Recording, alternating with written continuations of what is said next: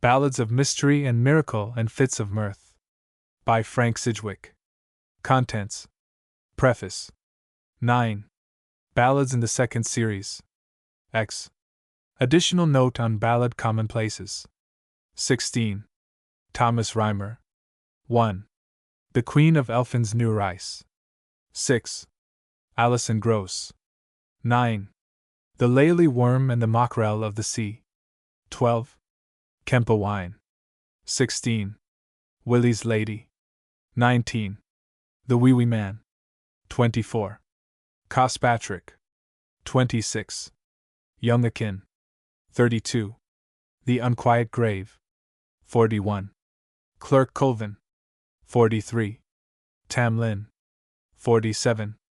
The Clerk's TWA Sons o' Ausensford. 56. The Wife of Usher's Well. 60. The Great Silky of Sewell-Skerry. 63. Clerk Sanders.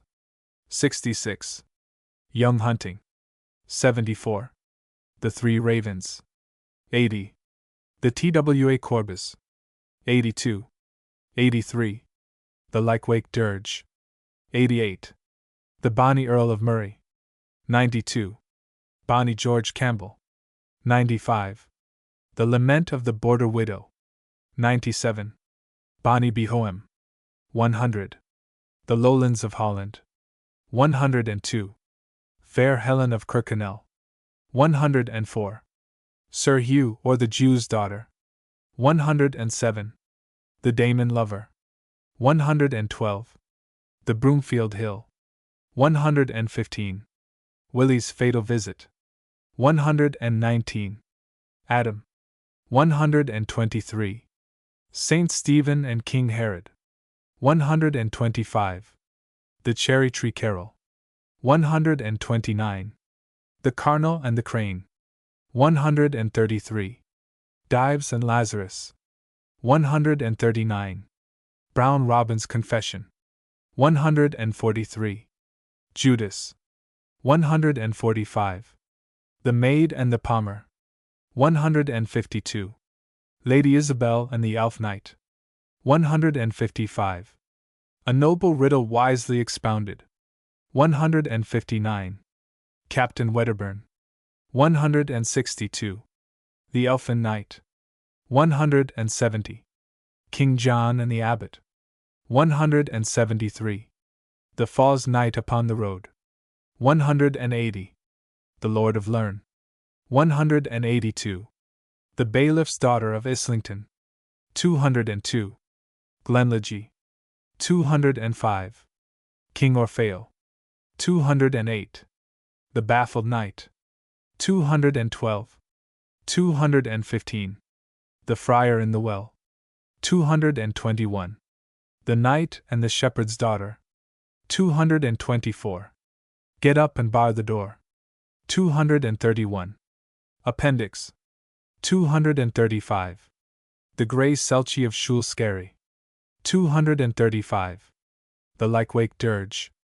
238. Index of Titles. 245. Index of First Lines. 247. Preface. Preface.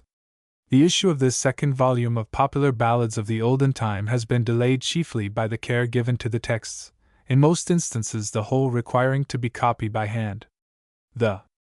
I consider myself fortunate to be enabled, by the kind service of my friend Mr. A. Francis Stewart, to print for the first time in a collection of ballads the version of the Grey Selchie of Sewell-Skerry given in the appendix. It is a feather in the cap of any ballad editor after Professor Child to discover a ballad that escaped his eye. My thanks are also due to the Rev. Professor W. Skeet for assistance generously given in connection with the Ballad of Judas, and, as before, to Mr. A. H. Bullen, F.S. Ballads in the Second Series. Ballads in the Second Series. The ballads in the present volume have been classified roughly so as to fall under the heads I. Ballads of Superstition and of the Supernatural, including dirges, pages 1 to 122, 2. Ballads of Sacred Origin, pages 123 to 154, 3. Ballads of Riddle and Repartee, pages 155 to 181, and 4. A few ballads, otherwise almost unclassifiable, collected under the title of Fyttes of Mirth, or Merry Ballads, pages 182 to end. That the majority of the ballads in the first section are Scottish can hardly cause surprise. Superstition lurks amongst the mountains and in the corners of the earth. And with one remarkable exception, all the best lyrical work in these ballads of the supernatural is to be found in the Scots.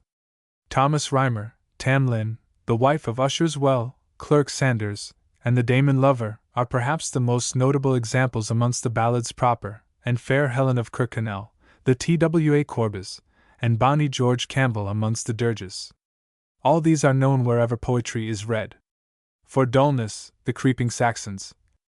For beauty and amorousness, the Gatehills. But the exception referred to above, the Unquiet Grave, is true English, and yet lyrical, singing itself, like a genuine ballad, to a tune as one reads. The complete superstition hinted at in this ballad should perhaps be stated more fully. It is obvious that excessive mourning is fatal to the peace of the dead, but it is also to be noticed that it is almost equally fatal to the mourner. The mourner in the Unquiet Grave is refused the kiss demanded, as it will be fatal. Clerk Sanders, on the other hand, has lost, if ever it possessed, any trace of this doctrine. For Margaret does not die, though she would have died had she kissed him, we notice, and the kiss was demanded by her and refused by him, and Clerk Sanders is only disturbed in his grave because he has not got back his troth plight. The method of giving this back, the stroking of a wand, we have had before in the Brown Girl, first series, pages 60 to 62, St. 14. In the Helgi cycle of early Western epics, Corpus Poeticum Boreal, Volume 1, pages 128 ff, Helgi the hero is slain, and returns as a ghost to his lady, who follows him to his grave. But her tears are bad for him, they fall in blood on his corpse. The subject of the Lycwake would easily bear a monograph to itself, and at present I know of none. I have therefore ventured, in choosing Aubrey's version in place of the better-known one printed, and doubtless written over, by Sir Walter Scott, to give rather fuller information concerning the dirge, its folklore, and its bibliography. A short study of the ramifications of the various superstitions incorporated therein leads to a sort of surprise that there is no popular ballad treating of the subject of St. Patrick's Purgatory, which has attracted more than one English poet. Thomas Wright's volume on the subject, however, is delightful and instructive reading. 2. The short section of ballads of sacred origin contains all that we possess in England. Notice that only 2 have Scottish variants, even fragmentary, and somewhat more than can be classified as ballads with strictness. Yet I would fain have added other of our masterless carols, which today seem to survive chiefly in the west of England.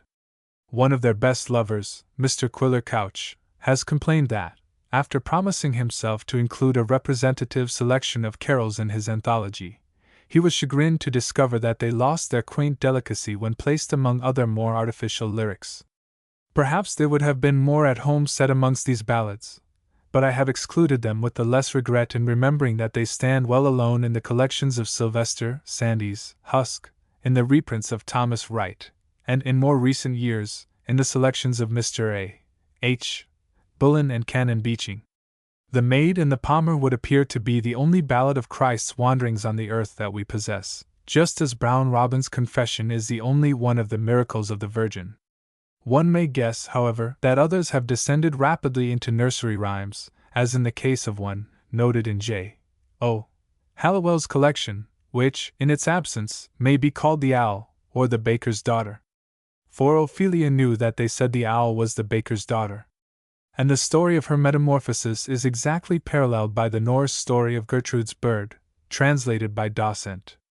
Gertrude was an old woman with a red mutch on her head, who was kneading dough, when Christ came wandering by, and asked for a small bannock. Gertrude took a niggardly pinch of dough, and began to roll it into a bannock. But as she rolled, it grew, until she put it aside as too large to give away, and took a still smaller pinch. This also grew miraculously, and was put aside. The same thing happened a third time, till she said, "I cannot roll you a small bannock, Then Christ said, For your selfishness, you shall become a bird, and seek your food twixt bark and bole. Gertrude at once became a bird, and flew up into a tree with a screech.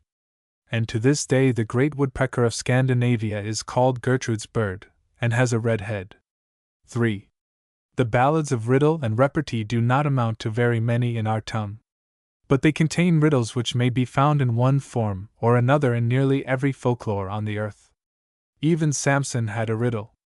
Always popular, they seem to have been especial favorites in early Oriental literature, in the medieval Latin races, and in slightly more modern times, amongst the Teutonic and Scandinavian peoples.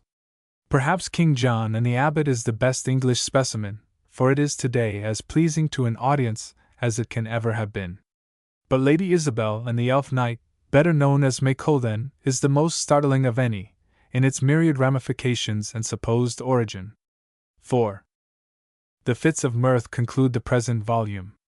It may be as well to say here that I have placed under this head any ballad that tells of a successful issue, and has a happy ending or mirthful climax. The version I have given of that famous ballad The Lord of Lerne, or, more commonly, Lorne, is most enchanting in its naivete, and when read aloud or recited, is exceedingly effective.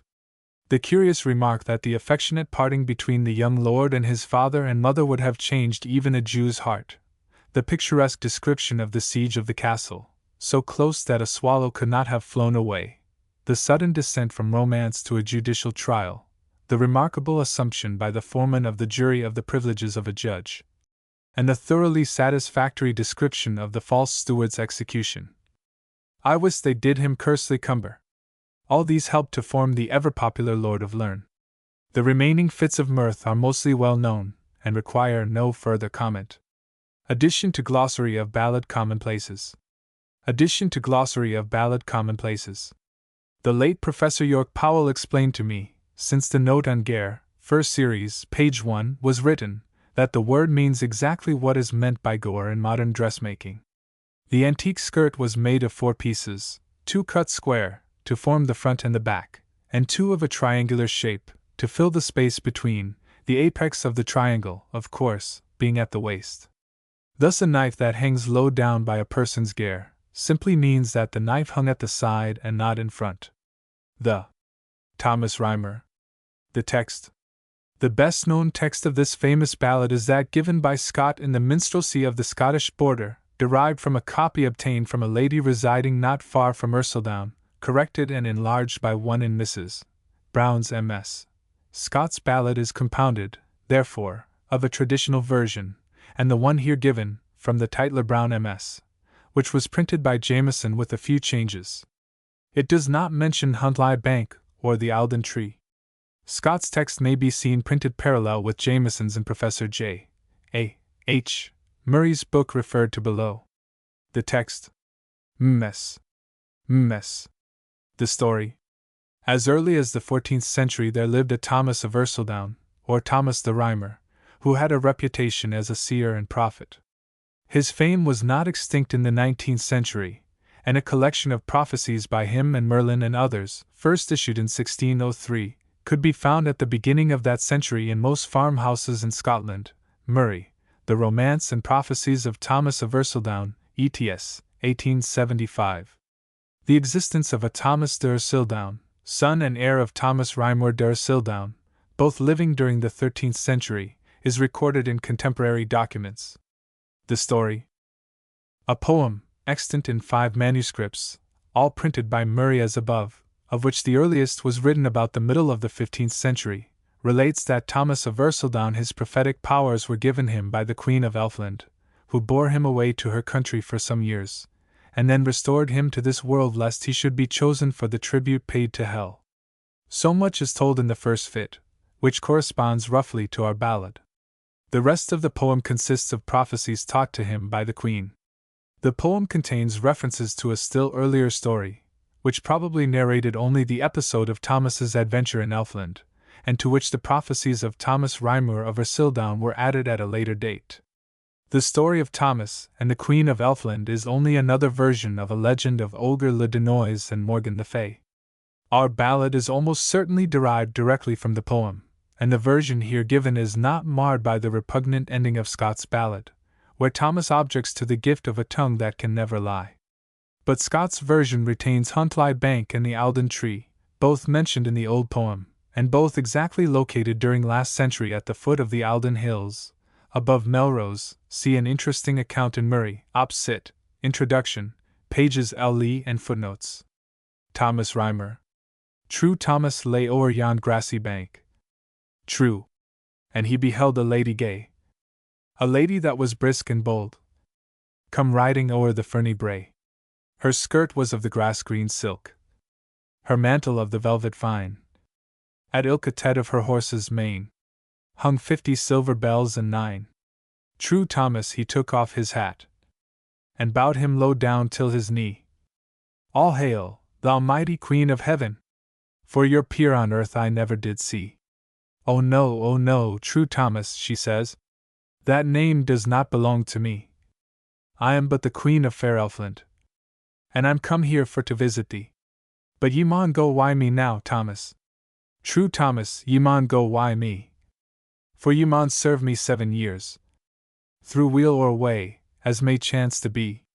She turned about her milk-white steed, and took True Thomas up behind, and I weener her bridle rang.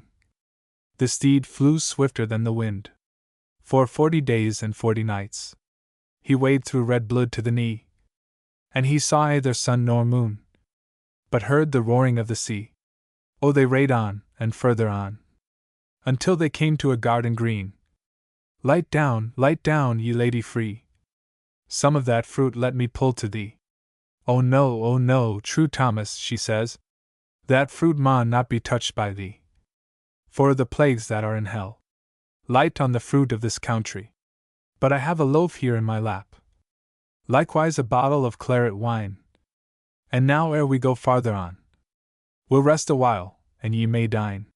When he had eaten and drunk his fill, lay down your head upon my knee, the lady said, ere we climb yon hill, and I will show you fairlies 3. Oh, see not ye yon narrow road, so thick beset wy thorns and briars. That is the path of righteousness, though after it but few inquires. And see not ye that braid road that lies across yon lily lathen? That is the path of wickedness, though some call it the road to heaven. And see not ye that bonny road which winds about the ferny brae? That is the road to fair Elfland, where you and I this night maun gie. But Thomas, ye maun hold your tongue, whatever you may hear or see, for gin ae word you should chance to speak, you will ne'er get back to your ain country. He has gotten a coat of the even cloth, and a pair of shoes of velvet green, and till 7 years were past and gone, True Thomas on earth was never seen. The Queen of Elfin's New Rice. The text, as printed in Sharp's Ballad Book, from the Skene MS, number 8. It is fragmentary, regrettably so, especially as stanzas 10 to 12 belong to Thomas Rymer. The text, MS. The story is the well-known one of the abduction of a young mother to be the Queen of Elfland's nurse. Fairies, elves, water sprites, and nisses or brownies have constantly required mortal assistance in the nursing of fairy children. Gervas of Tilbury himself saw a woman stolen away for this purpose, as she was washing clothes in the Rhone. The story, the genuineness of this ballad, deficient as it is best proved by its lyrical nature, which, as Child says, forces you to chant, and will not be read. Elfin, of course, is Elfland, New Rice, a nurse. The Queen of Elfin's New Rice. I heard a cow low, a bonny cow low. I heard, and a cow low down in yon glen. Lang, lang, will my young son greet, or his mother bid him come ben. I heard a cow low, a bonny cow low, and a cow low down in yon fald. Lang, lang, will my young son greet, or his mither take him frae called. Waken, Queen of Elfin, and hear your new rice moan. O moan ye for your meat, or moan ye for your fee, or moan ye for the ither bounties that ladies are wont to gie? I moan na for my meat, nor moan I for my fee, nor moan I for the ither bounties that ladies are wont to gie. But I moan for my young son. I left in 4 nights old. I moan not for my meat, nor yet for my fee. But I mourn for Christen land. It's there I fain would be. O nurse my bairn new rice, she says, till he stand at your knee. And yes when hame to Christen land, or fain it's ye wad be. O keep my bairn new rice, till he gang by the hold. And yes when hame to your young son, ye left in 4 nights old. O new rice lay your head, yupo my knee. See ye now that narrow road, up by yon tree? That's the road the righteous goes, and that's the road to heaven. And see now ye that braid road, down by yon sunny fell? Yon's the road the wicked gie, and that's the road to hell. Alison Gross. The text is that of the Jameson Brown MS. The text. MS. The story is one of the countless variations of the French Beauty and the Beast. A modern Greek tale narrates that a Nereid, enamored of a youth, and by him scorned, turned him into a snake till he should find another love as fair as she. The story. The feature of this ballad is that the queen of the fairies should have power to undo the evil done by a witch. Alison Gross. O Alison Gross, that lives in yon tower. O Alison Gross, the ugliest witch I the north country, has trist me ae day up till her bower. And mony fair speech she made to me. She stroked my head and she kemmed my hair, and she set me down softly on her knee. Says, Gin ye will be my lemon so true. Essa ye mony braw things as I would ye gi dot. She showed me a mantle o red scarlet. Why gouden flowers and fringes fine. Says, Gin ye will be my lemon essa true. This goodly gift it shall be thine. Awa, awa, ye ugly witch. Haud far awa, and let me be. I never will be your lemon essa true. And I wish I were out o your company. She neist brought a sark o the softest silk, well wrought white pearls about the band. Says, Gin ye will be my ain true love. This goodly gift you shall command dot. She showed me a cup o the good red gold, well set white jewels essa fair to see. Says, Gin ye will be my lemon essa true. This goodly gift I will you gi dot. Awa, awa, ye ugly witch. Had far awa, and let me be. For I wouldna ance kiss your ugly mouth. For the gifts that you cowed gi dot. She's turned her right and round about, and thrice she blaw on a grass green horn. And she swear by the mean and the stars abeen, that she'd gar me rue the day I was born. Then out has she ta'en a silver wand, and she's turned her 3 times roun and roun. She's muttered sich words till my strength had failed, and I fell down senseless upon the ground. She's turned me into an ugly worm, and garred me toddle about the tree. And I, on ilka Saturday's night, my sister Maisry came to me. Why silver basin and silver kem, to kem my heady upon her knee. But or I had kissed her ugly mouth, I'd rather a toddled about the tree. But as it fell out on last Hallowe'en, when the Sealy court was riding by, the queen lighted down on a gowany bank, nae far frae the tree where I wont to lie. She took me up in her milk-white han, and she stroked me 3 times o'er her knee. She chonged me again to my ain proper shape, and I nae mair maun toddle about the tree. The Laily Worm and the Mackerel of the Sea. The text of this mutilated ballad is taken from the Skene MS, where it was written down from recitation in the north of Scotland about 1802. The text. MS. The story is of a double transformation of a sister and brother by a stepmother. Compare the story of the marriage of Sir Gawain, first series, page 108. Alison Gross should be compared closely with this ballad. The combing of hair seems to be a favorite method of expressing affection, not only in these ballads, but also in Scandinavian folklore. It is needless to take exception to the attribution either of hair to a worm, or of knees to a mackerel, though we may note that in one version of Dives and Lazarus Dives has a place prepared in hell to sit on a serpent's knee. However, it is probable that a part of the ballad, now lost, stated that the mackerel, whatever it may be, reassumed human shape every Saturday at noon. The story. The Laily Worm and the Mackerel of the Sea. I was but 7 year old, when my mither she did die. My father married the worst woman the world did ever see, for she has made me the laily worm that lies at the foot o' the tree.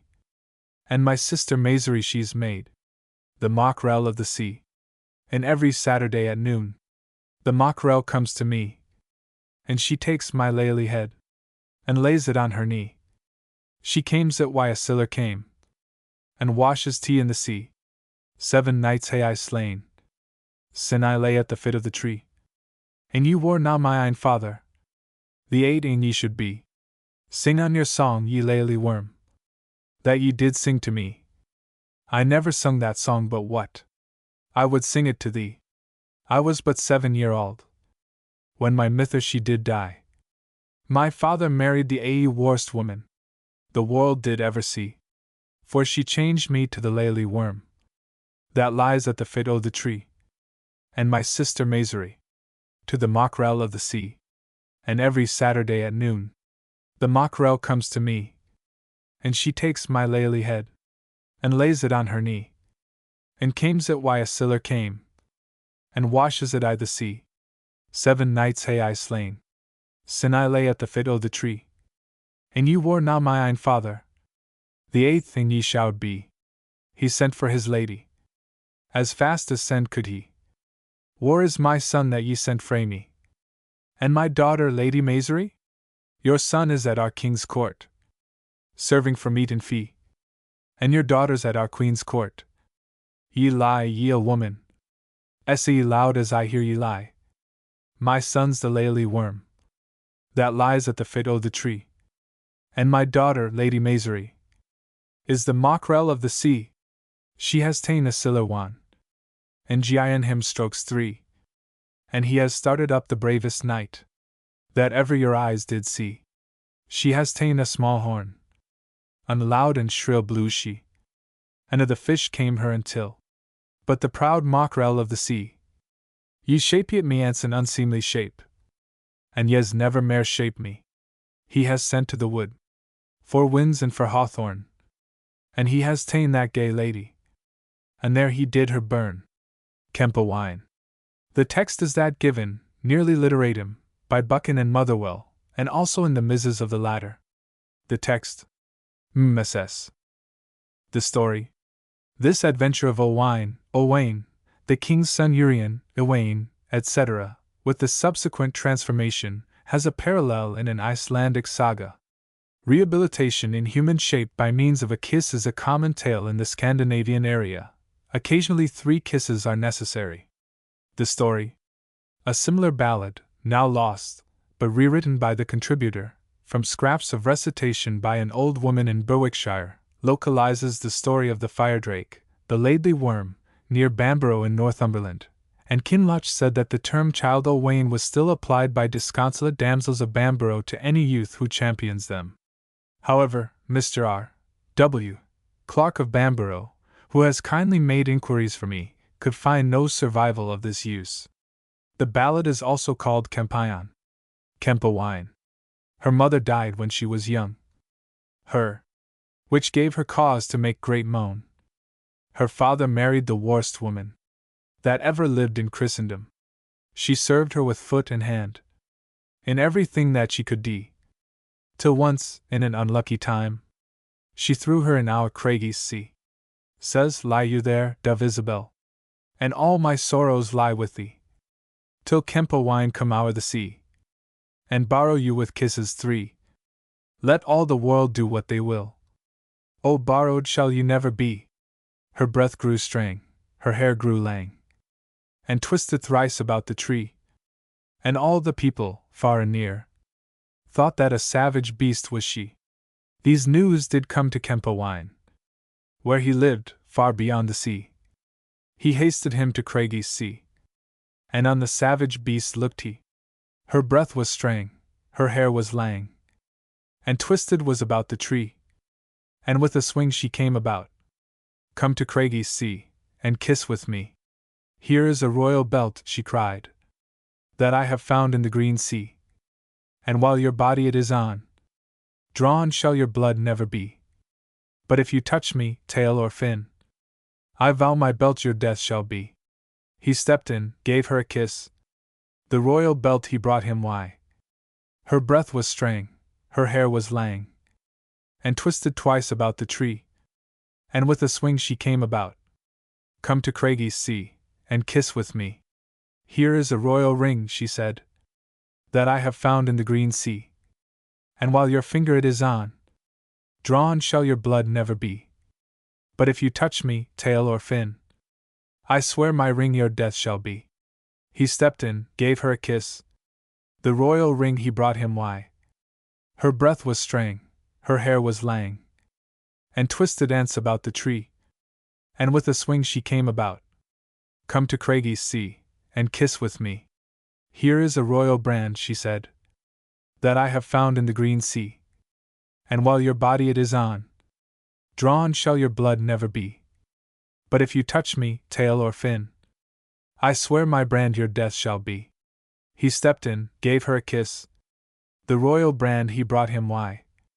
Her breath was sweet, her hair grew short, and twisted nane about the tree. And smilingly she came about, as fair a woman as fair could be. Willie's Lady. The text is from the lost Fraser Tytler Brown MS. This ballad, luckily having been transcribed before the MS disappeared. Mrs. Brown recited another and a fuller version to Jameson. The text. Mess. Mess. The story. Willie's mother, a witch, displeased at her son's choice, maliciously arrests by witchcraft the birth of Willie's son. Willie's traveling wife sends him again and again to bribe the witch, who refuses cup, steed, and girdle. Here our version makes such abrupt transitions that it will be well to explain what takes place. The Belly Blind or Billy Blin, see Young Beakey, first series, pages 6, 7, advises Willie to make a sham baby of wax, and invite his witch mother to the christening.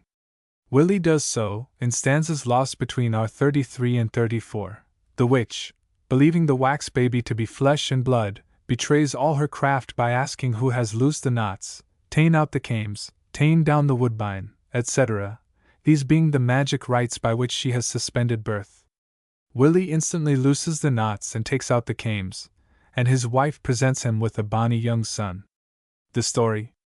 The story is common in Danish ballads, and occasional in Swedish.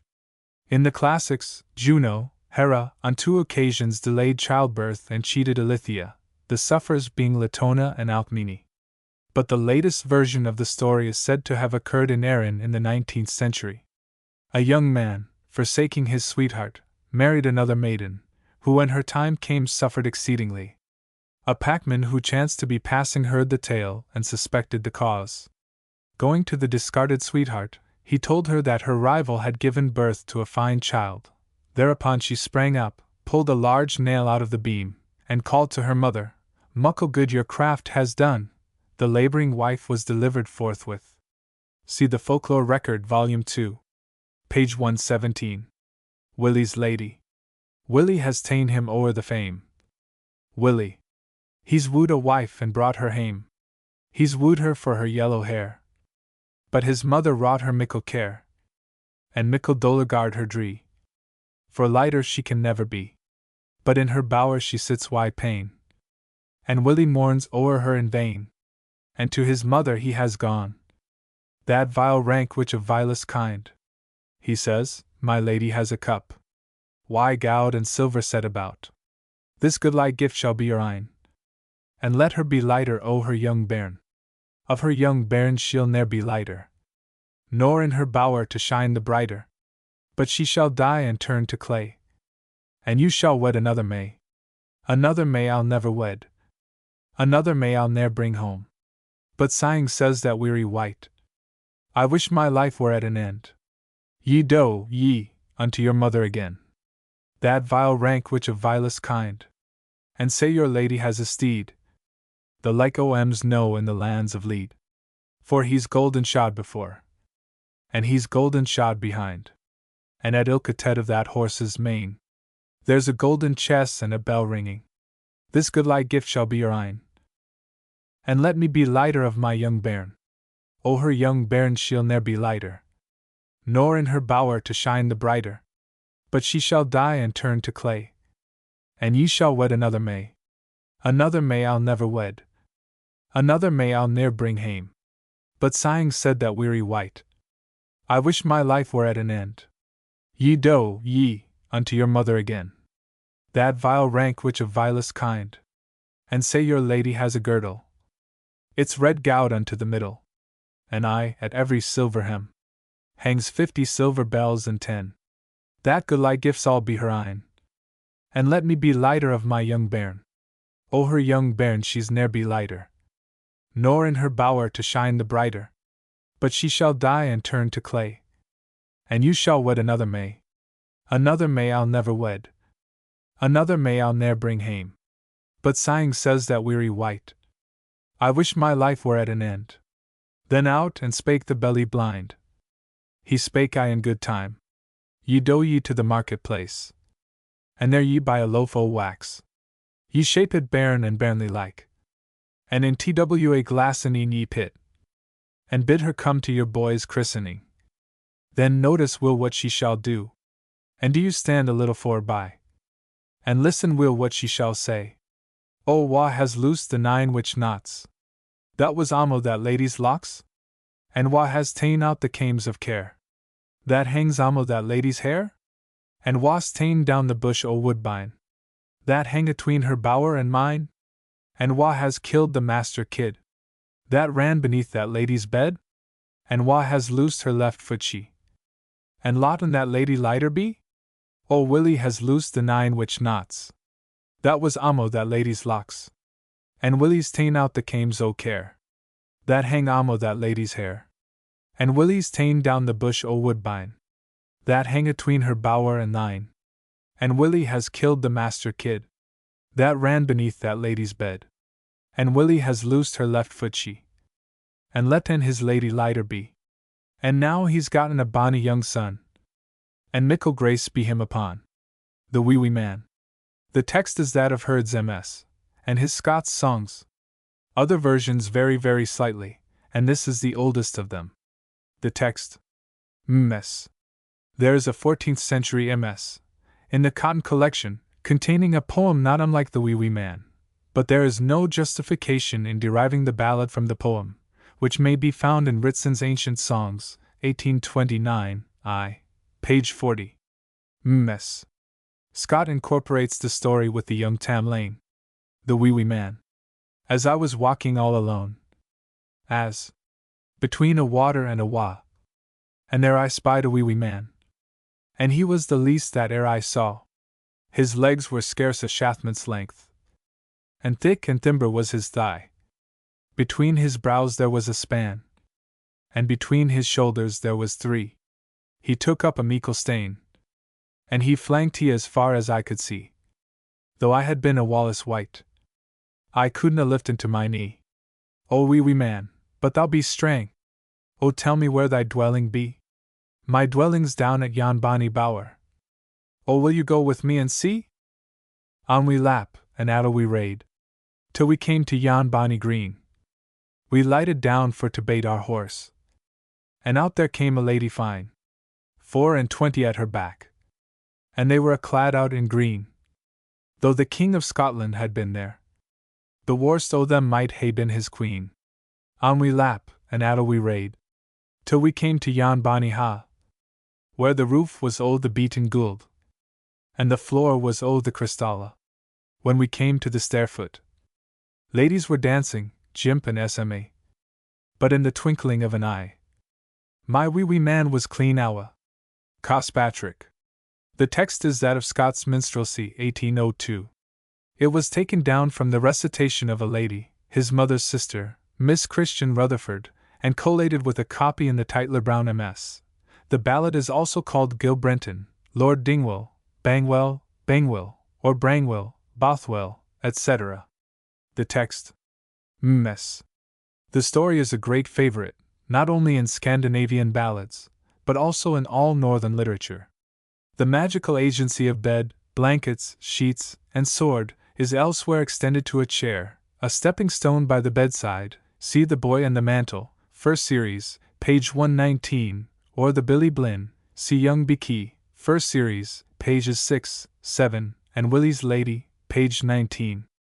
The Norwegian tale of As and the Prince is known to English readers in Dasent's Annie the Goose Girl. The prince is possessed of a stepping stone by his bedside, which answers his question night and morning, and enables him to detect the supposititious bride. See also Jameson's translation of Ingefred and Gudrun, in Illustrations of Northern Antiquities, page 340. The story. Cospatrick. Cospatrick has sent o'er the fame. Cospatrick. Cospatrick brought his lady hame, and fourscore ships have come her way. The lady by the greenwood tree. There were 12 y bacon bread, and 12 y gowd sae reed, and 12 y bowed flour, and 12 y the paramour. Sweet Willie was a widow's son, and at her stirrup he did run, and she was clad in the finest pall, but I she let the tears down fall. Oh, is your saddle set awry? Or rides your steed for you or high? Or are you mourning in your tide, that you sold be Cospatrick's bride? I am not mourning at this tide, that I sold be Cospatrick's bride, but I am sorrowing in my mood, that I sold leave my mother good. But, gentle boy, come tell to me, what is the custom of thy country? The custom thereof, my dame, he says, will a gentle lady I please. 7 kings' daughters has our lord wedded, and 7 kings' daughters has our lord bedded. But he's cut their breasts frae their breastbane, and sent them mourning hame again. Yet, gin you're sure that you're a maid, you may gie safely to his bed. But gif o that ye be not sure, then hire some damsel o your boor. The ladies called her boor maiden, that waiting was into her train. 5,000 merks I will gie thee, to sleep this night with my lord for me. When bells were rung, and mass was sain, and a men unto bed were gane, Cospatrick and the bonny maid, into a chamber they were laid. Now speak to me, blankets, and speak to me, bed, and speak, thou sheet, enchanted web, and speak up, my bonny brown sword, that winna lie. Is this a true maiden that lies by me? It is not a maid that you hae wedded, but it is a maid that you hae bedded. It is a leal maiden that lies by thee, but not the maiden that it should be. O wrathfully he left the bed, and wrathfully his clay son did, and he has ta'en him through the ha, and on his mother he did say, I am the most unhappy man that ever was in Christen land. I courted a maiden meek and mild, and I hae gotten naething but a woman why child. O stay, my son, into this ha, and sport ye why your merrimina, and I will to the secret boor, to see how it fares why your paramour. The carline she was stark and stour, she aff the hinges danged the dour. O is your bairn to laird or loon? Or is it to your father's groom? O hear me, mother, on my knee, till my sad story I tell to thee. O we were sisters 7. We were the fairest under heaven. It fell on a summer's afternoon, when our toilsome task was done. We cast the cavils us amang, to see which suld to the greenwood gang. O Han! Alas, for I was youngest, and I my weird it was the hardest. The cavil it on me did fa. Wilk was the cause of my woe, for to the greenwood I maun gie, to pee you the red rose and the sleigh, to pee you the red rose and the time, to deck my mother's boor and mine. I hadna peed a flower but ane, when by there came a gallant hend, why high called hose and leg called shoon, and he seemed to be some king's son, and be I maid, or be I nay, he kept me there till the close o' day, and be I maid, or be I na nay, he kept me there till the day was done. He gie me a lock o' his yellow hair, and bade me keep it evermair. He gie me a carknet o' bonny beads, and bade me keep it against my needs. He gie to me a gay gold ring, and bade me keep it abune a thing. What did ye why the tokens rare, that ye gat frae that gallant there? O bring that coffer unto me, and of the tokens ye sall see. Now stay, daughter, your boor within, while I gie parley why my son. O she has ta'en her through the ha, and on her son began to see. What did you why the bonny beads, I bade ye keep against your needs? What did you wy the gay gold ring? I bade you keep abune a thing? I gie them to a lady gay. I met in Greenwood on a day, but I wad gie at my halls and tours. I had that lady within my boors, but I wad gie my very life. I had that lady to my wife. Now keep, my son, your ha's and tours. Ye have that bright bird in your boors, and keep, my son, your very life. Ye have that lady to your wife. Now, or a month was come and gane, the lady bore a bonny son, and 'twas will written on his breastbane, Cospatrick is my father's name. O row my lady in satin and silk, and wash my son in the morning milk. Young Akin. The text is taken from Buchan's Ballads of the North of Scotland, and, like nearly all Buchan's versions, exhibits traces of vulgar remoulding. This ballad in particular has lost much of the original features. Kinloch called his version Hind Eton, Allingham his compilation Eton the Forester. The text. The story is given in a far finer style in romantic Scandinavian ballads. Prior translated two of them, The Maid and the Dwarf King, and Agnes and the Merman, both Danish. The Norse ballads on this subject, which may still be heard sung, are exceptionally beautiful. Child says they should make an Englishman's heart ring for his loss. The story. In the present version we may with some confidence attribute to Buchan the stanzas from 48 to the end, as well as 15 and 16. The preference is given to Buchan's text merely because it retains features lost in Kinloch's version. Young Akin. Lady Margaret sits in her bower door. Lady. Sewing at her silken seam. She heard a note in Elman's wood, and wished she there had been. She loot the seam frae her side, and the needle to her tay, and she is on to Elmanwood, as fast as she cowed gie. She hadna peeled a nut, nor broken a branch but ane, till by it came a young hind chiel. Says Lady Ladelaine, "Oh, why peel ye the nut, or why break ye the tree? For I am forester o' this wood. Ye shall spire leave at me. I'll ask leave at no living man, nor yet will I at thee. My father is king o'er this realm. This wood belongs to me." She hadna peeled a nut, nor broken a branch but three, till by it came him young Akin, and guard her lat them be. The highest tree in Elman's wood. He's peeled it by the reet, and he has built for her a bower, near by a hallow seat. He's built a bower, made it secure. Why carbuncle and stain, though travellers were never essaying I. Appearance it had none. He's kept her there in Elman's wood, for 6 lang years and one, till 6 pretty sons to him she bare, and the 7th she's brought home. It fell ance upon a day, this guid lord went from home, and he is to the hunting gane. Took why him his eldest son, and when they were on a guid way, why slowly paced did walk, the boy's heart being something way. He thus began to talk. "A question I would ask, father, gin ye wouldna angry be. Say on, my bonny boy. Yes, ye nae be quarrelled by me. I see my mither's cheeks, I weet. I never can see them dry. And I wonder what aileth my mither, to mourn continually. Your mither was a king's daughter, sprung frae a high degree, and she might hae wed some worthy prince, had she nae been stound by me. I was her father's cupbearer. Just at that fatal time, I catched her on a misty night, when summer was in prime. My love to her was most sincere. Her love was great for me. But when she hardships doth endure, her folly she does see. I'll shoot the bunting o' the bush, the linnet o' the tree, and bring them to my dear mither. See if she'll marrier be." It fell Yupo another day. This guid lord he thought lang, and he is to the hunting gane. Took why him his dog and gun, why bow and arrow by his side.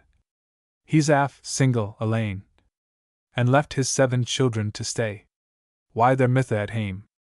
Oh, I will tell to you, mither, gin ye wadna angry be. Speak on, my little wee boy. Yes, ye nae be quarrelled by me.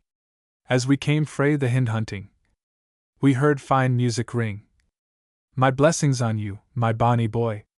I wish I'd been there, my lane.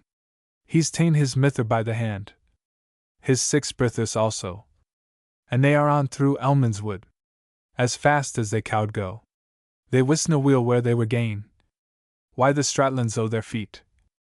They wisna weel where they were gane, till at her father's yate. I hae nae money in my pocket, but royal rings hae 3. I'll gie them you, my little young son, and ye'll walk there for me. Ye'll gie the first to the proud porter, and he will let you in. Ye'll gie the next to the butler boy, and he will show you ben. Ye'll gie the third to the minstrel that plays before the king. He'll play success to the bonny boy came through the wood him lane. He gie the first to the proud porter, and he opened and let him in. He gie the next to the butler boy, and he has shown him ben. He gie the third to the minstrel that played before the king, and he played success to the bonny boy came through the wood him lane. Now when he came before the king, fell low down on his knee, the king he turned round about, and the saut tear blinded his ee. Win up, my bonny boy, gang frae my company. Ye look like my dear daughter. My heart will burst in 3, if I look like your dear daughter. A wonder it is none, if I look like your dear daughter. I am her eldest son. Will ye tell me, ye little wee boy, where may my Margaret be? She's just now standing at your yates, and my 6 brithers her why dot. Oh, where are all my porter boys, that I pay meat and fee, to open my yates baith wide and braid? Let her come in to me. When she came in before the king, fell low down on her knee. Win up, my daughter dear, this day ye'll dine wi' me. Ae bit I canno eat, father, nor ae drop can I drink, till I see my mither and sister dear. For lang for them I think. When she came before the queen, fell low down on her knee. Win up, my daughter dear, this day ye see dine wi' me. Ae bit I canno eat, mither, nor ae drop can I drink, until I see my dear sister. For lang for her I think. When that these 2 sisters met, she hailed her courteous lie. Come ben, my sister dear, this day ye see dine wi' me. Ae bit I canno eat, sister, nor ae drop can I drink, until I see my dear husband. For lang for him I think. Oh, where are all my rangers bold, that I pay meat and fee, to search the forest far and wide, and bring a kin to me? Out it speaks the little wee boy. Na, this mauna be, without ye grant a free pardon. I hope ye'll nae him see. Oh, here I grant a free pardon, well sealed by my own han. Ye may make search for young akin, as soon as ever you can. They searched the country wide and braid, the forests far and near, and found him into Elman's wood, tearing his yellow hair. Win up now, young akin, win up and bound wi' me, where messengers come from the court. The king wants you to see.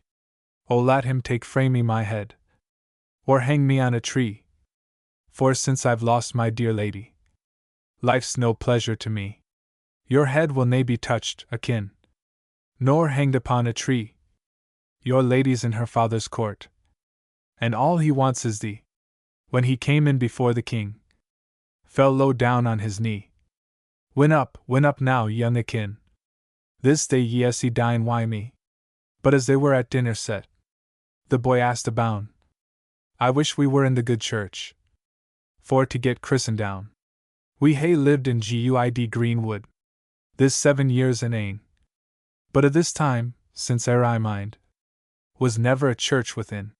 Your asking's nae sa great, my boy, but granted it shall be. This day to Guid church ye shall gang, and your mither shall gang ye why dot.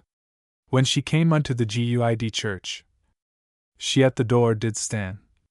She was sair sunk down wi' shame, she couldna come fairer ben. Then out it speaks the parish priest, and a sweet smile gee. Come Ben, my lily flower. Present your babes to me. Charles, Vincent, Sam and Dick. And likewise James and John. They called the eldest young Akin, which was his father's name. Then they stayed in the royal court, and lived wi' mirth and glee. And when her father was deceased, heir of the crown was she. The Unquiet Grave. The text is that communicated to the Folklore Record, Volume 1, page 60, by Miss Charlotte Latham, as it was written down from recitation by a girl in Sussex, 1868. The text. The story is so simple, and so reminiscent of other ballads, that we must suppose this version to be but a fragment of some forgotten ballad. Its chief interest lies in the setting forth of a common popular belief, namely, that excessive grief for the dead will not let them sleep. C.P. Tibullus, Lib 1, Leg. 1, lines 67-68. The story. Tu manes any lead meos, said pars solidus. Crinibus, edi teneris, delia, pars genis. The same belief is recorded in Germany, Scandinavia, India, Persia, and ancient Greece, as well as in England and Scotland. See Sir Walter Scott, Redgauntlet, Letter 11, Note 2. There is a version of this ballad beginning, Proud Boris makes a hideous noise. It is almost needless to add that this is from Buchan's manuscripts. The Unquiet Grave. The wind doth blow today, my love, and a few small drops of rain. I never had but one true love. In cold grave she was lain. I'll do as much for my true love as any young man may. I'll sit and mourn all at her grave for a 12-month and a day. The 12-month and a day being up, the dead began to speak. Oh, who sits weeping on my grave, and will not let me sleep? 'Tis I, my love, sits on your grave, and will not let you sleep. For I crave one kiss of your clay-cold lips, and that is all I seek. You crave one kiss of my clay-cold lips, but my breath smells earthy strong. If you have one kiss of my clay-cold lips, your time will not be long. 'Tis down in yonder garden green, love, where we used to walk. The finest flower that e'er was seen is withered to a stalk. The stalk is withered dry, my love. So will our hearts decay. So make yourself content, my love, till God calls you away. Clerk Colvin. The text. This ballad was one of two transcribed from the now lost Tytler Brown MS, and the transcript is given here. A considerable portion of the story is lost between stanzas 6 and 7. The text. Ms. The story in its full form is found in a German poem of the 12th or 13th century, Der Ritter von Stauffenberg, as well as in many Scandinavian ballads.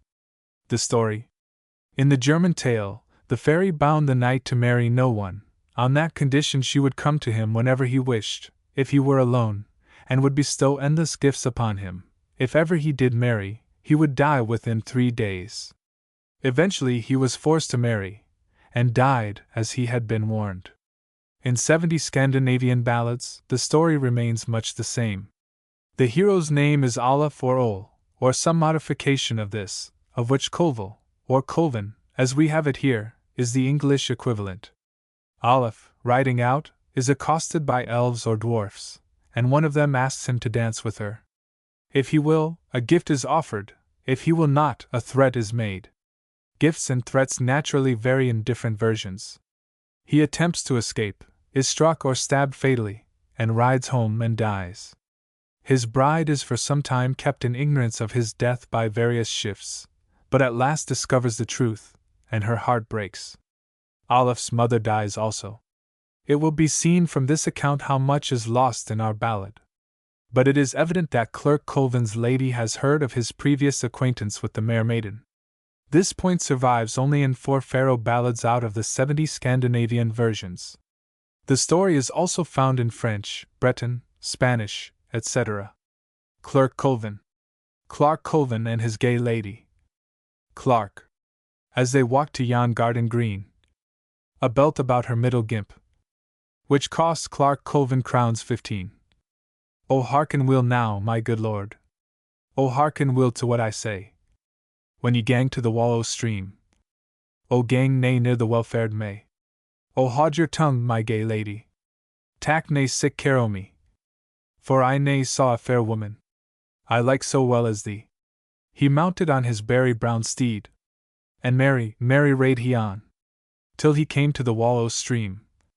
And there he saw the mere maiden. Ye wash, ye bonny May, and ice ye wash your sarco's silk. It's afore you, ye gentle knight. My skin is whiter than the milk. He's ta'en her by the milk-white hand. He's ta'en her by the sleeve sa green. And he's forgotten his gay lady. And away with the fair maiden. Ohan, alas, says Clark Colvin. And I sae sares I mean my head. And merrily luff the mere maiden. O win until you be dead. But out ye tak your little penknife. And frae my sark ye shear agare. Row that about your lovely head. And the pain ye'll never feel nae mair. Out he has ta'en his little penknife. And frae her sark he's shorn agare. Rode that about his lovely head. But the pain increased mair and mair. Ohan, alas, says Clark Colvin. And I sae sares I mean my head. And merrily laughed the mere maiden. It will I be war till ye be dead. Then out he drew his trusty blade. And thought Wyatt to be her dead. But she's become a fish again. And merrily sprang into the fleet. He's mounted on his berry brown steed. And dowie, dowie rade he home. And heavily, heavily lighted down. When to his lady's bower door he came. Oh, mither, mither, mak my bed. And gentle lady, lay me down.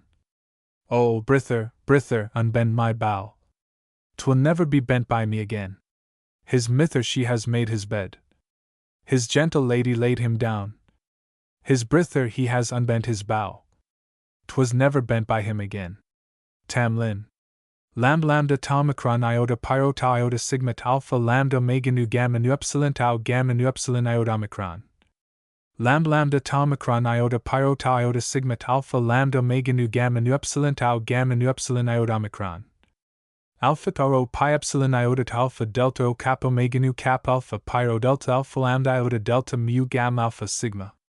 Alpha tau pi epsilon iota alpha delta o cap omega nu cap alpha pyro delta alpha lambda iota delta mu gamma alpha sigma. Gamma gamma nu epsilon tau omicron delta gamma o nu delta omega o cap alpha delta nu delta o epsilon omicron nu psi iota pi tau eta lambda omicron nu. A. Gamma gamma nu epsilon tau omicron delta gamma o nu delta omega o cap alpha delta nu delta o epsilon omicron nu psi iota pi tau eta lambda omicron nu. A. Odyssey 4. 456-8. 4. The text here given is from Johnson's Museum, communicated by Burns. Scott's version, 1802, The Young Tamlane, contains certain verses, obtained from a gentleman residing near Langholm, which are said to be very ancient, though the language is somewhat of a modern cast. Of a grossly modern invention, says Child, and as unlike popular verse as anything can be, here is a specimen. The text. They sing, inspired with love and joy, like skylarks in the air. Of solid sense, or thought that's grave, you'll find no traces there. A copy in the Glenriddell Mrs. corresponds very closely with the one here printed, doubtless owing to Burns's friendship with Riddell. Both probably were derived from one common source. MSS. The story. Although the ballad as it stands is purely Scottish, its main feature, the retransformation of Tam Lin, is found in popular mythology even before Homer's time. The story, a Cretan ballad, taken down about 1820-30, relates that a young peasant, falling in love with a Nereid, was advised by an old woman to seize his beloved by the hair just before cockcrow, and hold her fast, whatever transformation she might undergo. He did so. The nymph became in turn a dog, a snake, a camel, and fire. In spite of all, he retained his hold, and at the next crowing of the cock she regained her beauty, and accompanied him home. After a year, in which she spoke no word, she bore a son. The peasant again applied to the old woman for a cure, and was advised to tell his wife that if she would not speak, he would throw the baby into the oven. On his carrying out the old woman's suggestion, the Nereid cried out, "Let go my child, dog," tore her baby from him, and vanished. This tale was current among the Cretan peasantry in 1820. 2,000 years before, Apollodorus had told much the same story of Peleus and Thetis, Bibliotheca 3:13. The chief difference is that it was Thetis who placed her son on the fire, to make him immortal, and Peleus who cried out. The tale of the young Tamlin is mentioned in the Complaint of Scotland, 1549. Carterhaugh is about a mile from Selkirk, at the confluence of the Ettrick and the Yarrow. The significance of 34. Then throw me into well water, is lost in the present version, by the position of the line after the burning gleed, as it seems the reciter regarded the well water merely as a means of extinguishing the gleed. But the immersion in water has a meaning far deeper and more interesting than that. It is a widespread and ancient belief in folklore that immersion in water, or sometimes milk, is indispensable to the recovery of human shape, after existence in a supernatural shape, or vice versa. The version in the Glenriddell Mrs. rightly gives it as the last direction to Janet, to be adopted when the transformations are at an end. Mrs. First dip me in a stand o' milk, and then a stand o' water. For the beginning of Tamlin, compare the meeting of Akin and Lady Margaret in Almondwood in Young Akin. A. All toi protesta leon genet Eugenios. Otter epita draken kai pardalicid megas sus. Gignito de hugrin huder kai dendrian hupsapedalon. Tamlin. O I forbid you, maidensa. O I. That wear gout on your hair. To come or gie by Carterhaugh. For young Tamlin is there. There's none that gies by Carterhaugh. But they leave him a wad. Either their rings, or green mantles, or else their maidenhead. Janet has kilted her green kirtle, a little abune her knee, and she has brode her yellow hair, a little abune her bree, and she's awa to Carterhaugh, as fast as she can hie. When she came to Carterhaugh, Tamlin was at the well, and there she fand his steed standing, but away was himsel. She had not pued a double rose, a rose but only twa. Till up then started young Tamlin. Says, Lady, thou's pu nay may? Why poos thou the rose, Janet? And why breakst thou the wand?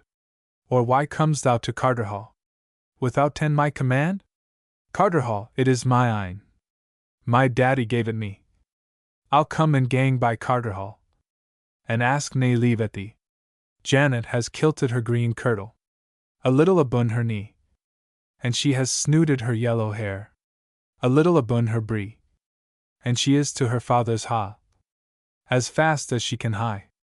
24 ladies fair were playing at the ba, and out then cam the fair Janet, anst the flower amang them. 24 ladies fair were playing at the chess, and out then cam the fair Janet, as green as ony glass. Out then spak an auld grey knight, lay o'er the castle wa, and says, Alas, fair Janet, for thee, but we'll be blamed a dot. Haud your tongue, ye auld-faced knight. Some ill death may ye die. Father my bairn on whom I will. I'll father none an thee. Out then spak her father dear, and he spak meek and mild. And ever alas, sweet Janet, he says, I think thou gies white child. If that I gie white child, father, missel maun bear the blame. There's ne'er a laird about your ha shall get the bairn's name. If my love were an earthly knight, as he's an elfin grey, I wadna gie my ein true love.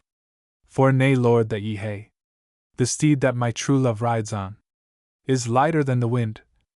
Why siller he is shod before, why burning gowd behind.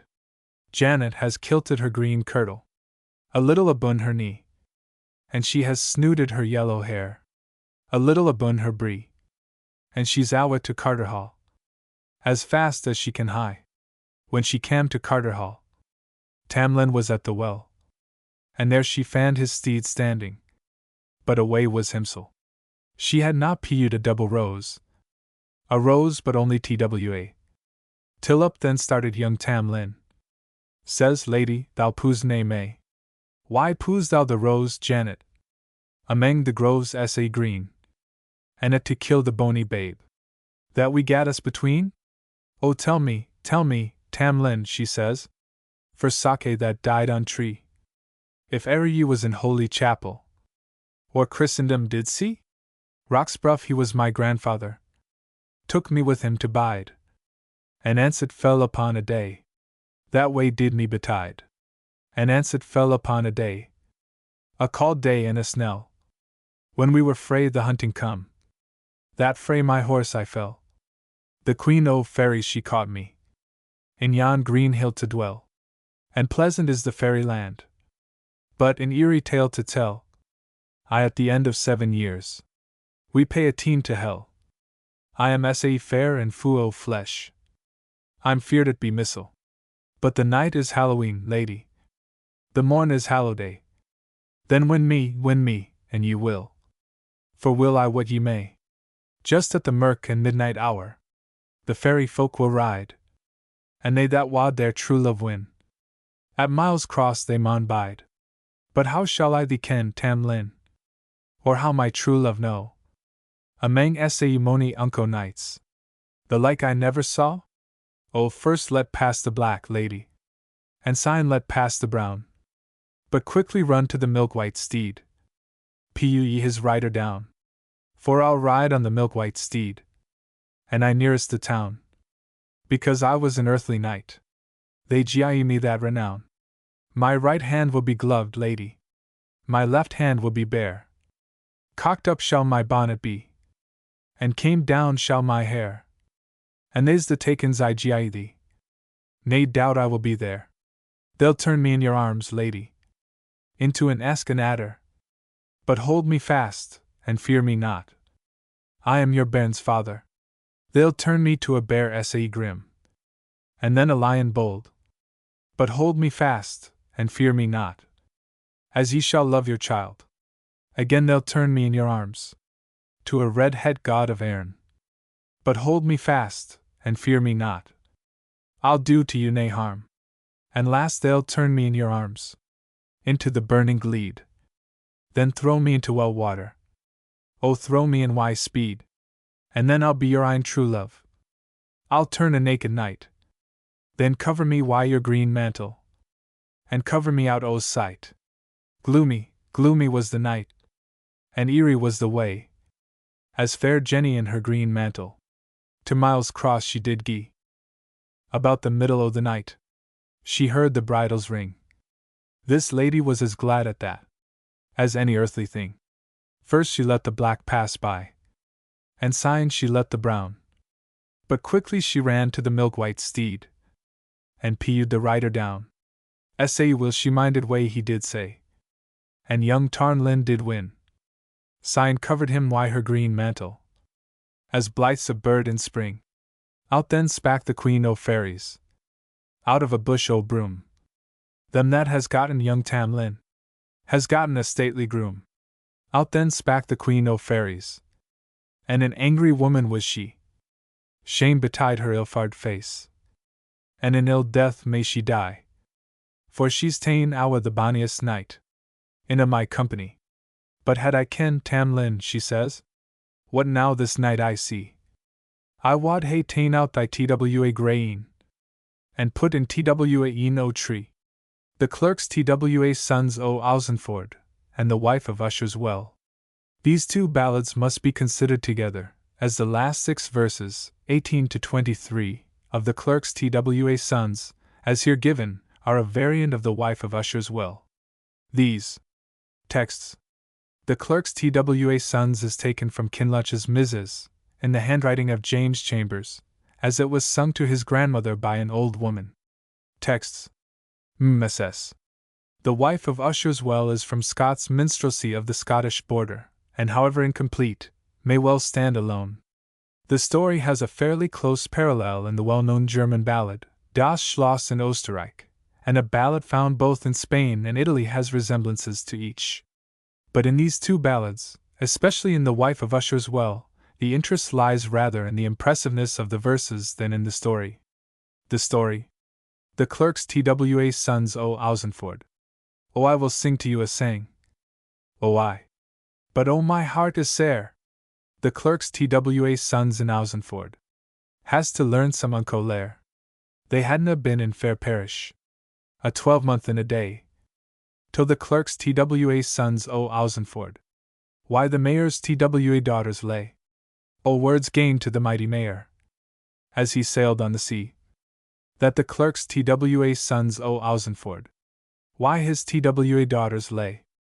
If they hae lain, why my TWA daughters, Meg and Marjorie, the morn, or I taste meat or drink, they shall be hanged high.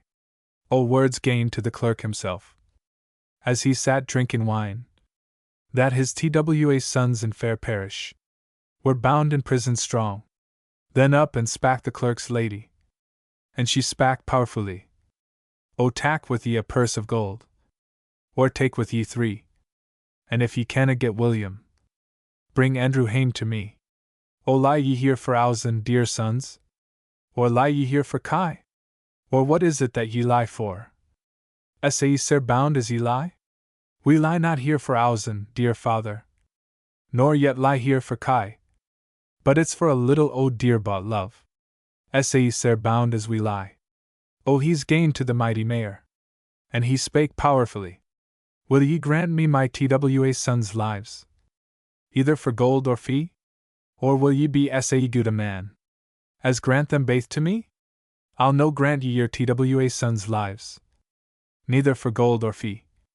Nor will I be good a man, as gie them back to thee, before the morn at 12 o'clock. Ye'll see them hang it high. Up and spak his TWA daughters, and they spak powerfully. Will ye grant us our TWA loves' lives, either for gold or fee? Or will ye be good a man, as grant them baith to me? I'll no grant ye your TWA loves' lives, neither for gold or fee. Nor will I be good a man, as grant their lives to thee, before the morn at 12 o'clock. Ye'll see them hang it high. O he's ta'en out these proper youths, and hanged them on a tree, and he's bidden the clerk o Ausenford gang hame to his lady. His lady sits on yon castle wa, beholding dale and down, and there she saw her ein good lord come walking to the tune. Ye're welcome, welcome, my ein good lord. Ye're welcome hame to me. But where away are my TWA sons? Ye should hae brought them, why ye? It's I've put in them to a deeper lair, and to a higher shule. Ye're ein TWA sons ill no be here, till the hallow days o Yule. O sorrow, sorrow, come mak my bed, and do'll come lay me doon, for I'll neither eat nor drink, nor set a fit on ground. The hallow days of Yule are come. The nights are lang and dark, and in cam her ein TWA sons. Why their hats made o the bark. O eat and drink, my merry menna, the better shall ye fare. For my TWA sons the why are come hame to me for evermore. She has gane and made their bed, and she's made it soft and fine, and she's happet them why her gay mantle, because they were her ein. O the young cock crew I the merry linkum, and the wild fowl chirped for day. The elder to the younger did say, Dear brother, we maun away. Lie still, a little wee while. Lie still but if we may. For gin my mother miss us away, she'll gie mad or it be day. O it's they've ta'en up their mother's mantle, and they've hanged it on the pin. O lang may ye hang my mother's mantle, or ye hap us again. The wife of Usher's Well.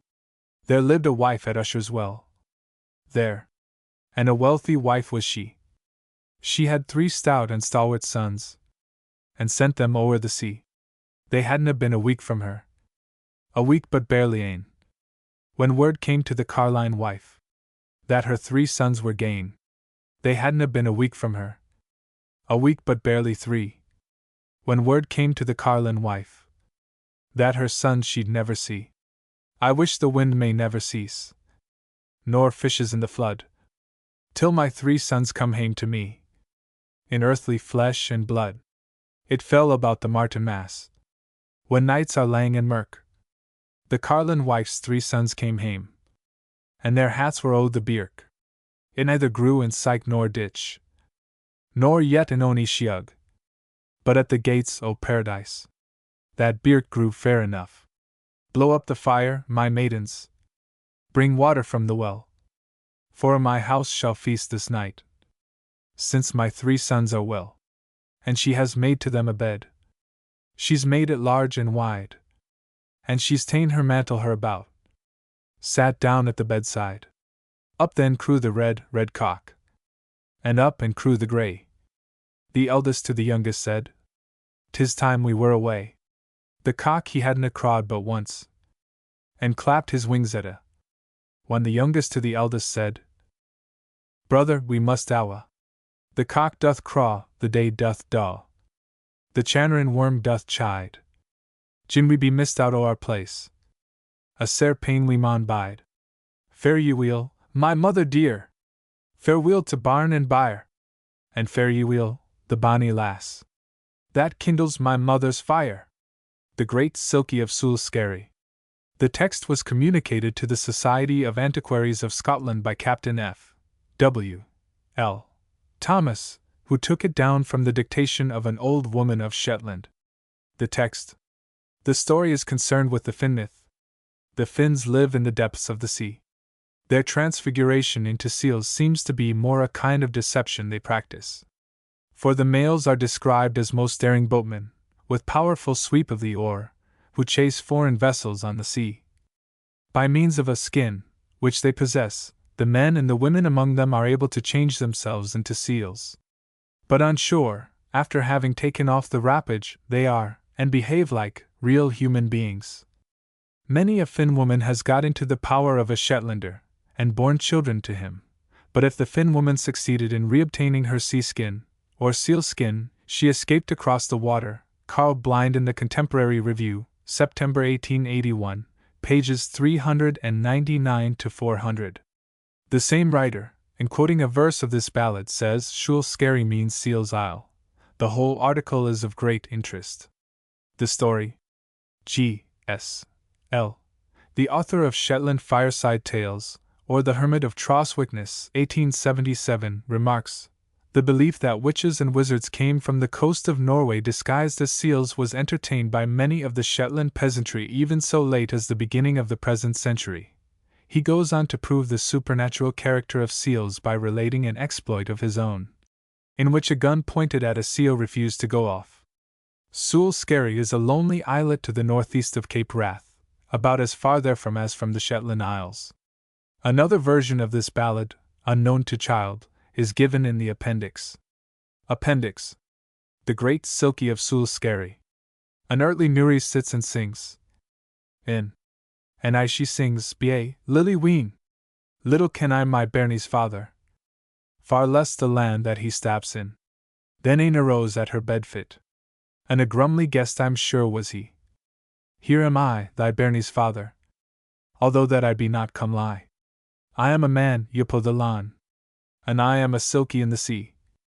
And when I'm far and far frae lawn, my dwelling is in Shule Skerry.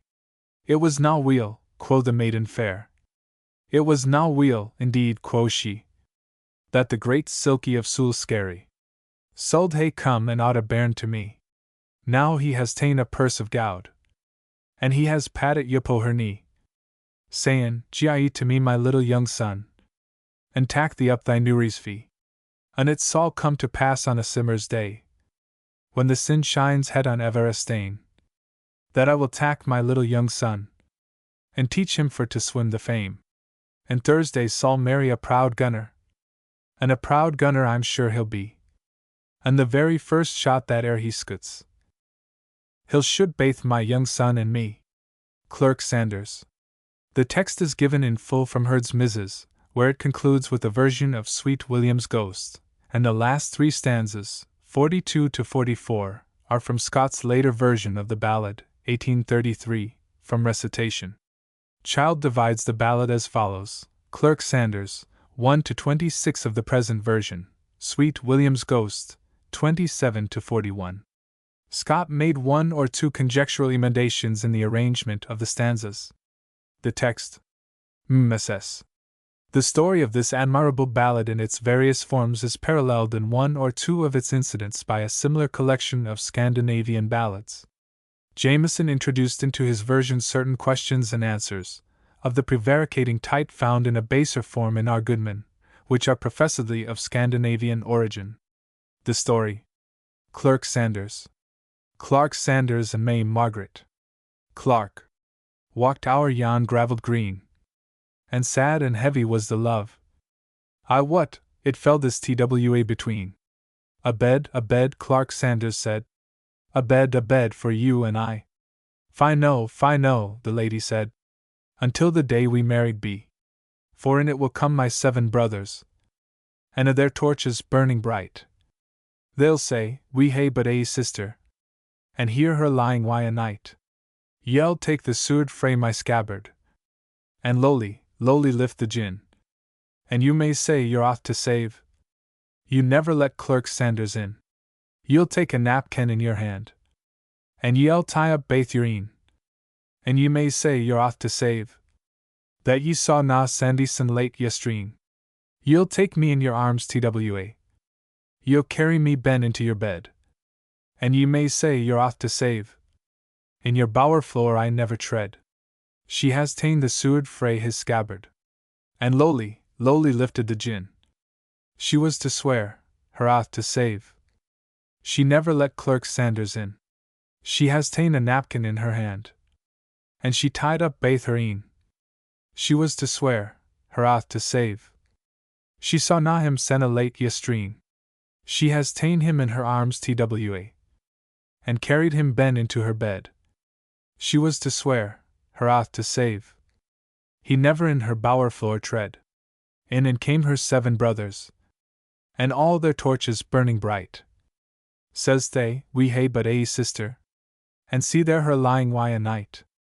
Out and speaks the first of them. A what they hae been lovers dear. Out and speaks the next of them. They hae been in love this many a year. Out and speaks the third of them. It were great sin this TWA to twain. Out and speaks the fourth of them. It were a sin to kill a sleeping man. Out and speaks the fifth of them. A what they'll near be twain by me. Out and speaks the sixth of them. We'll tak our leave and gie our way. Out and speaks the 7th of them. Although there were no a man but me, I see bear the brand into my hand.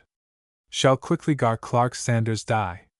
Out he has ta'en a bright long brand, and he has striped it thro' the straw, and thro' Clark Sanders' body. A what he has guard cold iron gie. Sanders he started, and Margaret she lapped, until his arms where she lay. And well some was the night. A what it was between these TWA. And they lay still, and sleep sound, until the day began to daw. And kindly till him she did say, it is time, true love, ye were awa dot. They lay still, and sleep sound, until the sun began to shine. She looked between her and the wa, and dull and heavy was his een. She thought it had been a loathsome sweat. A what it had fallen this TWA between. But it was the blood of his fair body. A what his life days were na lang. O Sanders, I'll do for your sake what other lattice would na thull. When 7 years is come and gone, there's near a shoe go on my soul. O Sanders, I'll do for your sake what other ladies would think mair. When 7 years is come and gone, there's near a comb go in my hair. O Sanders, I'll do for your sake what other ladies would think lack. When 7 years is come and gone, I'll wear naught but dowie black. The bells gied clinking thro' the town, to carry the dead core to the clay. And sighing says her May Margaret, a what I bide a dalfow day, and in come her father dear, stout stepping on the floor. Hold your tongue, my daughter dear. Let a your morning a be. I'll carry the dead core to the clay, and I'll come back and comfort thee. Comfort well your 7 sons, for comforted will I never be. For it was either Lord nor Lown that was in bower last night why me. Wan bells were rung, and mass was sung. Oh, what a man to bed were gone.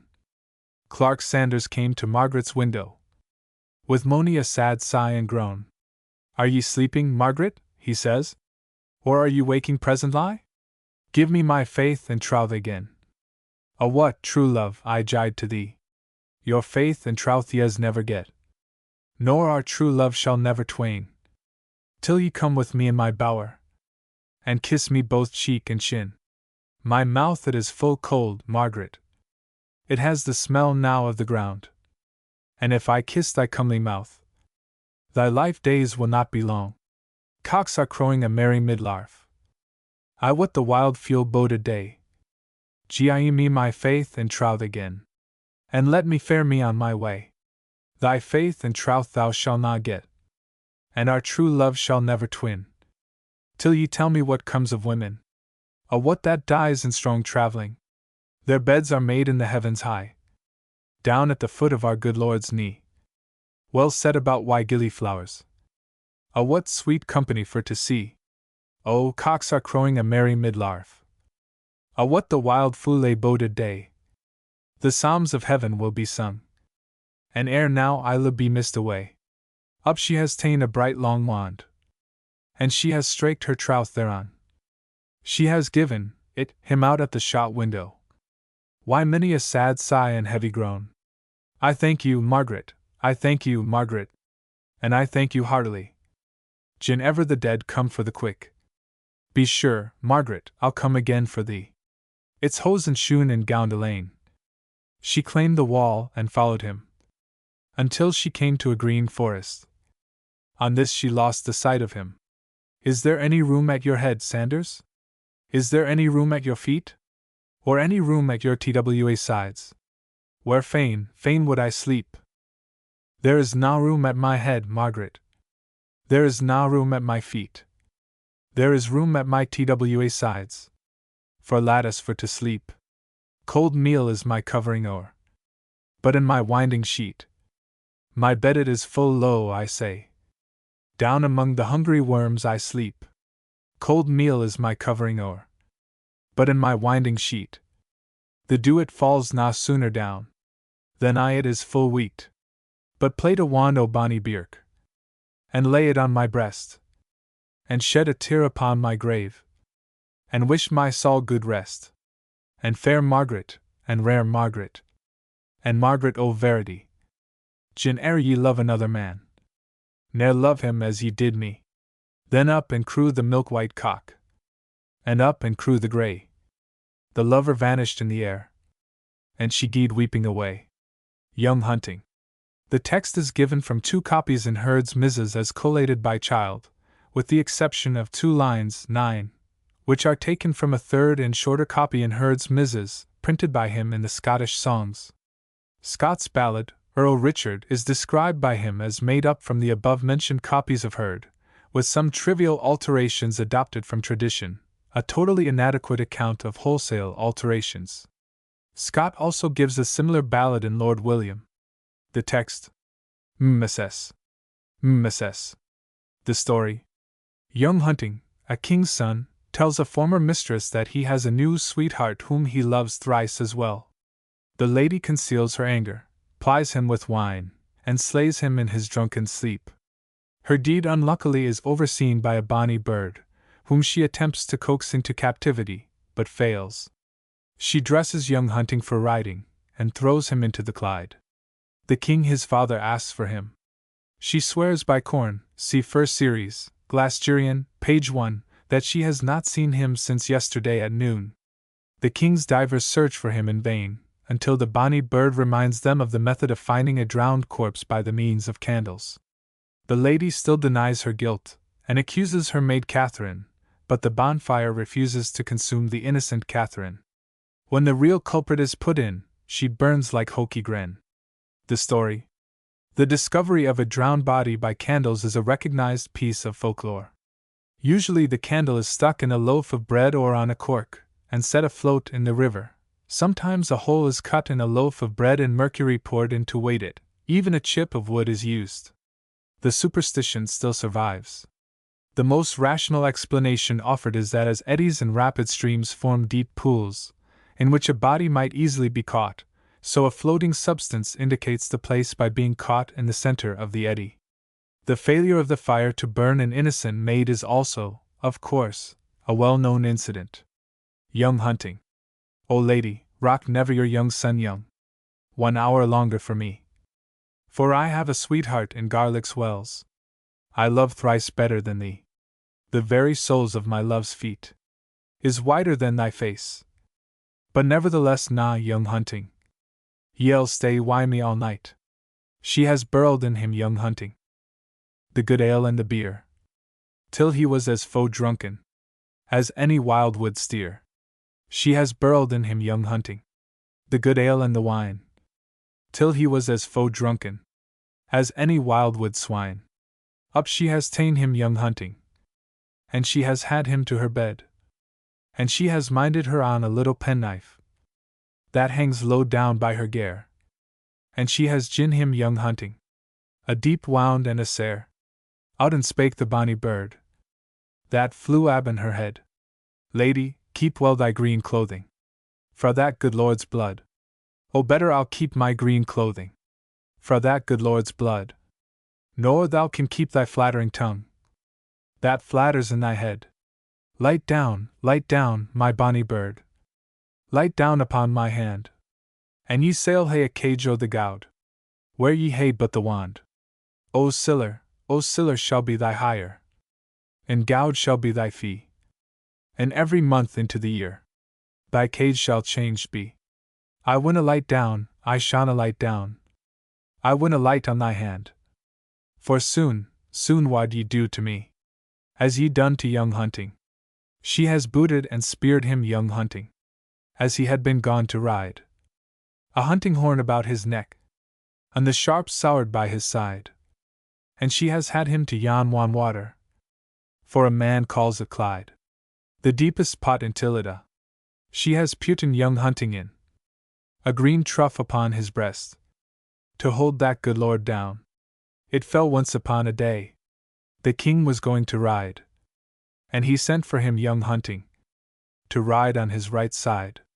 She has turned her right and round about. She swear now by the corn. I saw not thy son, young hunting, sin yesterday at morn. She has turned her right and round about. She swear now by the moon. I saw not thy son, young hunting, sin yesterday at noon. It fears me sair in Clyde water, that he is drowned therein. O they ha sent for the king's duckers, to duck for young hunting. They ducked in at the Tay water bank. They ducked out at the Tither. We'll duck no more for young hunting, although he were our brother. Out and spake the bonny bird that flew ab in their heads. Oh, he's na drowned in Clyde water. He is slain and put therein. The lady that lives in yon castile slew him and put him in. Leave aff your ducking on the day, and duck upon the night. Wherever that sackeless knight lies slain, the candles will shine bright. They left off their ducking o' the day, and ducked upon the night. And where that sackeless knight lay slain, the candles shone full bright. The deepest pot in Tillida, they got young hunting in, a green turf upon his breast, to hold that good lord down. O they hae sent aff men to the wood, to hew down bay thorn and fern, that they might get a great bonfire, to burn that lady in. Put now the white on me, she says. It was her May Catherine. Want they had ta'en her May Catherine, in the bonfire set her in. It wad na take upon her cheeks, nor take upon her chin, nor yet upon her yallow hair, to heal the deadly sin. Out they hae ta'en her May Catherine, and they hae put that lady in. Oh, it took upon her cheek, and it took upon her chin, and it took on her fair body. She burnt like Hokey Gren, the Three Ravens and the Twa Corbis. The texts of these two variations on the same theme are taken from T. Ravenscroft's Melismata, 1611, and Scott's Minstrelsy, 1803, respectively. There are several other versions of the Scots ballad, while Motherwell prints the Three Ravens, changing only the burden. The texts. Chappell, Popular Music of the Olden Time, says of the English version that he has been favored with a variety of copies of it, written down from memory, and all differing in some respects, both as to words and tune, but with sufficient resemblance to prove a similar origin. Consciously or not, the ballad, as set by him to its traditional tune, is to be sung without the threefold repetition shown by Ravenscroft, thus compressing 2 verses of the ballad into each repetition of the tune, and having the length of the song. The 3 ravens. There were 3 rawns sat on a tree. There. Down a down, hey down, hey down. There were 3 rawns sat on a tree. With a down. There were 3 rawns sat on a tree. They were as black as they might be. With a down, derry, derry, derry, down, down. The one of them said to his mate, "Where shall we our breakfast take?" "Down in yonder green field. There lies a knight slain vendor his shield. His hounds they lie down at his feet. So well they can their master keep. His howkas they fly so eagerly. There's no fall dare him come anigh. Down there comes a fallow doe, as great with young as she might go. She lift VP his blowdy head, and kissed his wounds that were so red. She got him VP upon her back, and carried him to earth and lake. She buried him before the prime. She was dead herself ere yun song time. God send you gentlemen. Such howkas, such hounds, and such a leman. The TWA Corbus. As I was walking all alane, as I heard TWA Corbus making a main, the tane unto the t'other say, "Where saw we gang and dine today?" "In behint yon auld failed dyke. I wot there lies a new slain knight, and nae body kens that he lies there, but his hawk, his hound, and lady fair. His hound is to the hunting gane, his hawk to fetch the wild fowl hame. His lady's ta'en another mate, so we may mak our dinner sweet. For ye'll sit on his white house abane, and I'll pike out his bonny blue een. Why lock o' his gowd and hair? We'll theek our nest when it grows bare. Mony a one for him makes main, but none a Saul ken where he is gane. O'er his white banes, when they are bare, the wind Saul blaw for evermare." Young Benjy. The text is given from Scott's Minstrelsy, 1803. He remarks, the ballad is given from tradition, number 29 in the Abbotsford MS. Scotch Ballads, Materials for Border Minstrelsy, is Young Benjy, or Bunjy as they're written, in 13 stanzas, headed from Jean Scott, and written in William Lathaw's hand. All of this except the first stanza is transferred, with or without changes, to Scott's ballad, which is nearly twice as long. The text. Ms.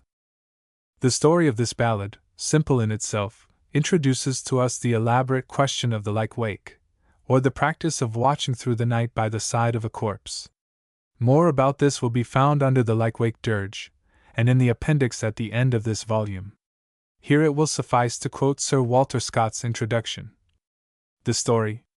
In this ballad the reader will find traces of a singular superstition, not yet altogether discredited in the wilder parts of Scotland.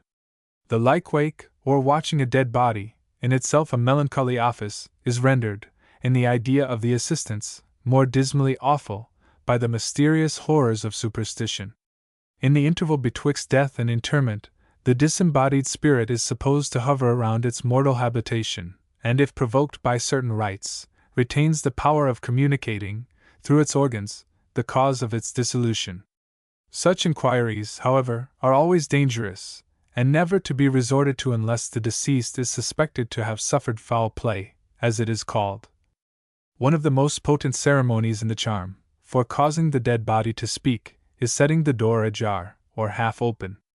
On this account, the peasants of Scotland sedulously avoid leaving the door ajar while a corpse lies in the house. The door must either be left wide open or quite shut, but the first is always preferred, on account of the exercise of hospitality usual on such occasions. The attendants must be likewise careful never to leave the corpse for a moment alone, or, if it is left alone, to avoid, with a degree of superstitious horror, the first sight of it. Edition 1803, Volume 3. Pages 251-2. Young Benjy. Of the maids o' fair Scotland. Of. The fairest was Marjorie, and young Benjy was her ae true love. And a dear true love was he. And wow! But they were lovers dear, and loved fu constant I. But I the mair when they fell out. The Sarah was their plea. and they hae quarrelled on a day, till Marjorie's heart grew wae, and she said she'd choose another love, and let young Benjy gie. And he was stout, and proud-hearted, and thought o't bitter lie, and he's gane by the wan moonlight, to meet his Marjorie. Oh, open, open, my true love! Oh, open, and let me in! I dare not open, young Benjy. My 3 brothers are within. Ye lied, my bonny bird. Ye louds I hear ye lie. As I came by the Loden banks, they bade duty into me. But fare ye weel, my ae faw's love, that I hae loved ye lang. It sets ye choose another love, and let young Benjy gang. Then Marjorie turned her round about, the tear blinding her ee. I Dorina, let thee in, but I'll come down to thee. Then soft she smiled, and said to him, Oh, what ill hae I done? He took her in his armes twa, and threw her o'er the linn. The stream was strang, the maid was stout, and laid to be dang. But ere she won the Loden banks, her fair colour was wan. Then up bespak her eldest brother, Oh, see na ye what I see? And out then spak her second brother, It's our sister Marjorie. Out then spak her eldest brother, Oh, how shall we her ken? And out then spak her youngest brother, There's a honey mark on her chin. Then they've ta'en up the comely corpse, and laid it on the grund. Oh, wha has killed our ae sister? And how can he be found? The night it is her low like wake, the morn her burial day, and we maun watch at mirk midnight, and hear what she will say. Why doors ajar, and candlelight, and torches burning clear, the strike at corpse, till still midnight. They waked, but naething hear. About the middle o' the night, the cocks began to crawl, and at the dead hour o' the night, the corpse began to thrawl. Oh, wha has done the wrang, sister, or dared the deadly sin? Wha was sa stout, and feared nae doubt, as thraw ye o'er the linn? Young Benjy was the first ae man I laid my love upon. He was sa stout and proud-hearted. He threw me o'er the linn. Saw we young Benjy head, sister? Saw we young Benjy hang? Or saw we pike out his twa grayeen, and punish him ere he gang? Ye mauna Benjy head, brothers, ye mauna Benjy hang, but ye maun pike out his twa grayeen, and punish him ere he gang. Tie a green gravet round his neck, and lead him out and in, and the best ae servant about your house, to wait young Benjy on. And I, at every 7 years' end, you'll tack him to the linn, for that's the penance he maun dry, to scug his deadly sin. The Likewake Dirge. The text is given verbatim et literatum from John Aubrey's MS. Of his Remains of Gentilism and Judaism, 1686-7, in the Lansdowne Mrs., No. 231, folio 114 recto and verso. This text has often been printed before, see Appendix, but always with errors. The only change made here is the placing of Aubrey's marginal notes among the footnotes. The spelling is Aubrey's spelling. The present version was obtained by Aubrey in 1686 from an informant, whose father had heard it sung 60 years previously. The text, Ms. Appendix. Sir Walter Scott's text, better known than Aubrey's, presents very few variations, the chief being sleet for fleet in 1. See below. This would seem to point to the fact that Scott obtained his version from a manuscript, and confused the antique S equals S with F, a collation, incomplete and inexact, of the two texts as given by T. F. Henderson in his edition of the Minstrelsy, 1902, Volume 3. Pages 170-2. The story. This dirge, of course, is not a ballad in the true sense of the word, but it is concerned with myths so widespread and ancient, that as much could be written about the dirge as almost any one of the ballads proper. I have added an appendix at the end of this volume, to which those interested in the subject may refer. For the present, the following account may suffice. The story. Ritson found an illustration of this dirge in a manuscript letter, written by one signing himself H.T.R. to Sir Thomas Challoner, in the Cotton Mrs. Julius F. 6. Fols. 453 to 462. The date approximately is the end of the 16th century. Sir Thomas Challoner the Elder, 1521 to 1565. The Younger, 1561 to 1615. The letter is concerned with antiquities in Durham and Yorkshire, especially near Gisborough, an estate of the Challoner family. The sentence referring to the Lycwake dirge was printed by Scott, to whom it was communicated by Ritson's executor after his death. It is here given as retranscribed from the manuscript, f. 461 verso. MSS. When any dieth, certain women singe a songe to the dead body, reciting the irony that the party deceased must go, and they are of belief, such is their fondness, that once in their loose white is good to do a pair of new shoes to a poor man, forasmuch as after this life they are to pass barefoot through a great lawn full of thorns and furze and, except by the merit of the almas aforesaid they have redeemed their forfeit.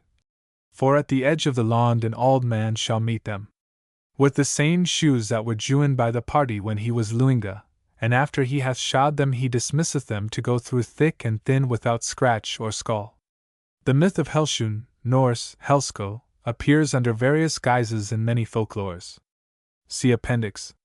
Appendix. Sir Walter Scott, in printing Sleet in 1, said the word sleet, in the chorus, one seems to be corrupted from selt, or salt, a quantity of which, in compliance with a popular superstition, is frequently placed on the breast of a corpse. It is true that a superstition to this effect does exist, but fleet is doubtless the right reading. Aubrey glosses it as water, but Murray has shown, New English Dictionary, S.V., by 3 quotations from wills dated between 1533 and 1570, that fire and flet is an expression meaning simply fire and house-room. Flet, in short, is our modern flat in an unspecialized and uncorrupted form. 1. The Lycwake dirge. Lansdowne, MS. This night, this night. This. Eve are, why night and all. Fire and fleet and candlelight. And Christ receive thy soul, when thou from hence doest pass away. Every night and all. To Whinny thou comest at last. And Christ receive thy soul. If ever thou gave either hosen or shun.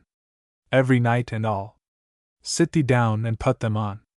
And Christ receive thy soul. But if hosen nor shoon thou never gave neen. Every night and see. The winds shall prick thee to the bare bean. And Christ receive thy soul. From Whinny that thou mayst pass. Every night and see. To Brig o' Dread thou comest at last. And Christ and see. Folios 114 verso. No bradder than a thread. From Brig of Dread that thou mayst pass. Every night and see. To Purgatory fire thou comest at last. And Christ and see. If ever thou gave either milk or drink. Every night and see. The fire shall never make thee shrink. And Christ and see. But if milk nor drink thou never gave neen. Every night and see. The fire shall burn thee to the bare bane. And Christ receive thy soul. The Bonny Earl of Murray. The text is given from Allan Ramsay's Tea Table Miscellany, where it first appeared in the 10th edition, 1740, in Volume 4. Pages 356 to 7.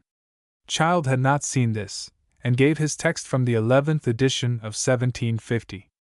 There is, however, scarcely any difference. The text. The story of the murder of the Earl of Murray by the Earl of Huntly in February 1592 is found in several histories and other accounts. The History of the Church of Scotland, 1655, by John Spottiswoode, Archbishop of Glasgow and of St Andrews. History of the Western Highlands and Isles of Scotland, 1836, by Donald Gregory. The History and Life of King James, the 6th edition T. Thomson, Bannatyne Club, 1825. Extracts from the Diary of R. Obert B. Earl, Burges of Edinburgh, 1820, and Sir Walter Scott's Tales of a Grandfather. The following condensed account may suffice. James Stewart, son of Sir James Stewart of Doon, Down, 6. Earl of Murray by his marriage with the heiress of the Regent Murray, was a comely personage, of a great stature, and strong of body like a kemp, whence he was generally known as the bonny Earl of Murray. In the last months of 1591, a rumour reached the king's ears that the Earl of Murray had assisted in, or at least countenanced, the attack recently made on Holyrood House by Stuart, Earl of Bothwell, and Henley was commissioned to arrest Murray and bring him to trial. Murray, apprehended at Duniversal, his mother the Lady Dune's house, refused to surrender to his feudal enemy the Earl of Henley, and the house was fired. Murray, after remaining behind the rest of his party, rushed out and broke through the enemy, but was subsequently discovered by the plumes on his headpiece, which had caught fire, and mortally wounded. Tradition says that Henley was compelled by his followers to incriminate himself in the deed, and struck the dying Murray in the face, whereat the bonny Earl said, "You have spoiled a better face than your own." The story. The bonny Earl of Murray. Ye Highlands and ye Lowlands. Ye. Oh! Where have you been? They have slain the Earl of Murray. And they laid him on the green. They have, and see. Now wae be to thee, Henley. And wherefore did you assay? I bade you bring him why you. But forbade you him to slay. I bade, and see. He was a braw gallant. And he rid at the ring. And the bonny Earl of Murray. Oh! He might have been a king. And see. He was a braw gallant. And he played at the ba. And the bonny Earl of Murray was the flower amang them. And see. He was a braw gallant. And he played at the glove. And the bonny Earl of Murray. Oh! He was the Queen's love. And see. Oh!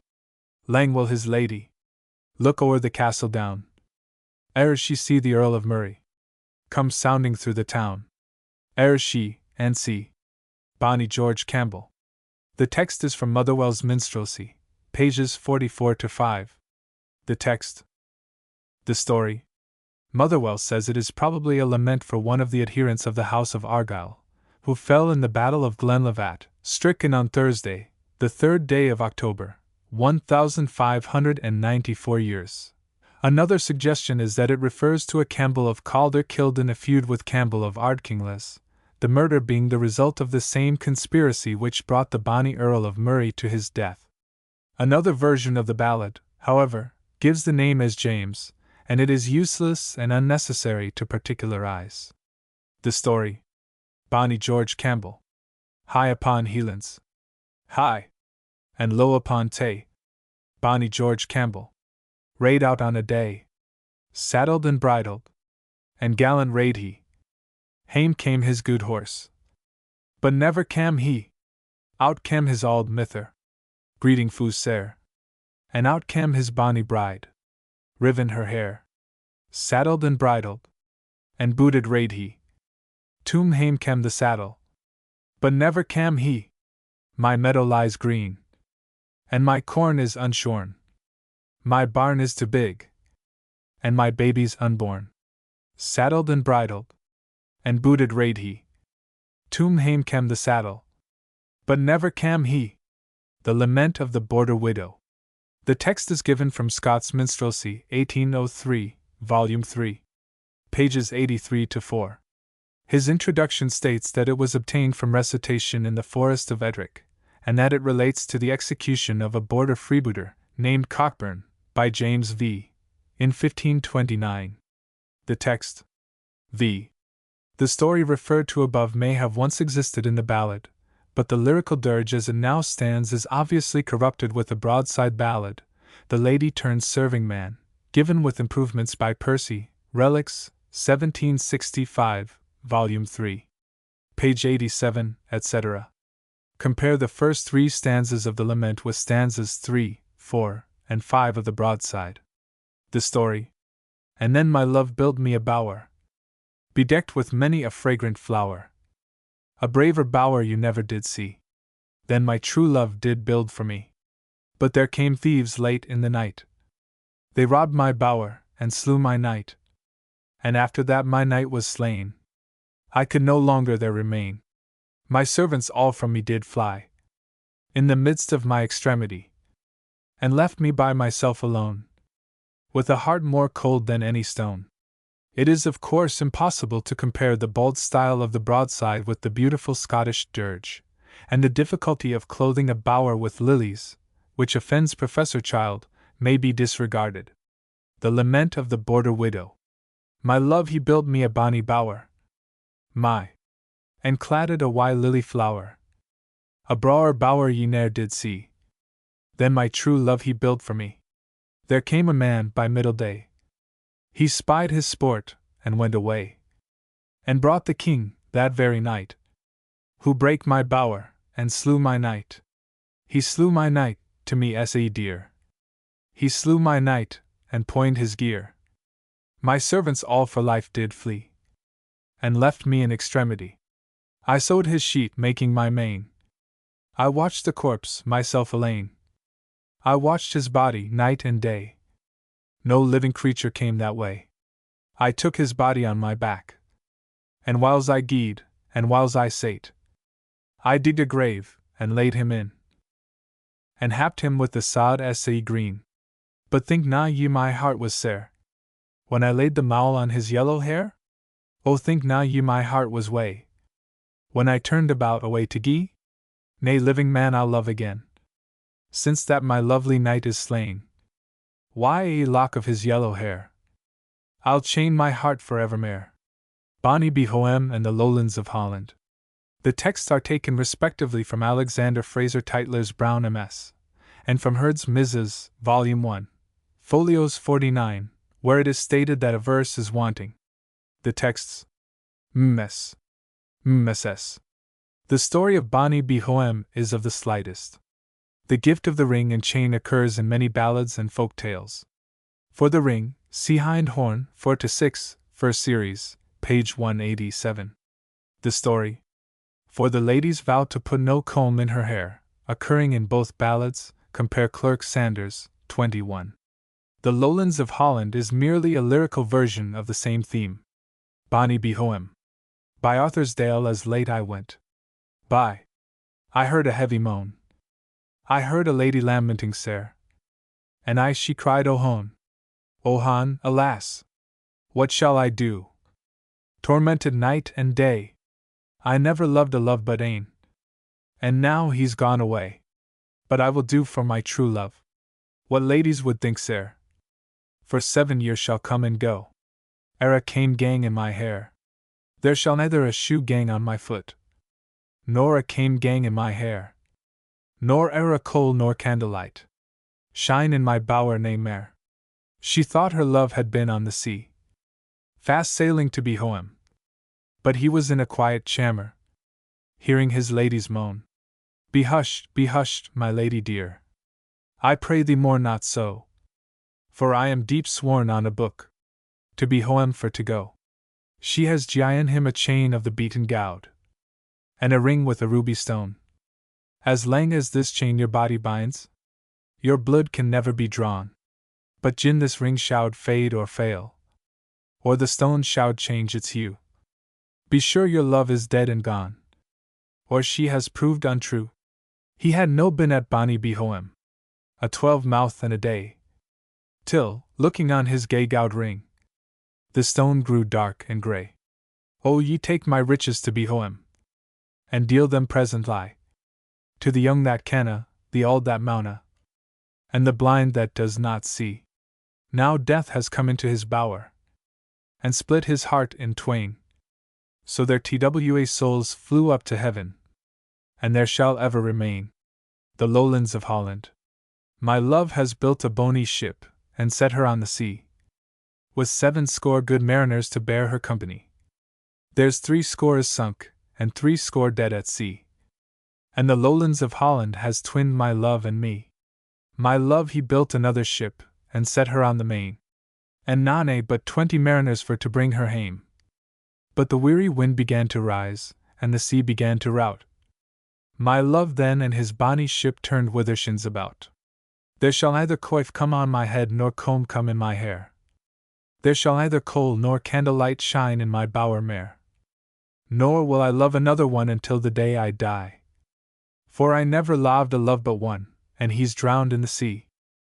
Oh, had your tongue, my daughter dear, be still and be content. There are mere lads in Galloway, ye need nae sae lament. Oh, there is none in Gallow, there's none at afore me. For I never loved a love but one, and he's drowned in the sea.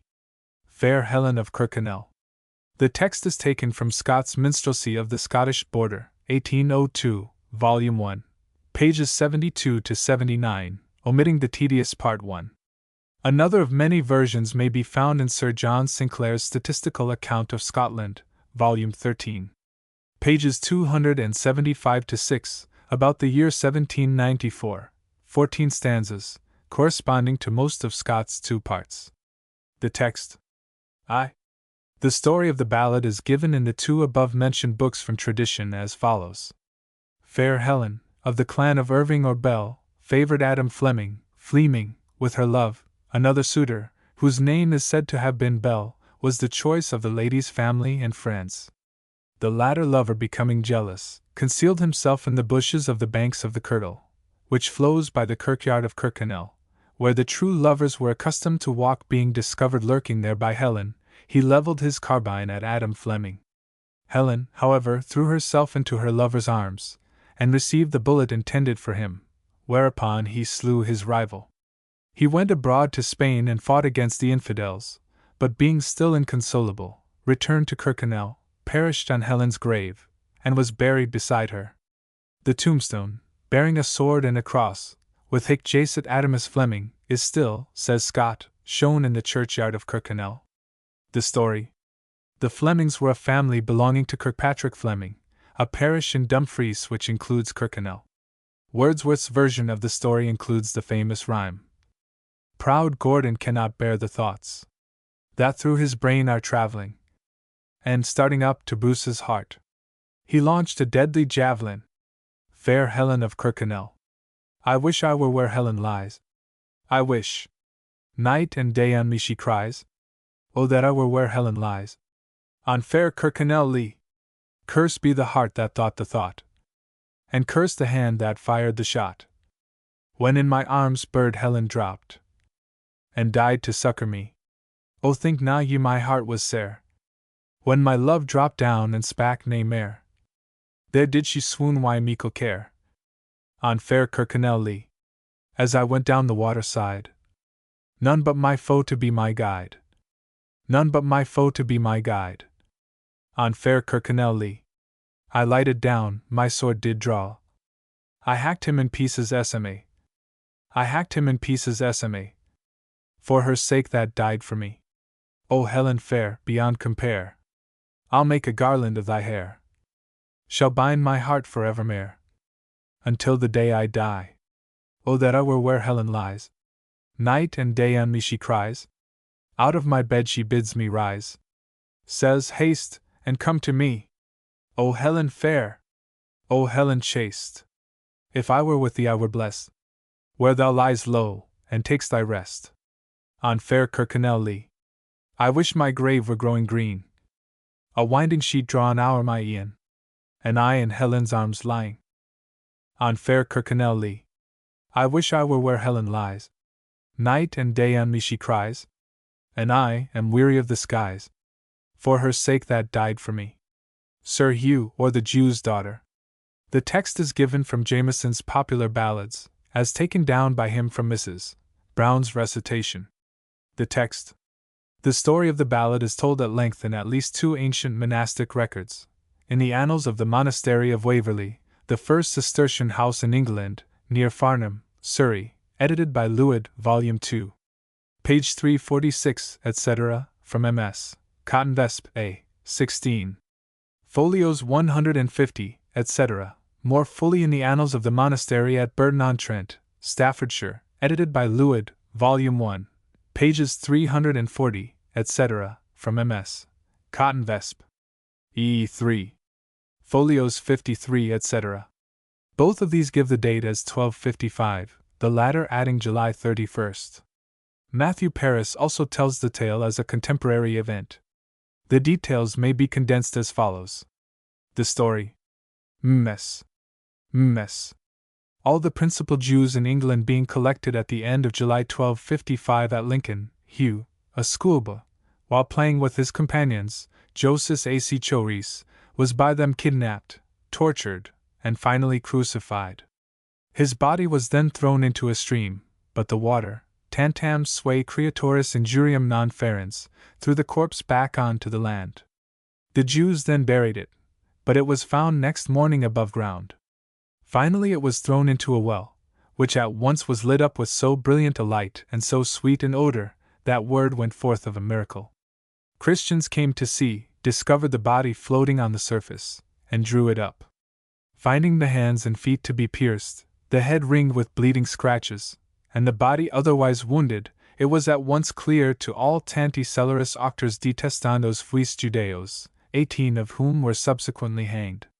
Other details may be gleaned from various accounts. The name of the Jew into whose house the boy was taken is given as Koppin or Joppin.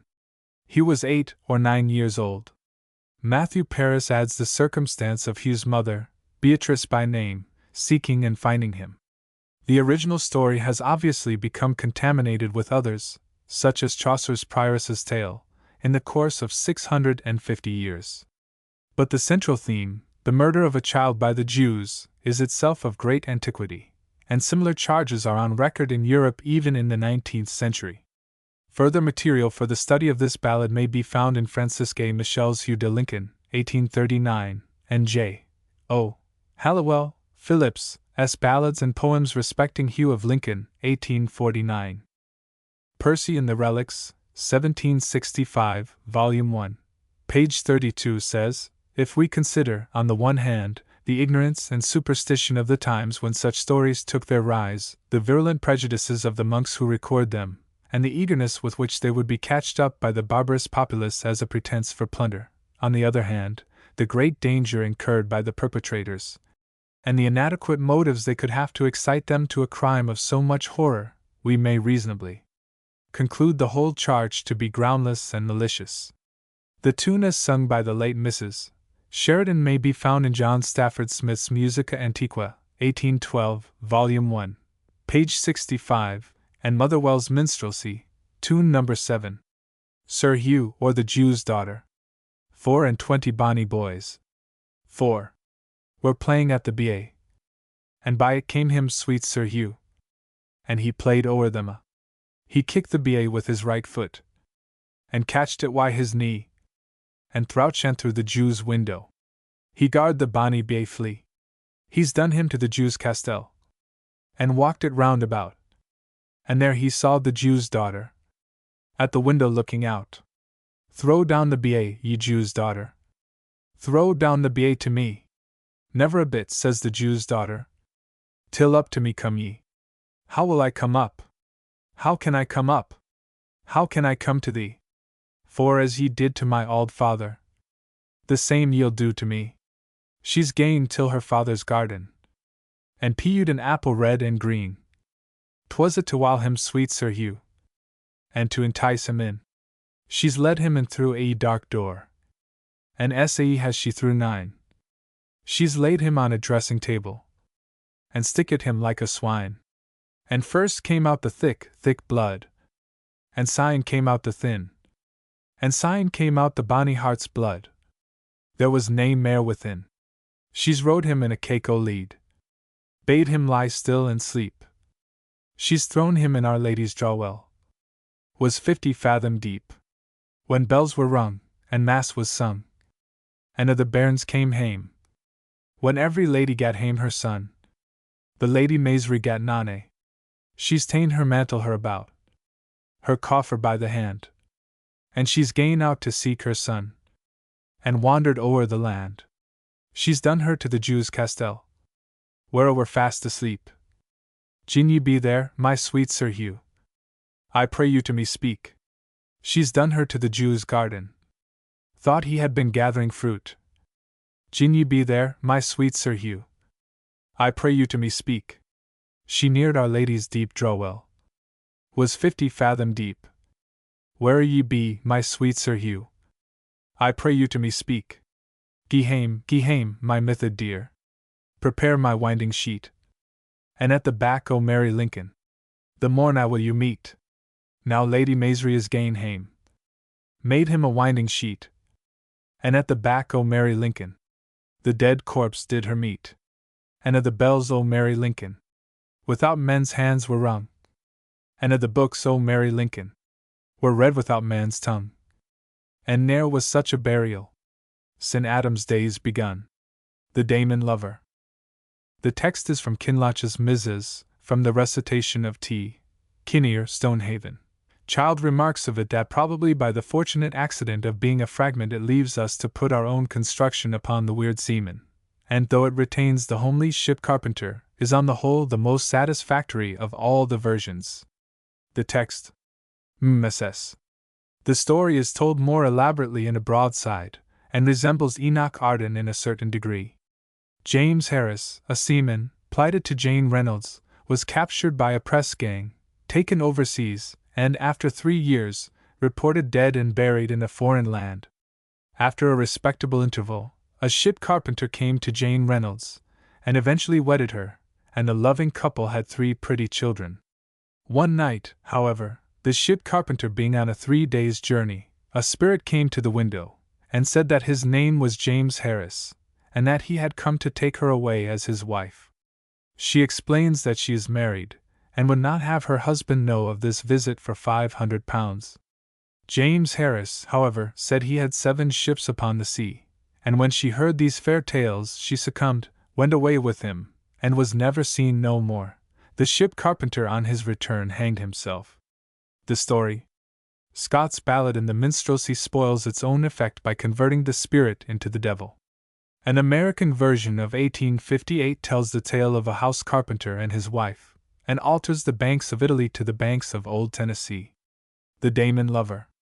Oh, where hae ye been, my dearest dear, these 7 lang years and more? Oh, I am come to seek my former vows, that ye promised me before. Awa, why your former vows, she says, or else you will breed strife. Awa, why your former vows, she says, for I'm become a wife.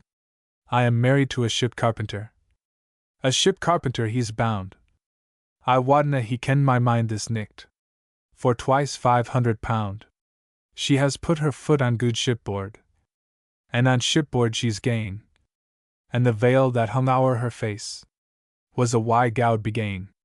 She had na sailed a league but barely twa, till she did mind on the husband she left, and her wee young son Alsua. Oh, haud your tongue, my dearest dear, let all your follies be. I'll show where the white lilies grow, on the banks of Italy. She had na sailed a league but barely 3, till grim grew his countenance, and gully grew the sea. Oh, haud your tongue, my dearest dear, let all your follies be. I'll show where the white lilies grow, in the bottom of the sea. He's ta'en her by the milk-white hand, and he's thrown her in the main, and full 25 ships perished all on the coast of Spain. The Broomfield Hill. The text is taken from Scott's Minstrelsy, 1803. It would be of great interest if we could be sure that the reference to Hive Hill in 8 was from genuine Scots tradition. In Wager's comedy The Longer Thou Live the More Fool Thou Art, about 1568, Morrowes sings a burden. The text. Brome, Brome on hill. The gentle Brome on hill, hill. Brome, Brome on Hive Hill. The gentle Brome on Hive Hill. The Brome stands on Hive Hill A.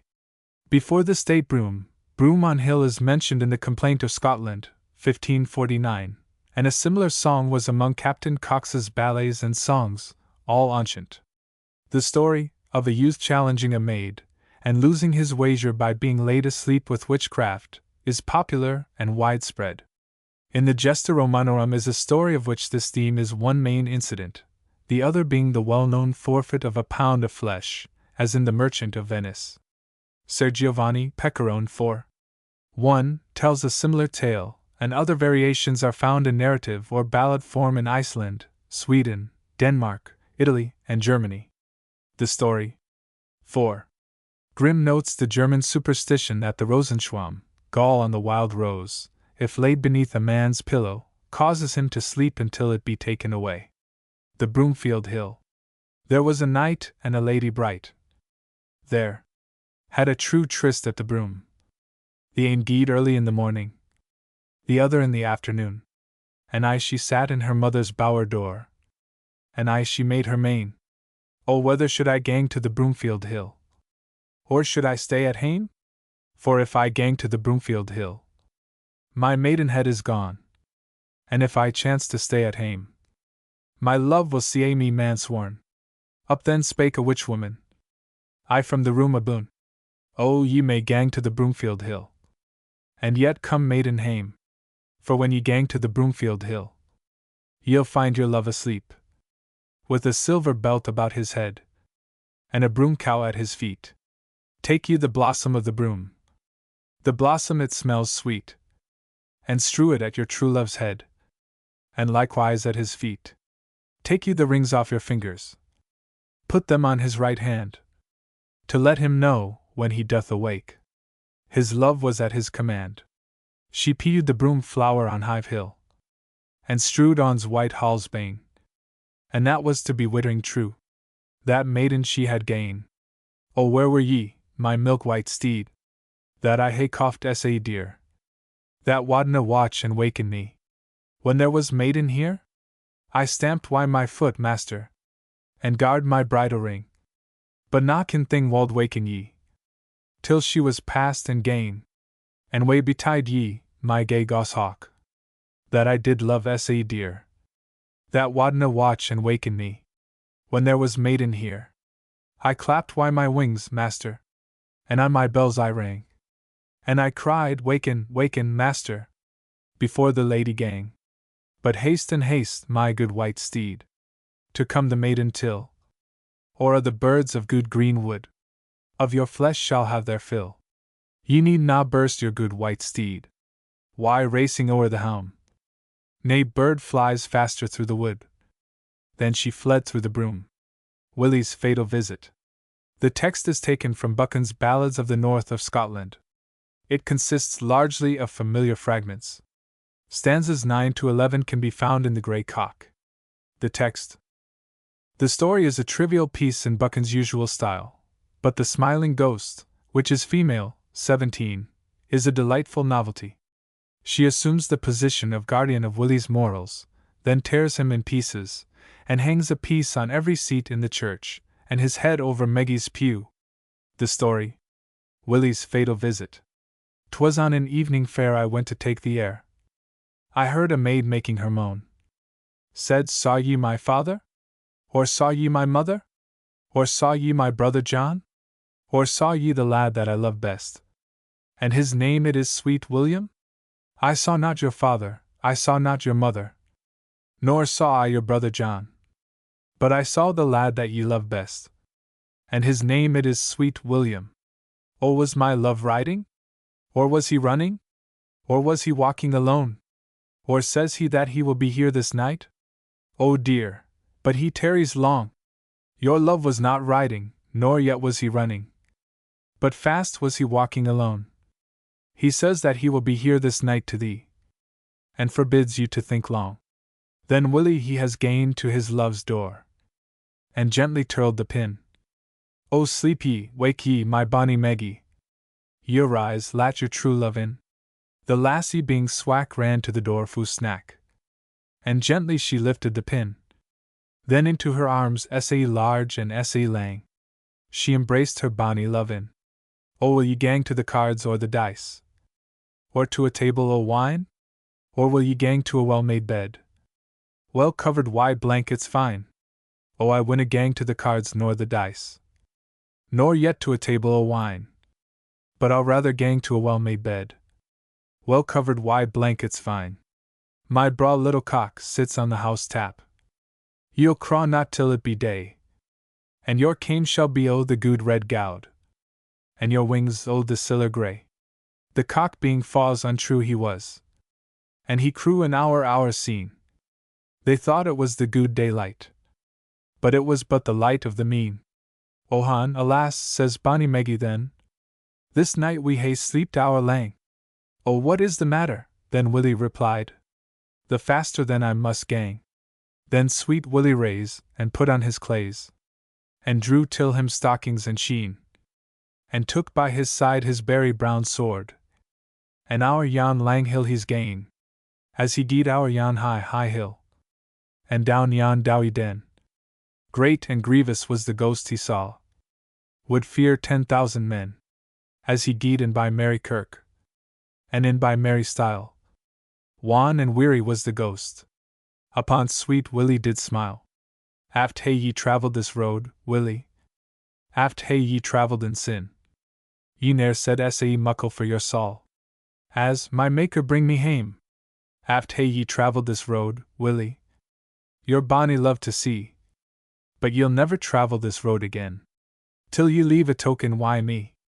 Then she has ta'en him sweet Willie, riven him frae gare to gare, and on ilka seat o' Mary's kirk, o' Willie she hang a share. Even a bean his love Maggie's dice, hangs head and yellow hair. His father made moan, his mother made moan, but Maggie made muckle mair. His father made moan, his mother made moan, but Maggie reave her yellow hair. Adam.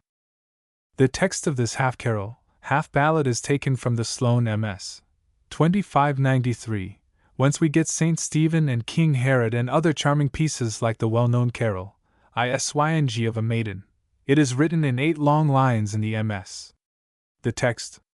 Ms. Ms. The story.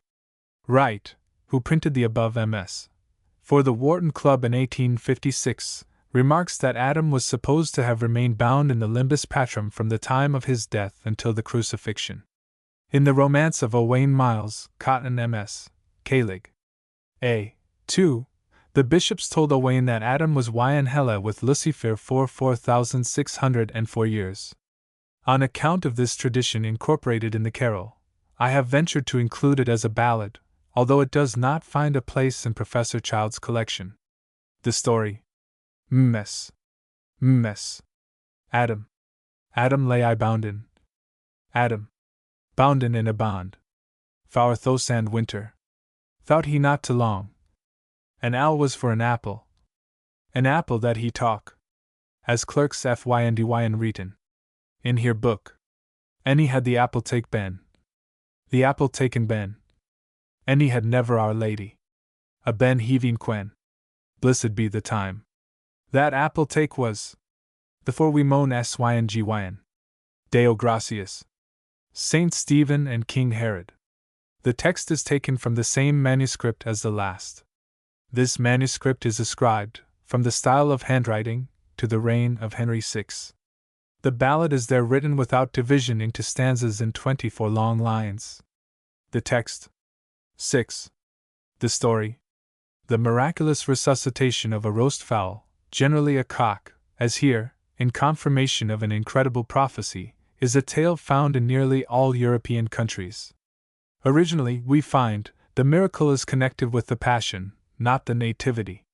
See the Carnal and the Crane. The story. Carnal and the Crane. An interpolation in a late Greek MS. Of the apocryphal Gospel of Nicodemus relates that Judas, having failed to induce the Jews to take back the 30 pieces of silver, went home to hang himself, and found his wife roasting a cock. On his demand for a rope to hang himself, she asked why he intended to do so, and he told her he had betrayed his master Jesus to evil men, who would kill him, yet he would rise again on the 3rd day. His wife was incredulous, and said, "Sooner shall this cock, roasting over the coals, crow again," whereat the cock napped his wings and crew thrice. And Judas, confirmed in the truth, straightway made a noose in the rope, and hanged himself. Mess. Thence the miracle tale spread over Europe. In a Spanish version not only the cock crows, but his partner the hen lays an egg, in asseveration of the truth. The tale is generally connected with the legend of the Pilgrims of St. James, so in French, Spanish, Dutch, Wendish, and Breton ballads. In 1701 there was printed in London a broadside sheet of carols, headed with a woodcut of the Nativity, by the side of which is printed, a religious man, inventing the conceits of both birds and beasts drawn in the picture of our Saviour's birth, doth thus express them: the cock croweth Christus natus est, Christ is born. The raven asked quando? When? The crow replied hack knocked this night. The ox crieth out ube? Ube? Where? Where? The sheep bleated out Bethlehem, Hone's everyday book. Saint Stephen and King Herod. Saint Stephen was a clerk. Saint. In Kyng Herod's Halley. And served him of bread and cloth. As every Kyng befall. Stephen out of Ketchown Cam. Wyth Boris head unhond. He saw a stair was fair and brycht. Over Bedlam stond. He kissed adown the boar's head. And went into the Halley. I forsack the Kyng Herods. And T works alle. I forsack the Kyng Herods. And T works alle. There is a chyld in Bedlam born. Is better than we alle. Quot islet the Stephen? Quot is the befall? Lack it the aether meat or drynk? In Kyng Herod West Halley? Lack it me neither meat any drynk? In King Herod's Halley. There is a chyld in Bedlam born. Is better than we alle. Quot islet the Stephen? Art thou wod? Or thou gynyst to breed? Lack it the aether gold or fay? Or ony rish weed? Lake it me neither gold any fay? Any non-rish weed. There is a chyld in Bedlam born. Shall helpen us at our need. That is al so south Stephen. Al so south iwis. As this capound crow shall. That light here in myndych. That word was not so sown said. That word in that Halley. The capound crew Christus natus est. Among the lords alle. Our wise white ye up, and yn termentors. B2 and L beyond. And let it Stephen out of this town. And stoned him with ston. Token he Stephen. And stoned hym in the way. And the four is his even. On Christ's Owen day. The Cherry Tree Carol. The text. As this carol consists of two parts, the first containing the actual story of the cherry tree, and the second consisting of the angel's song to Joseph, I have taken the first part, STT. 1 to 12 inclusive, from the version of Sandy's Christmas Carols, and the second, STT. 13 to 17, from W. H. Husk's Songs of the Nativity. The text. The story of the cherry tree is derived from the Pseudo-Matthew's Gospel, and is also to be found in the 15th of the Coventry Mysteries. In other languages the fruit chosen is naturally adapted to the country, thus in Provençal it is an apple, elsewhere, as in the original, dates from the palm tree, and again, a fig tree. The story. The second part is often printed as a separate carol, and might well stand alone. Readers of Westward Ho! Will remember how Measley trolls it forth on Christmas Day. Traditional versions are still to be heard in Somerset and Devon. The Cherry Tree Carol. Joseph was an old man. Joseph. And an old man was he. When he wedded Mary. In the land of Galilee. Joseph and Mary walked. Through an orchard good. Where was cherries and berries. So red as any blood. Joseph and Mary walked. Through an orchard green. Where was berries and cherries. As thick as might be seen. O then bespoke Mary. So meek and so mild. Pluck me one cherry, Joseph. For I am with child. O then bespoke Joseph. With words most unkind. Let him pluck thee a cherry.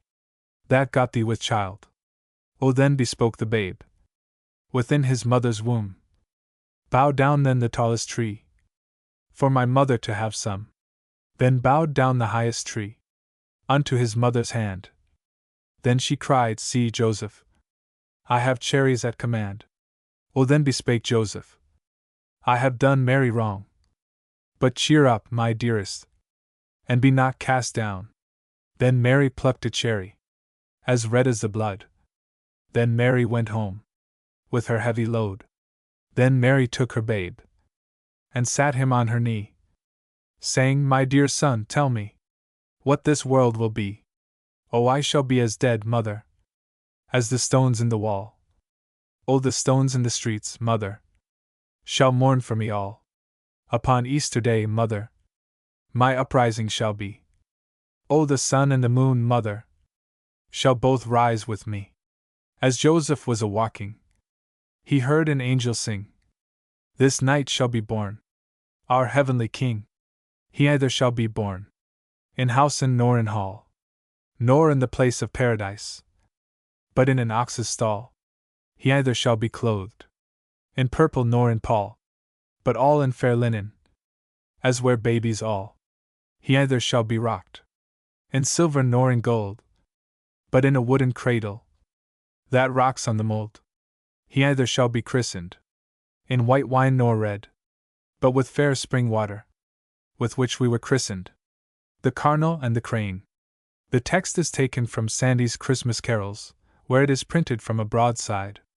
The only alterations, in which I have followed Professor Child, are the obvious correction of East 4 West 8, and the insertion of one word in 16, where Child says perhaps a preposition has been dropped. The text. The story is compounded of popular legends connected with the life and miracles of Christ. For the miracle of the cock, see Saint Stephen and King Herod. The adoration of the beast is derived from the Historia de Nativitate Mariae, and is repeated in many legends of the infancy of Christ, but is not sufficiently remarkable in itself to be popular in carols. The origin of the miracle of the harvest is unknown, though in a Breton ballad it forms one of the class known as the Miracles of the Virgin. C.P. Brown Robin's Confession. Swedish, Provençal, Catalan, Wendyish, and Belgian folktales record similar legends. The story. Saint Stephen and King Herod. It is much to be regretted that this ballad, which from internal evidence, e.g. the use of the word ren, one, is to be attributed to an early age, should have become so incoherent and corrupted by oral tradition. No manuscript or printed copy is known earlier than about 1750, when it occurs in broadside form. The very word carnal has lapsed from the dictionaries, though somewhere it may survive in speech. Stanza 17 is obviously out of place. One may suspect gaps on either side, for surely more beasts than the lovely lion were enumerated, and a new section begins at stanza 18. The Cardinal and the Crane. As I passed by a riverside, and there as I did reign, in argument I chanced to hear a cardinal and a crane. The cardinal said unto the crane, if all the world should turn, before we had the Father, but now we have the Son, from whence does the Son come? From where and from what place? He said, in a manger, between an ox and ass. I pray thee, said the cardinal, tell me before thou go, was not the mother of Jesus conceived by the Holy Ghost? She was the purest virgin, and the cleanest from sin. She was the handmaid of our Lord, and mother of our King. Where is the golden cradle that Christ was rocked in? Where are the silken sheets that Jesus was wrapped in? A manger was the cradle that Christ was rocked in. The provender the asses left, so sweetly he slept on. There was a star in the east land, so bright it did appear, into King Herod's chamber. And where King Herod were, the wise men soon espied it, and told the king on high. A princely babe was born that night, no king could e'er destroy. If this be true, King Herod said, as thou tellest unto me, this roasted cock that lies in the dish shall crow full fences 3. The cock soon freshly feathered was, by the work of God's own hand, and then 3 fences crowed he, in the dish where he did stand. Rise up, you merry men all, see that ye ready be. All children under 2 years old, now slain they all shall be. Then Jesus, and Joseph, and Mary, that was so pure, they travelled into Egypt, as ye shall find it sure. And when they came to Egypt's land, amongst those fierce wild beasts, Mary, she being weary, must needs sit down to rest. Come sit thee down, says Jesus, come sit thee down by me, and thou shalt see how these wild beasts do come and worship me. First came the lovely lion, which to Jesus' grace did spring, and of the wild beasts in the field, the lion shall be king. We'll choose our virtuous princes, of birth and high degree, in every sundry nation, where'er we come and see. Then Jesus, and Joseph, and Mary, that was unknown, They traveled by a husbandman, just while his seed was sown. God speed thee, man, said Jesus. Go fetch thy ox and wain, and carry home thy corn again, which thou this day hast sown. The husbandman fell on his knees, even upon his face. Long time hast thou been looked for, but now thou art come at last, and I myself do now believe. Thy name is Jesus called. Redeemer of mankind thou art, though undeserving all. The truth, man, thou hast spoken, of it thou mayst be sure. For I must lose my precious blood, for thee and thousands more, if anyone should come this way, and inquire for me alone. Tell them that Jesus passed by, as thou thy seed didst sow. After that there came King Herod, with his train so furiously, inquiring of the husbandman, whether Jesus passed by. Why, the truth it must be spoke, and the truth it must be known. For Jesus passed by this way, when my seed was sown. But now I have it reapen, and some laid on my wain, ready to fetch and carry into my barn again. Turn back, said the captain. Your labor and mine's in vain. It's full 3/4 of a year since he his seed hath sown. So Herod was deceived by the work of God's own hand. And further he proceeded into the Holy Land. There's thousands of children young, which for his sake did die. Do not forbid those little ones, and do not them deny. The truth now I have spoken, and the truth now I have shown. Even the blessed Virgin, she's now brought forth a son, Dives and Lazarus. The text is given from Joshua Sylvester's A Garland of Christmas Carols, where it is printed from an old Birmingham broadside. The text. The story is one which naturally attracted the attention of the popular ballad maker, and parallel ballads exist in fairly wide European distribution. The story, like the Carnal and the Crane, the form in which this ballad is now known is no witness of its antiquity. A Ballad of the Rich Man and Poor Lazarus was licensed to be printed in 1558, a ballad, Dives and Lazarus, in 1570-1. In Fletcher's Monsieur Thomas, 1639, a fiddler says he can sing the merry ballad of Dives and Lazarus. A correspondent in Notes and Queries, Sir. 4-3. 76, says he had heard only Dives, never Dives, and contributes from memory a version as sung by carol singers at Christmas in Worcestershire, in which the parallelism of the stanzas is pushed so far that, in the lines corresponding to 13 and 13, in the present version, we have the delightfully popular idea. 4. There is a place prepared in hell for to sit upon a serpent's knee. Husk, Songs of the Nativity, also gives this version, from an 18th century Worcestershire broadside. I have no doubt but that this feature is traditional from the unknown 16th century ballad, Dives and Lazarus. As it fell out upon a day, as rich Dives he made a feast, and he invited all his friends, and gentry of the best. Then Lazarus laid him down and down at Dives' door. Some meat, some drink, brother Dives, bestow upon the poor. Thou art none of my brother, Lazarus, that lies begging at my door. No meat nor drink will I give thee, nor bestow upon the poor.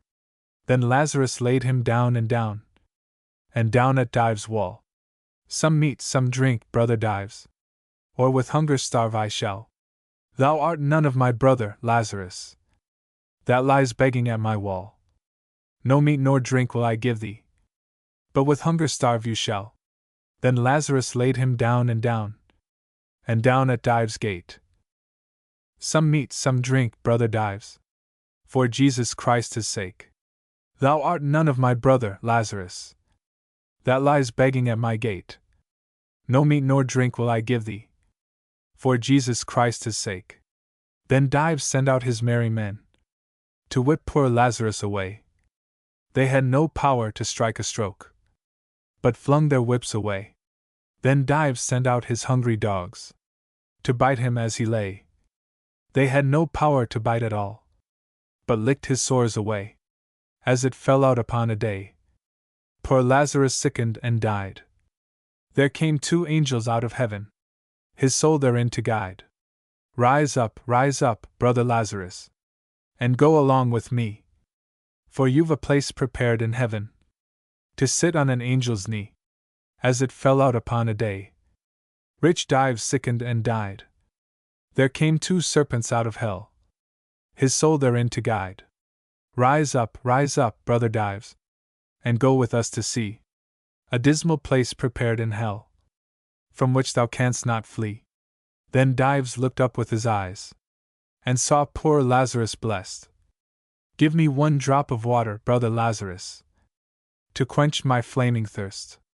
Oh, had I as many years to abide as there are blades of grass, then there would be an end, but now hell's pains will ne'er be past. Oh, was I now but alive again, the space of an half-hour. Oh, that I'd made my peace secure, then the devil should have no power. Brown Robin's Confession. The text is the only one known, that printed by Buchan, Ballads of the North of Scotland, and copied into Motherwell's MS. The text, MS. The story, relating as it does a miracle of the Virgin, is, perhaps, the only one we possess of a class which, in other lands, is so extensive. A similar Scandinavian ballad has a tragical termination, except in one version. The story, the casting of lots to discover the Jonah of a ship, is a feature common to many literatures.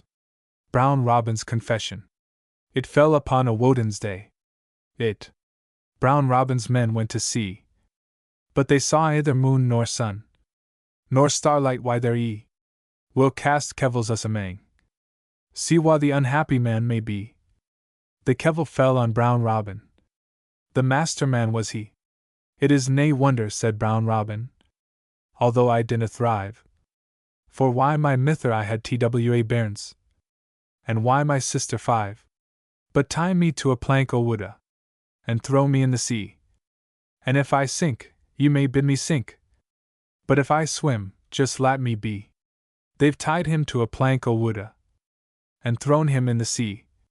He didna sink, though they bade him sink.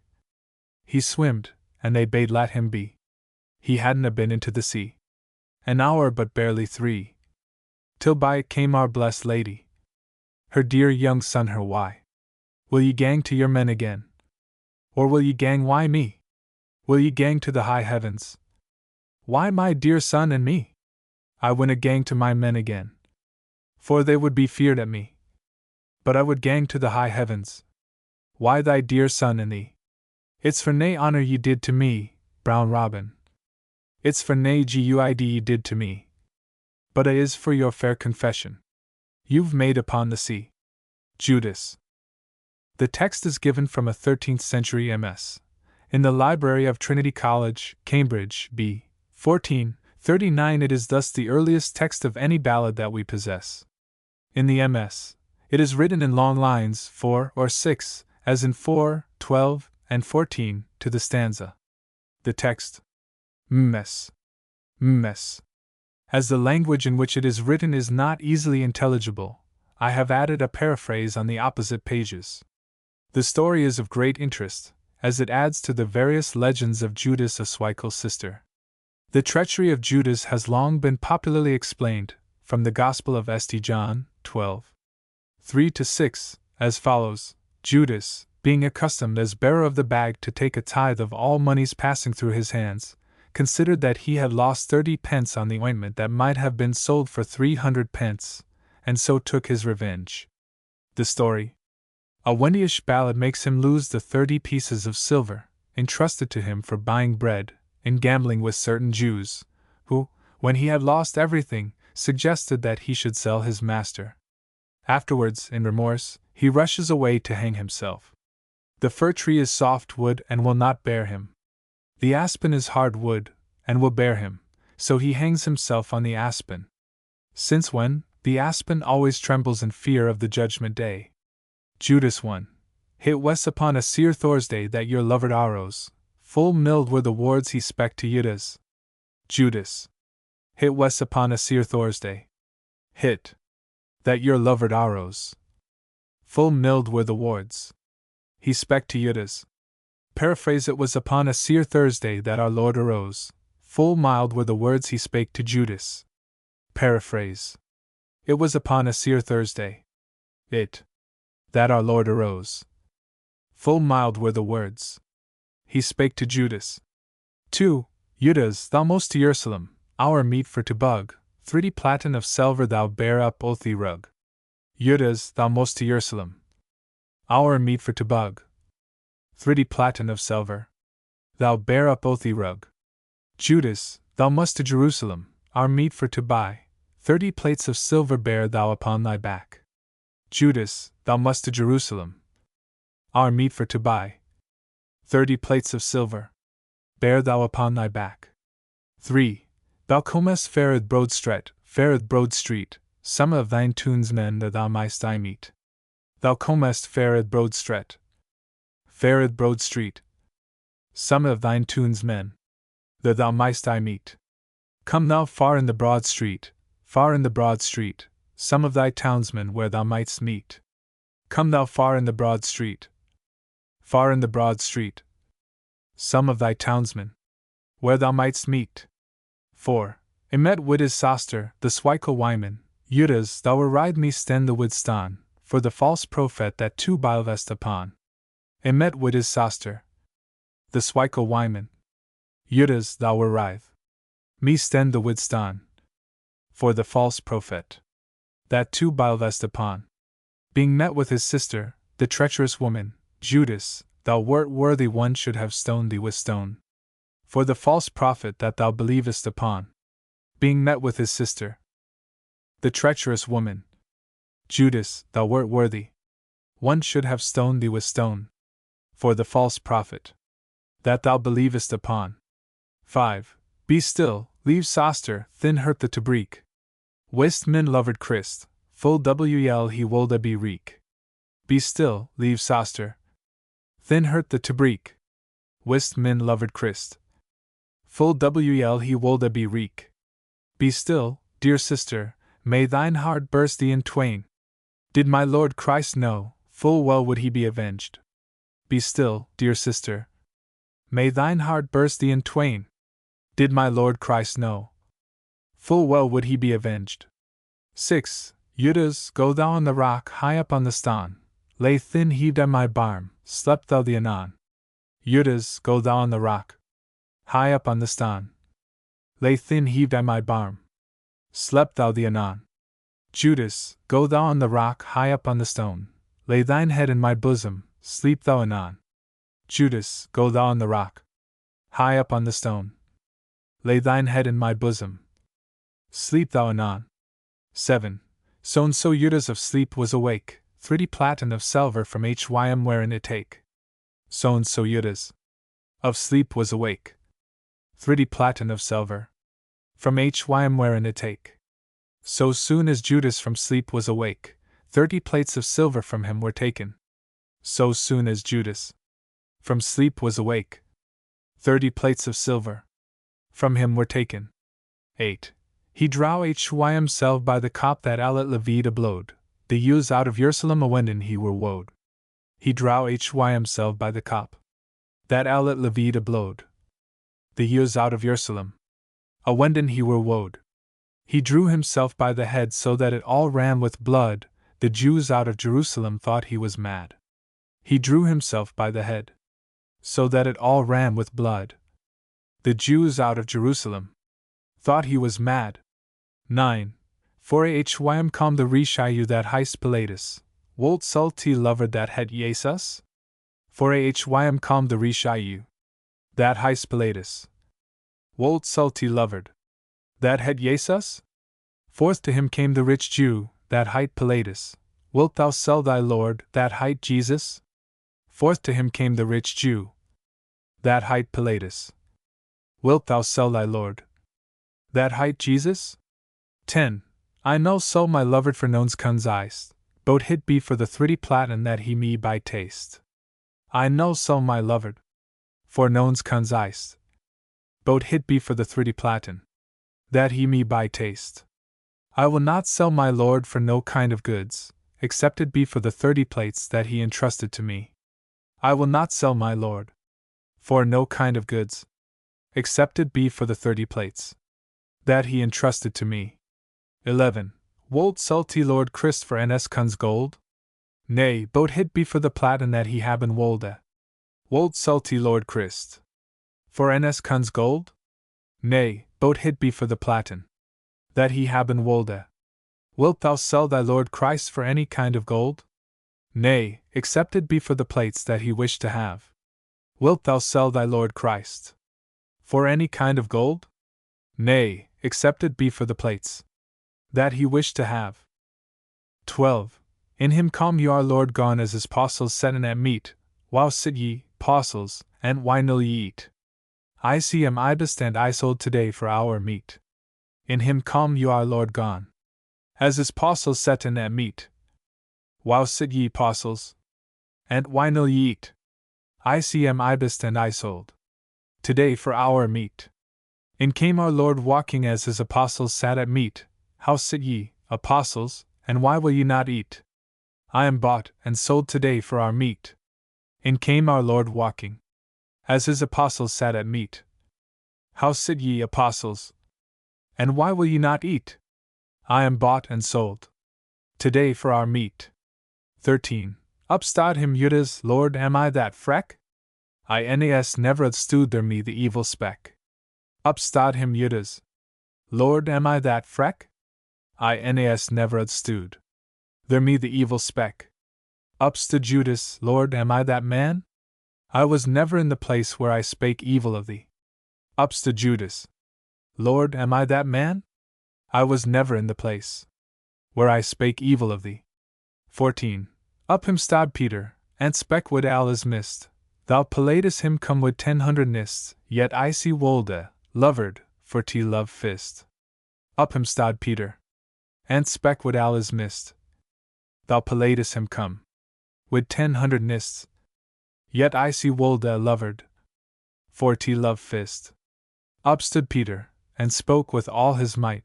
Though Pilate should come with 1000 knights, yet I would, Lord, for thy love fight. Up stood Peter, and spoke with all his might. Though Pilate should come with 1000 knights, yet I would, Lord, for thy love fight. 15. Still thou be, Peter, well I thee know, thou wilt forsake me thryin ere the cock him crow. Still thou be, Peter, well I thee know, thou wilt forsake me thryin ere the cock him crow. Still be thou, Peter, well I thee know, thou wilt forsake me thrice ere the cock crow. Still be thou, Peter, well I thee know, thou wilt forsake me thrice ere the cock crow. The Maid and the Palmer. The text is from the Percy Folio MS. The only other known text is a fragment from Sir Walter Scott's Recollection, printed in C. K. Sharp's Ballad Book. The text. Ms. The story is well known in the folklore of Europe, and is especially common in the Scandinavian languages. As a rule, however, all these ballads blend the story of the woman of Samaria with the traditions concerning Mary Magdalene that were extant in medieval times. The story. From the present ballad it could hardly be gathered except, perhaps, from stanza 11, that the old palmer represents Christ. This point is at once obvious in the Scandinavian and other ballads. The extraordinary burden in the English ballad is one of the most elaborate in existence, and is quite as inexplicable as any. The expression to lead an ape in hell, 14, occurs constantly in Elizabethan and later literature, always in connection with women who die, or expect to die, unmarried. Dice says the expression never has been, and never will be, satisfactorily explained, but it was suggested by Stevens that women who had no mate on earth should adopt in hell an ape as a substitute. The Maid and the Palmer. The maid she went to the well to wash. The Lillumwam, Lillumwam. The maid she went to the well to wash. What then, what then? The maid she went to the well to wash. Dew fell of her lily white flesh. Grandam boy, hi! Lega dairy lega Mary met mare hoopwer. Drivance, Larumban, grandam boy, hi! White she washed and white she ringe. White she hanged o' the hazel wand. There came an old palmer by the way. Says, God speed thee well, thou fair maid. Hast either cup or can? To give an old palmer drink therein? Says, I have either cup nor can. To give an old palmer drink therein. But an thy lemon came from room. Cups and can thou wold find soon. She swear by God and good St. John. Lemon had she never none. Says, peace, fair maid, you are forsworn. 9 children you have borne. 3 were buried under thy bed's head. Other 3 under thy brewing lead. Other 3 on yon play green. Count, maid, and there be 9. But I hope you are the good old man that all the world believes upon. Old palmer, I pray thee, penance that thou wilt give to me. Penance I can give thee none. But 7 year to be a stepping stone. Other 7 a clapper and a bell. Other 7 to lead an ape in hell. When thou hast thy penance done, then thou'st come a maiden home. Lady Isabel and the Elf Knight. The text is taken from Buchan's Ballads of the North of Scotland, where it is entitled The Gowans Sa Gay. This ballad is much better known in another form, May Colden, Colin, Colleen. The text. The story. Professor Child says, of all ballads this has perhaps obtained the widest circulation, and devotes 32 pages to its introduction. Known in the south as well as in the north of Europe, the Germans and Scandinavians preserve it in fuller and more ancient forms than the Latin nations. The story. In the still popular Dutch ballad Heelwyn, here Heelwyn sings so sweetly that the king's daughter asks leave to go to him. Her father, mother, and sister remind her that those who have gone to him have never returned. Her brother says he does not care where she goes, if she retains her honor. She makes an elaborate toilet, takes the best horse in the king's stables, and joins Heelwyn in the wood. They ride till they come to a gallows with many women hanged upon it. Heelwyn offers her the choice of the means of her death, because she is fairest of all. She says she will choose the sword, but that Heelwyn had better take off his coat, as it would be a pity to splash it with her blood. As he takes it off, she cuts off his head, which, however, continues to talk, suggesting she should blow his horn to warn his friends. She does not fall into this rather obvious trap, nor will she agree to his suggestion that she should rub his neck with a certain ointment. As she rides home, she meets Heelwyn's mother, and tells her he is dead. She is received back with great honor and affection in her father's castle. This is the best form of the story, but many others only a little less full are found in Flanders, Denmark, Sweden, Norway, Iceland, Germany, nearly 30 variants which fall into 3 main divisions found respectively in northwest, south, and northeast Germany, Poland, where it is extraordinarily common, Bohemia, Servia, France, North Italy, Spain, and Portugal. And a Magyar ballad bears a certain resemblance. On the whole, the English ballad here printed, but not May Colden, and the Danish, Swedish, and Norwegian ballads, would seem to be the best preserved, on account of their retention of the primary notion, that the maid first charms the knight to sleep and then binds him. In May Colden and many of the other European versions, the knight bids her strip off her gown. She asks him to turn away his face as she does so, and when he is not looking, she pushes him into the river or sea. The remarkable likeness existing between the names of the knight in the many languages, e.g. Heelwyn, Dutch, Ulver, Olmar, Holloman, Danish, Albert, German, and Elf Knight in English, has caused some speculation as to a common origin. Professor Bugg has gone so far as to conjecture that the whole story is an offshoot of the tale of Judith and Holofernes, the latter name being the originals of the variants given above. While this hypothesis is perhaps too startling to be accepted without further evidence, it must be allowed that there are resemblances in the 2 stories, and as for the metamorphosis of Holofernes into Heelwyn or Albert, it is at once apparent that such changes are quite within the possibilities of phonetic tradition, and any one who is unwilling to credit this should recollect the Scottish Keepak and Draich, used together or separately, which are derived, almost beyond belief, from hypochondriac. May Colden is one of the few ancient ballads still kept in print in broadside form.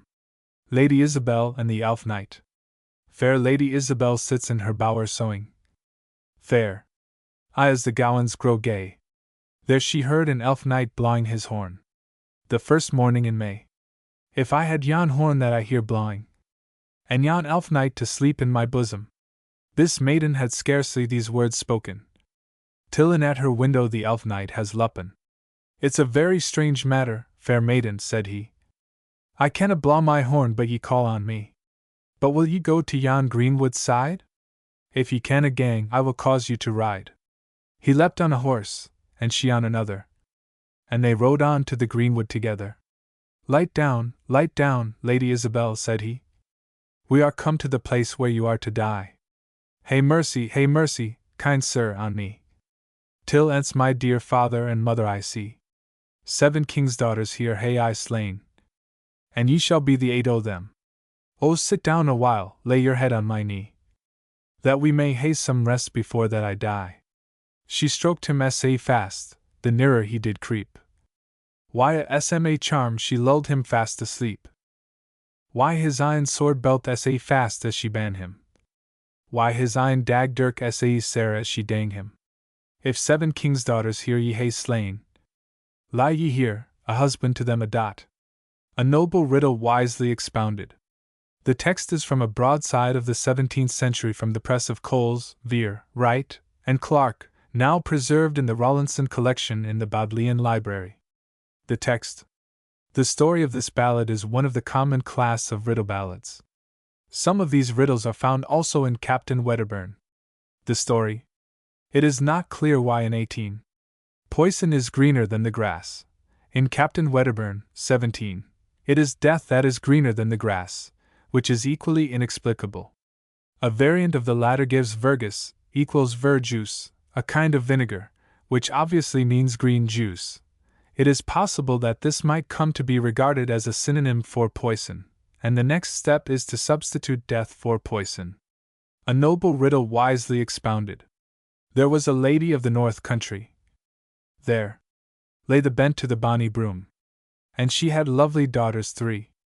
Fa la la la, fa la la la re re. There was a knight of noble worth, which also lived in the north. The knight, of courage stout and brave, a wife he did desire to have. He knocked at the lady's gate. One evening when it was late, the eldest sister let him in, and pinned the door with a silver pin. The second sister she made his bed, and laid soft pillows under his head. The youngest daughter that same night, she went to bed with this young knight. And in the morning, when it was day, these words unto him she did say. Now you have had your will, quoth she. I pray, Sir Knight, will you marry me? The young brave knight to her replied, Thy suit, fair maid, shall not be denied, if thou canst answer me questions 3. This very day will I marry thee. Kind sir, in love, oh then, quoth she, tell me what your 3 questions be. Or what is longer than the way? Or what is deeper than the sea? Or what is louder than the horn? Or what is sharper than a thorn? Or what is greener than the grass? Or what is worse than a woman was? O love is longer than the way, and hell is deeper than the sea, and thunder is louder than the horn, and hunger is sharper than a thorn, and poison is greener than the grass, and the devil is worse than woman was.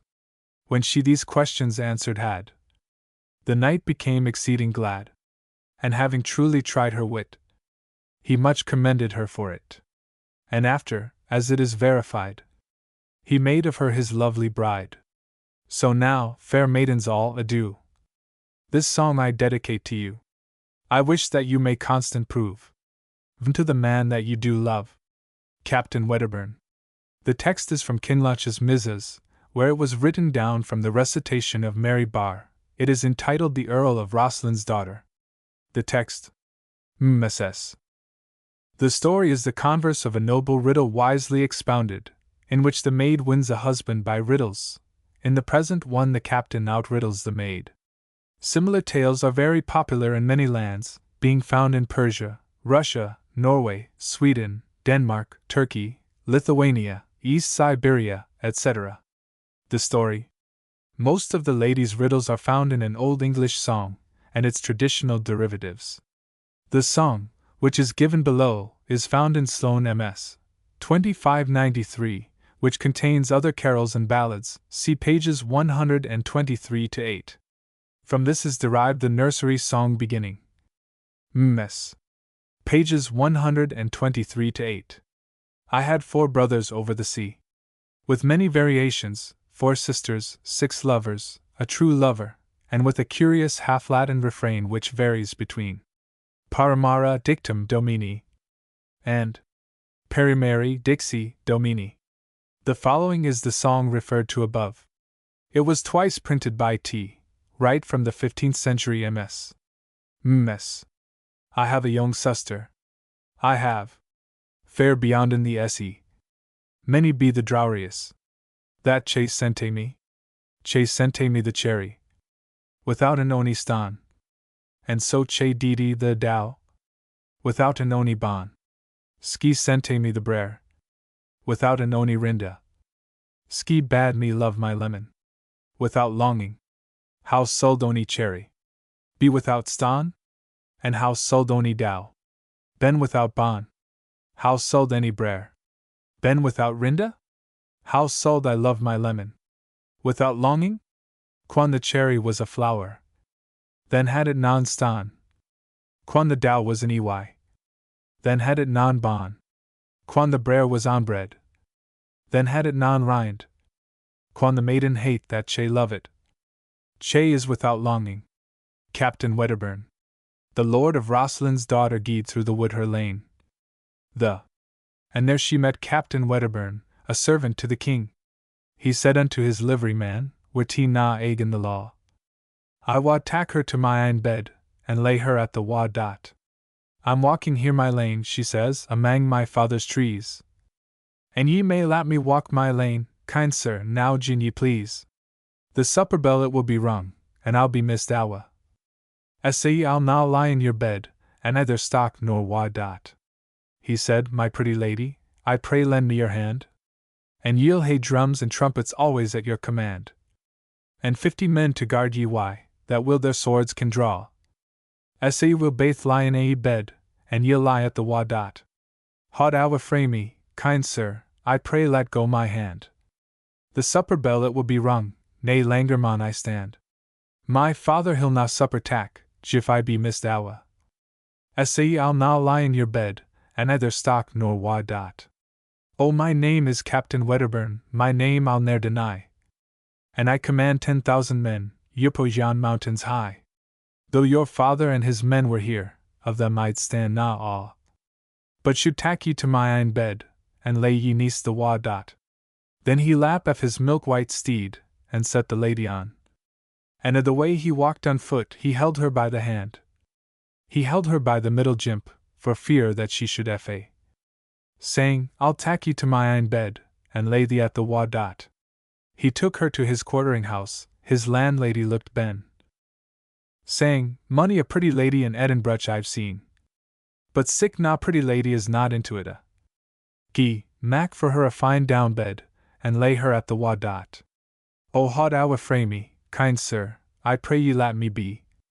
For I'll na lie in your bed till I get dishes 3.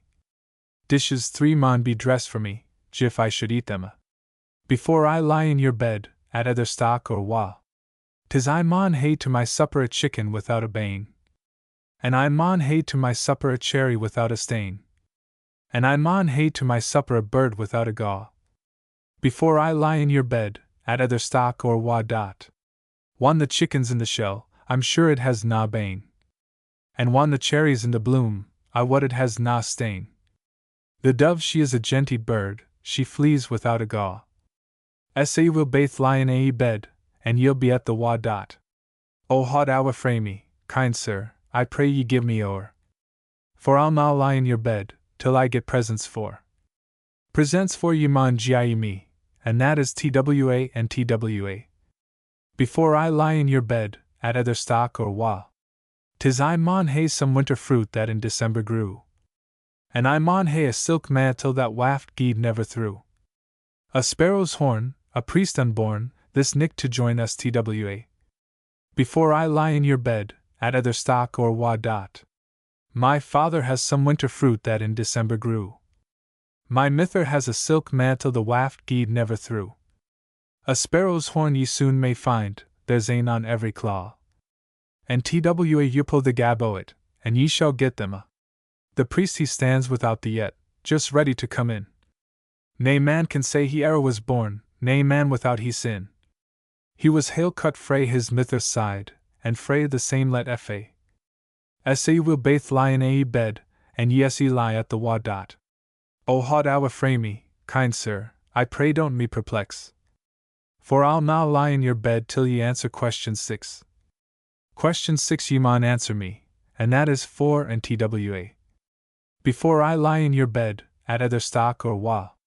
Oh, what is greener than the grass, what's higher than they trees? Oh, what is worse than women's wish, what's deeper than the seas? What bird craws first, what tree buds first, what first does on them fa? Before I lie in your bed, at either stock or wa dot. Death is greener than the grass, heaven higher than they trees. The devil's war than women's wish, hell's deeper than the seas. The cock craws first, the cedar buds first, dew first on them does fa. Ye will baith lie in ae bed, and yes ye lie at the wa. Little did this lady think, that morning whan she rase, that this was for to be the last o' her maiden days. But there's na into the king's realm to be found a blither twa. And now she's Mrs. Wedderburn, and she lies at the wa. The Elfin Knight. The text is from a broadside in black letter in the Pepisian Library at Cambridge, bound up at the end of a book published in 1673. The text. The story of this ballad but poorly represents the complete form of the story as exhibited in many German and other ballads, where alternate bargaining and riddling ensues between a man and a maid. This long series of ballads is akin to the still longer series in which the person upon whom an impossible task is imposed is considered to have got the mastery by retaliating with another impossible task. The story. The opening stanzas of this ballad correspond closely with those of Lady Isabel and the Elf Knight. The Elfin Knight. My plaid awa, and o'er the hill and far awa to Norrowa. My plaid shall not be blown awa. The Elfin Knight sits on yon hill. The Bie, lily bie. He blaws his horn both loud and shrill. The wind hath blown my plaid awa. He blows it east, he blows it west. He blows it where he liketh best. I wish that horn were in my kist. Yea, and the knight in my arms too. She had no sooner these words said, when that the knight came to her bed. Thou art over young a maid, quoth he. Married with me thou wouldst be. I have a sister younger than I. And she was married yesterday. Married with me if thou wouldst be. A courtesy thou must do to me. For thou must shape a sark to me. Without any cut or heam, quoth he. Thou must shape it knife and shearless. And also sew it needle threadless. If that piece of courtesy I do to thee, another thou must do to me. I have an acre of good land, which lieth low by yon sea strand. For thou must it with thy horn. So thou must sow it with thy corn. And big a cart of stone and lime. Robin Redbreast he must trail it hame. Thou must barn it in a mouse hall. And thrash it into thy shoes sall. And thou must winnow it in thy loof. And also seek it in thy glove. For thou must bring it over the sea. And thou must bring it dry home to me. When thou hast gotten thy turns well done, then come to me and get thy sark then. I'll not quite my plaid for my life. It haps my 7 bairns and my wife. The wind shall not blow my plaid awa. My maidenhead I'll then keep still. Let the Elfin Knight do what he will. The wind's not blown my plaid awa. King John and the Abbot. The text here printed is taken from Percy's Relics, 1765, Volume 2. Page 302, etc. He compiled his ballad from a broadside and another copy, King's John and Bishop, that he found in his folio MS, and since he made it a much more readable ballad than either of his originals, it is reproduced here. The text. MS. The story. Riddles asked by a monarch of one of his dependents, and answered by a third person assuming the guise of the person questioned, formed the subject of many ancient tales. In Sachetti's Novelli we find both the abbot and his representative, a miller, Who answers Bernabo Visconti the 4 questions: how far is it to heaven? How much water is there in the sea? What is going on in hell? What is the value of my person? The answers to the first 2 of these are given simply in large numbers, and Bernabo told to measure for himself if he does not believe them. The value of Bernabo's person is estimated, as in our ballad, at 1 piece less than our Lord. The story. Another favorite question in these ballads is, where is the center of the earth? The answer is given by the man planting his staff and saying, here, prove it wrong if you can. In the Percy Folio version, the shepherd is the half-brother of the abbot, King John and the abbot of Canterbury. An ancient story I'll tell you anon. Of a notable prince that was called King John. And he ruled England with main and with might, for he did great wrong, and maintained little right. And I'll tell you a story so merry, concerning the abbot of Canterbury. How for his housekeeping, and high renown, they rode post for him to London town. 100 men, the king did hear say, the abbot kept in his house every day, and 50 gold chains, without any doubt. In velvet coats waited the abbot about. How now, Father Abbot, I hear it of thee. Thou keepest a far better house than me. And for thy housekeeping and high renown, I fear thou work'st treason against my crown. My liege, quo' the abbot, I would it were known. I never spend nothing but what is my own. And I trust, your grace will do me no dear, for spending of my own true-gotten gear. Yes, yes, Father Abbot, thy fault it is high. And now for the same thou needest must die. For except thou canst answer me questions 3, thy head shall be smitten from thy body. And first, quo' the king, when I'm in this stead, with my crown of gold so fair on my head, among all my liege men so noble of birth, thou must tell me to 1 penny what I am worth. Secondly, tell me, without any doubt, how soon I may ride the whole world about. And at the 3rd question thou must not shrink, but tell me here truly what I do think. Oh, these are hard questions for my shallow wit, nor I cannot answer your grace as yet. But if you will give me but 3 weeks' space, I'll do my endeavor to answer your grace. Now 3 weeks' space to thee will I give, and that is the longest time thou hast to live. For if thou dost not answer my questions 3, thy lands and thy livings are forfeit to me.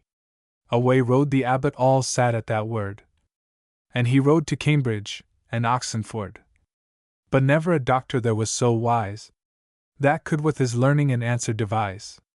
Then home rode the abbot of Comfort so cold, and he met his shepherd a-going to fold.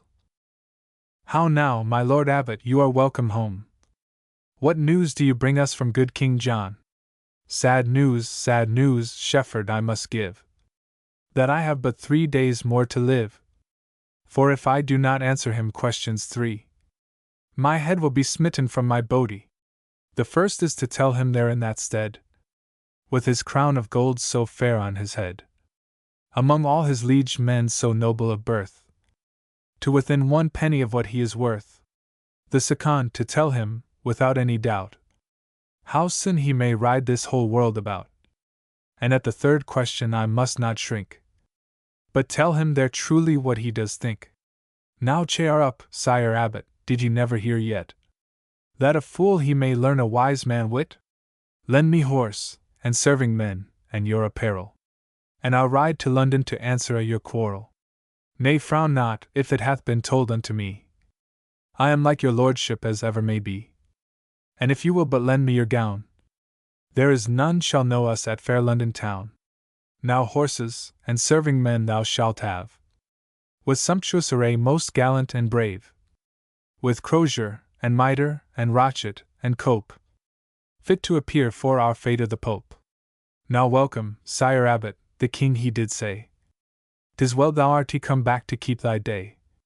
For and if thou canst answer my questions 3, thy life and thy living both saved shall be. And first, when thou sayest me here in this stead, with my crown of gold so fair on my head, among all my liege men so noble of birth, tell me to 1 penny what I am worth. For 30 pence our Saviour was sold. among the false Jews, as I have been told. And 29 is the worth of thee. For I think, thou art one penny worser than he. The king he laughed, and swore by St. Biddle. I did not think I had been worth so little. Now secondly tell me, without any doubt, how soon I may ride this whole world about. You must rise with the sun, and ride with the same, until the next morning he riseth again. And then your grace need not make any doubt, but in 24 hours you'll ride it about. The king he laughed, and swore by St. Joan. I did not think it could be gone so soon. Now from the third question thou must not shrink, but tell me here truly what I do think. Yea, that I shall do, and make your grace merry. You think I'm the abbot of Canterbury, but I'm his poor shepherd, as plain you may see, that am come to beg pardon for him and for me. The king he laughed, and swore by the mass. I'll make thee Lord Abbot this day in his place. Now nay, my liege, be not in such speed, for alack I can neither write, any read. For nobles a week then I will give thee, for this merry jest thou hast shown unto me. And tell the old abbot when thou comest home, thou hast brought him a pardon from good King John. The Falls Night upon the Road. The text is taken from the introduction to Motherwell's Minstrelsy, page 74. The text. The story appears to be a conversation between a wee boy and the devil, the latter under the guise of a knight. The boy will be carried off unless he can have the last word, a charm of great power against all evil spirits. The story. A very similar ballad, of repartees between an old crone and a wee boy, was found at the Lapfjord, Finland. The Falls Night upon the Road. Oh, where are ye gone? Quo the Falls night upon the road. I'm gone to the skule. Quo the wee boy, and still he stewed. What is that upon your back? A tweel it is my books. What's that ye've got in your arm? A tweel it is my peat. Was och they sheep? They're mine and my mithers. How mony o' them are mine? Are they that hae blue tails? I wish ye were on yon tree, and a good ladder under me, and the ladder for to break, and you for to fa down. I wish ye were in yon sie, and a good bottom under me, and the bottom for to break, and ye to be drowned. The Lord of Learn. The text is from the Percy Folio MS, with the spelling modernized, except in 2 or 3 instances for the sake of the rhyme, 13, or meter, 102. Other alterations, as suggested by Child, are noted. Apart from the irregularities of meter, this ballad is remarkable for the large proportion of rhymes, which are found in 71 stanzas, or 2/3 of the whole. The redundant that, which is a feature of the Percy Folio, also occurs frequently, in 11 places, 3 of which are in optative sentences 8, 14, 91. The text. Ms. The ballad is more commonly known as The Lord of Lorne, under which title we find it registered in the Stationers' Company on October 6, 1580. Gilpin refers to it in his Skelethia, 1598, Satire 1, LL 107-108. The old ballad of the Lord of Lorne, whose last line in King Harry's day was born. Probably this implies little more than that the ballad was known in Henry VIII's day. 3 broadsides are known, 2 in the Roxburghe and 1 in the Pepys collection. Both the Roxburghe ballads are later than the Folio version. 8. The story is derived from that of Roswal and Lillian. Roswal, the king's son, of Naples, overhearing 3 lords bewailing their long imprisonment, promised to set them free, and did so by stealing the keys from under the king's pillow at night. The king, on hearing of their escape, vowed to slay at sight the man who had set them free. The queen, however, interceding for her son, Roswal was banished under charge of a steward. From this point our ballad follows the romance fairly closely. Roswal and the steward, after changing places, entered the kingdom of Bealm. At length Roswal, under the name Disawar, c. 29, etc., became chamberlain to the Princess Lillian, and she fell in love with him. The king of Bealm meanwhile sent to the king of Naples, proposing to wed his daughter to the young prince of Naples, and the Neapolitan king assented. A joust was proclaimed, and Lillian told Disawar to joust for her, but he preferred to go a-hunting. However, in the wood he found the 3 knights he had helped to escape, and they equipped him for the 3 days' tourney, in which he defeated the steward. He did not, however, proclaim himself, and Lillian was forced to ask the king herself for dissauer, but her father married her to the steward. During the wedding feast the 3 Neapolitan lords appeared, but would not acknowledge the steward as their prince, and went in search of Roswal, who told the king of the steward's treachery, and announced himself to be the victor of the justs. The steward was hanged and Roswal married to Lillian. The story. 29. Other romances and stories exist, with similar foundations, especially amongst the Slavic nations. But the best known is the Goose Girl, Die Gansmagd, of the Grimms, where the sexes are reversed. A connection may be traced between the horse Falada's head and the gelding of the ballad, and the trick of a person, who is sworn to secrecy, divulging the secret to some object, as the gelding, here, but more often a stove or oven, in the presence of witnesses has obtained a wide vogue. The Lord of Lerne. It was the worthy Lord of Lerne. He was a lord of a high degree. He had no more children but one son. He set him to school to learn courtesy. Learning did so proceed with that child. I tell you all in verity. He learned more upon 1 day than other children did on 3. And then bespake the schoolmaster. Unto the Lord of Lerne said he, I think thou be some stranger born. For the Holy Ghost remains with thee. He said, I am no stranger born. Forsooth, master, I tell it to thee. It is a gift of Almighty God, which he hath given unto me. The schoolmaster turned him round about. His angry mind he thought to assuage, for the child could answer him so quickly, and was of so tender year of age. The child, he caused a steed to be brought, a golden bridle done him upon. He took his leave of his schoolfellows, and home the child that he is gone. And when he came before his father, he fell low down upon his knee. My blessing, father, I would ask. If Christ would grant you would give it me. Now God thee bless, my son and my heir. His servant in heaven that thou may be. What tidings hast thou brought me, child? Thou art comen home so soon to me? Good tidings, father, I have you brought. Good tidings I hope it is to me. The book is not in all Scotland, but I can read it before your eye. A joyed man his father was, even the worthy Lord of Lerne. Thou shalt go into France, my child, the speeches of all strange lands to learn. But then bespake the child his mother, the Lady of Lerne, and then was she, says, who must be his well good guide, when he goes into that strange country? And then bespake that bonny child, until his father tenderly says, Father, I'll have the hen steward, for he hath been true to you and me. The lady to counsel the steward did take, and counted down £100 there. Says steward, be true to my son and my heir, and I will give thee mickle mere. If I be not true to my master, he said, Christ himself be not true to me. If I be not true to my lord and master, an ill death that I may die. The Lord of Lerne did apparel his child with brooch and ring and many a thing. The apparel he had his body upon, they say was worth a squire's living. The parting of the young Lord of Lerne with his father, his mother, his fellows dear, would have made a man's heart for to change. If a Jew born that he were, the wind did serve, and they did sail over the sea into France land. He used the child so hardly, he would let him have never a penny to spend, and meat he would let the child have none, nor money to buy none truly. The boy was hungry and thirsty both. Alas!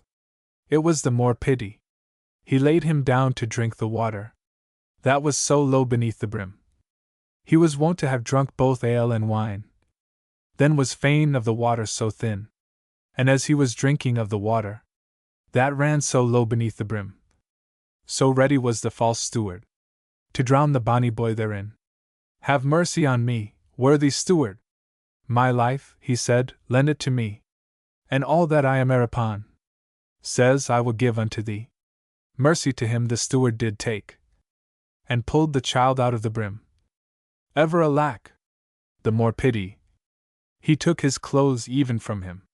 Says, do thou me off that velvet gown, the crimson hose beneath thy knee, and do me off thy cordovan shoon, are buckled with the gold so free.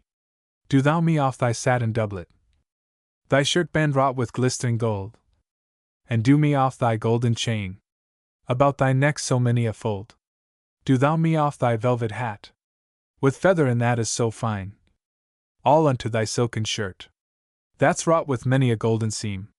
The child before him naked stood, with skin as white as lily flower. For his worthy lord's beauty, he might have been a lady's paramour.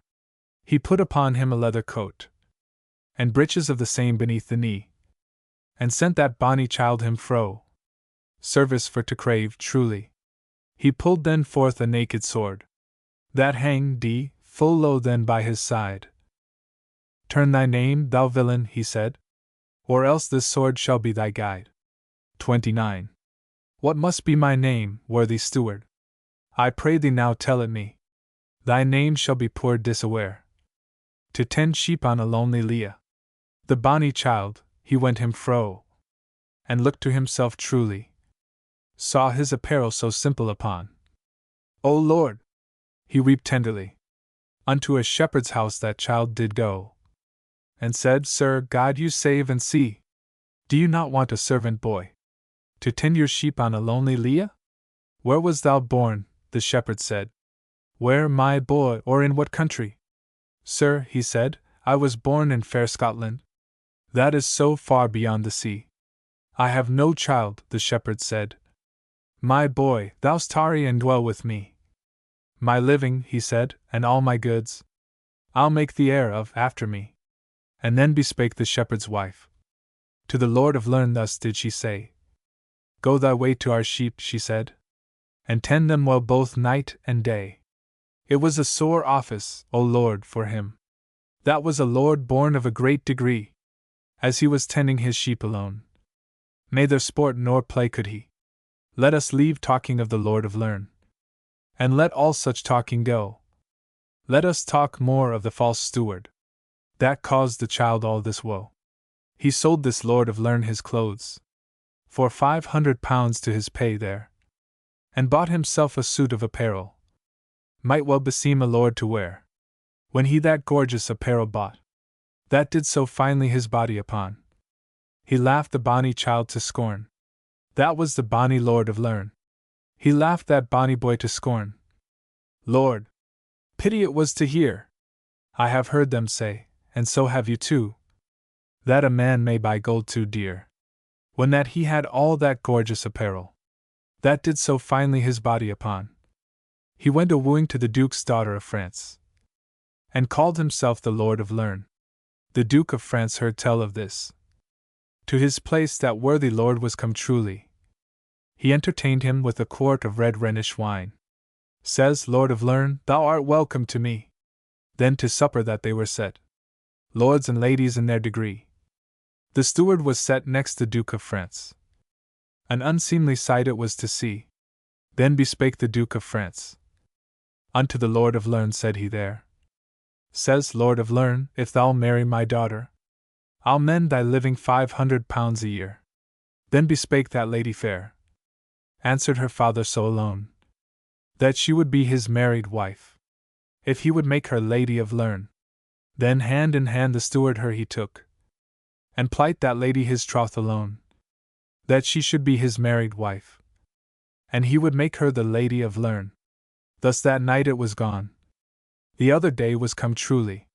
The lady would see the roebuck run, up hills and dales and forest free. Then she was ware of the young Lord of Lerne, tending sheep under a briar truly. And thus she called unto her maids, and held her hands up thus on high. Says, fetch me yon shepherd's boy. I'll know why he doth mourn truly. When he came before that lady fair, he fell down upon his knee. He had been so well brought up, he needed not to learn courtesy. Where wast thou born, thou bonny boy? Where or in what country? Madam, I was born in fair Scotland. That is so far beyond the sea. What is thy name, thou bonny boy? I pray thee tell it unto me. My name, he says, is poor Disaware, that tends sheep on a lonely lea. One thing thou must tell me, bonny boy, which I must needs ask of thee. Dost not thou know the young Lord of Lerne? He is come a-wooing into France to me. Yes, that I do, madam, he said. And then he wept most tenderly. The Lord of Lerne is a worthy lord. If he were at home in his own country. What ails thee to weep, my bonny boy? Tell me, or ere I part thee fro. Nothing but for a friend, madam. That's dead from me many a year ago. A loud laughter the lady laughed. O Lord, she smiled wondrous high. I have dwelled in France since I was born. Such a shepherd's boy I did never see. Wilt thou not leave thy sheep, my child, and come unto service unto me? And I will give thee meat and fee, and my chamberlain thou shalt be. Then I will leave my sheep, madam, he said, and come into service unto thee. If you will give me meat and fee, your chamberlain that I may be. When the lady came before her father, she fell low down upon her knee. Grant me, father, the lady said, this boy my chamberlain to be. But oh nay, nay, the Duke did say, so, my daughter, it may not be. The Lord that is come a-wooing to you will be offended with you and me. Then came down the false steward, which called himself the Lord of Lerne truly. When he looked that bonny boy upon, an angry man was he. Where was thou born, thou vagabond? Where, he said, and in what country? Says, I was born in fair Scotland. That is so far beyond the sea. What is thy name, thou vagabond? Have done quickly, and tell it to me. My name, he says, is poor Disaware. I tend sheep on the lonely lea. Thou art a thief, the steward said. And so in the end I will prove thee. Then bespake the lady fair. Peace, Lord of Lerne, I do pray thee. For if no love you show this child, no favor can you have of me. Will you believe me, lady fair, when the truth I do tell ye? At Aberdeeney beyond the sea, his father he robbed 103. But then bespake the Duke of France unto the boy so tenderly. Says, boy, if thou love horses well, my stable groom I will make thee. And thus that did pass upon, till the 12 months did draw to an end. The boy applied his office so well, every man became his friend. He went forth early one morning, to water a gelding at the water so free. The gelding up, and with his head, he hit the child above his eye. Woe be to thee, thou gelding, he said, and to the mare that foaled thee. Thou hast stricken the Lord of Lerne, a little tiny above the eye. First night after I was born, a lord I was, an earl after my father doth die. My father is the worthy Lord of Lerne. His child he hath no more but me. He sent me over the sea with the false steward, and thus that he hath beguiled me. The lady was in her garden green, walking with her maids truly, and heard the boy this morning make, and went to weeping truly. Sing on thy song, thou stable groom. I pray thee do not let for me. And as I am a true lady, I will be true unto thee. But nay, now nay, madam, he said, so that it may not be. I am ta'en sworn upon a book, and forsworn I will not be. Sing on thy song to thy gelding, and thou dost not sing to me. And as I am a true lady, I will ever be true unto thee. He said, woe be to thee, gelding, and to the mare that foaled thee, for thou hast stricken the Lord of Lerne, a little above mine eye. First night I was born, a lord I was, an earl after my father doth die.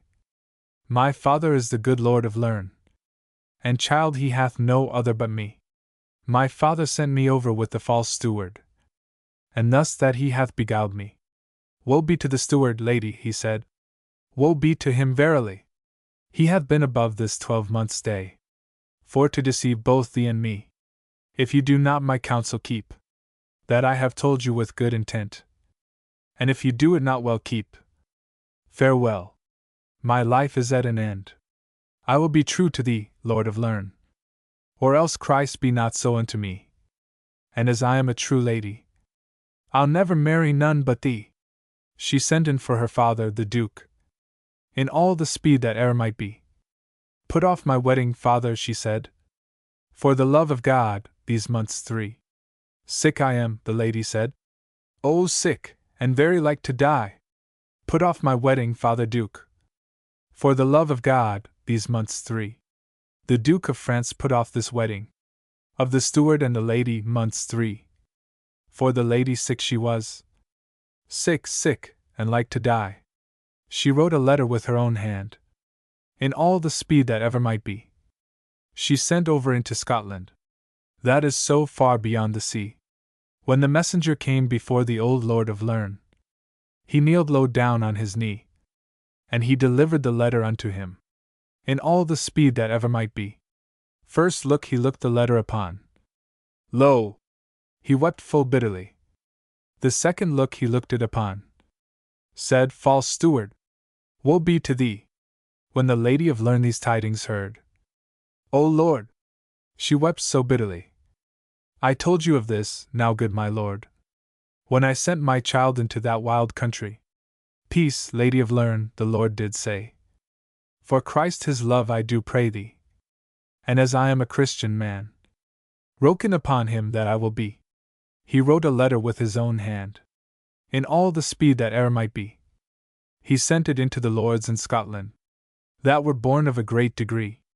He sent for lords, he sent for knights, the best that were in the country, to go with him into the land of France, to seek his son in that strange country.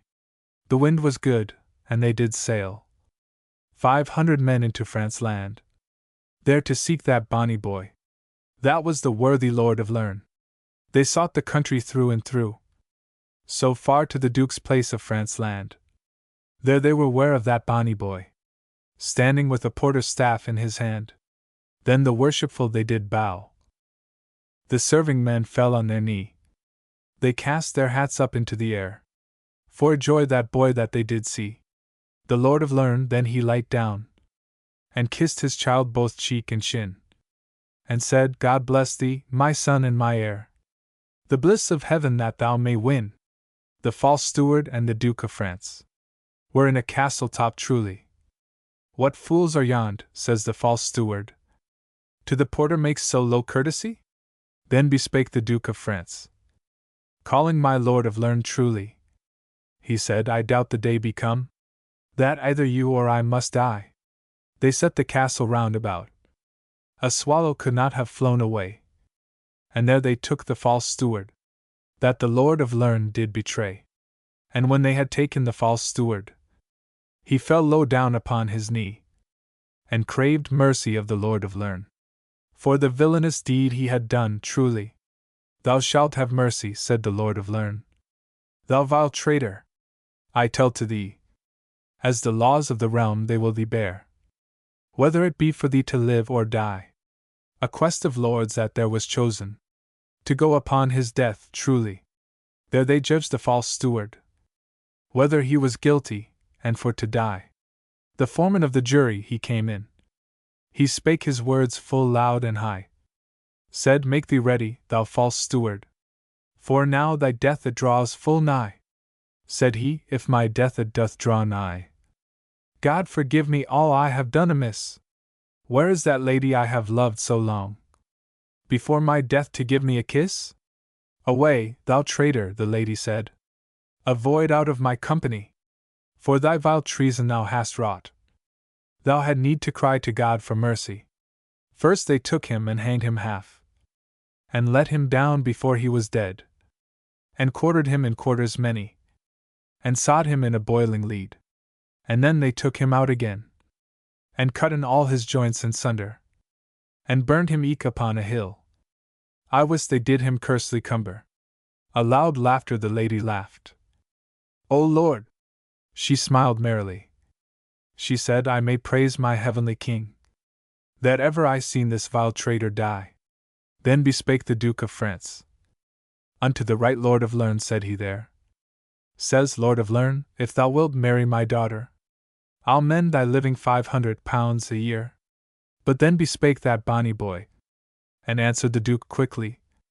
I had rather marry your daughter with a ring of gold than all the gold that e'er I blinked on with mine eye. But then bespake the old Lord of Lerne. To the Duke of France thus he did say, seeing our children do so well agree, they shall be married ere we go away. The Lady of Lerne, she was for sent throughout Scotland so speedily, to see these two children set up in their seats of gold full royally. The bailiff's daughter of Islington. The text is formed by a collation of 6 broadsides printed between 1672 and 1700. They do not, however, present many variations. Here, if anywhere, one would demand license to make alterations and improvements.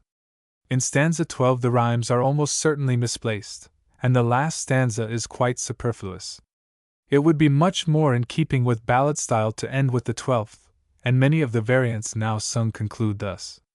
This ballad is still extremely popular, and not only has it been included in many selections and songbooks, but it is also still in oral tradition. The text. The story is simple and preeminently in the popular vein. Counterparts exist elsewhere in the languages derived from Latin and in Romaic. The story. The bailiff's daughter of Islington. There was a youth, and a well-beloved youth, there, and he was a squire's son. He loved the bailiff's daughter dear, that lived in Islington. She was coy, and she would not believe that he did love her so. No, nor at any time she would any countenance to him show. But when his friends did understand his fond and foolish mind, they sent him up to fair London, an apprentice for to bind. And when he had been 7 long years, and his love he had not seen, many a tear have I shed for her sake, when she little thought of me. All the maids of Islington went forth to sport and play, all but the bailiff's daughter dear. She secretly stole away. She put off her gown of grey, and put on her puggish attire. She's up to fair London gone, her true love to require. As she went along the road, the weather being hot and dry, there was she aware of her true love. At length came riding by. She stepped to him, as red as any rose, and took him by the bridle ring. I pray you, kind sir, give me 1 penny, to ease my weary limb. I prithee, sweetheart, canst thou tell me where that thou wast born? At Islington, kind sir, said she, where I have had many a scorn. I prithee, sweetheart, canst thou tell me whether thou dost know the bailiff's daughter of Islington? She's dead, sir, long ago. Then I will sell my goodly steed, my saddle and my bow. I will into some far country, where no man doth me know. O stay, thou goodly youth. She's alive, she is not dead. Here she standeth by thy side, and is ready to be thy bride. O farewell grief, and welcome joy, 10,000 times and more. For now I have seen my own true love, that I thought I should have seen no more. Glenlydge. The text is from Sharp's Ballad Book, 1823. It is an extremely popular ballad in Scotland. The text. The story. Lady Jean Melville, in other versions Jean of Bethany, in Aberdeenshire, scarce 16 years old, falls in love at first sight with Glenlydge, and tells him her mind. But he is already engaged, and Lady Jean takes to her care-bed. Her father offers the consolation, usual in such cases, of another and a richer husband. Jean, however, prefers the love of Glenlydge to the euphony of Drumfendrich, and gets her father's chaplain to write a letter to Glenlydge, which is so well indited that it moves him to tears, and all ends happily. The story. Glenlydge. 24 nobles sits in the king's ha. 4. Bonny Glenlydge is the flower among them. In came Lady Jean, skipping on the floor, and she has chosen Glenlydge mong that was there.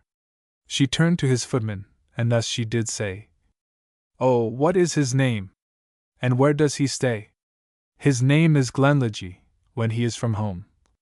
He is of the gay Gordons, his name it is John. Glenlydge, Glenlydge, and you will prove kind. My love is laid on you, I am telling my mind. He turned about lightly, as the Gordons does a. I thank you, Lady Jean, my loves, as promised I would dot. She called on her maidens her bed for to make, her rings and her jewels all from her to take. In came Jeannie's father, a way man was he. Says, I'll wed you to Drumfendridge, he has mair gold than he. Her father's own chaplain, being a man of great skill. He wrote him a letter, and indited it well. The first lines he looked at, a light laugh laughed he. But ere he read through it the tears blinded his ee.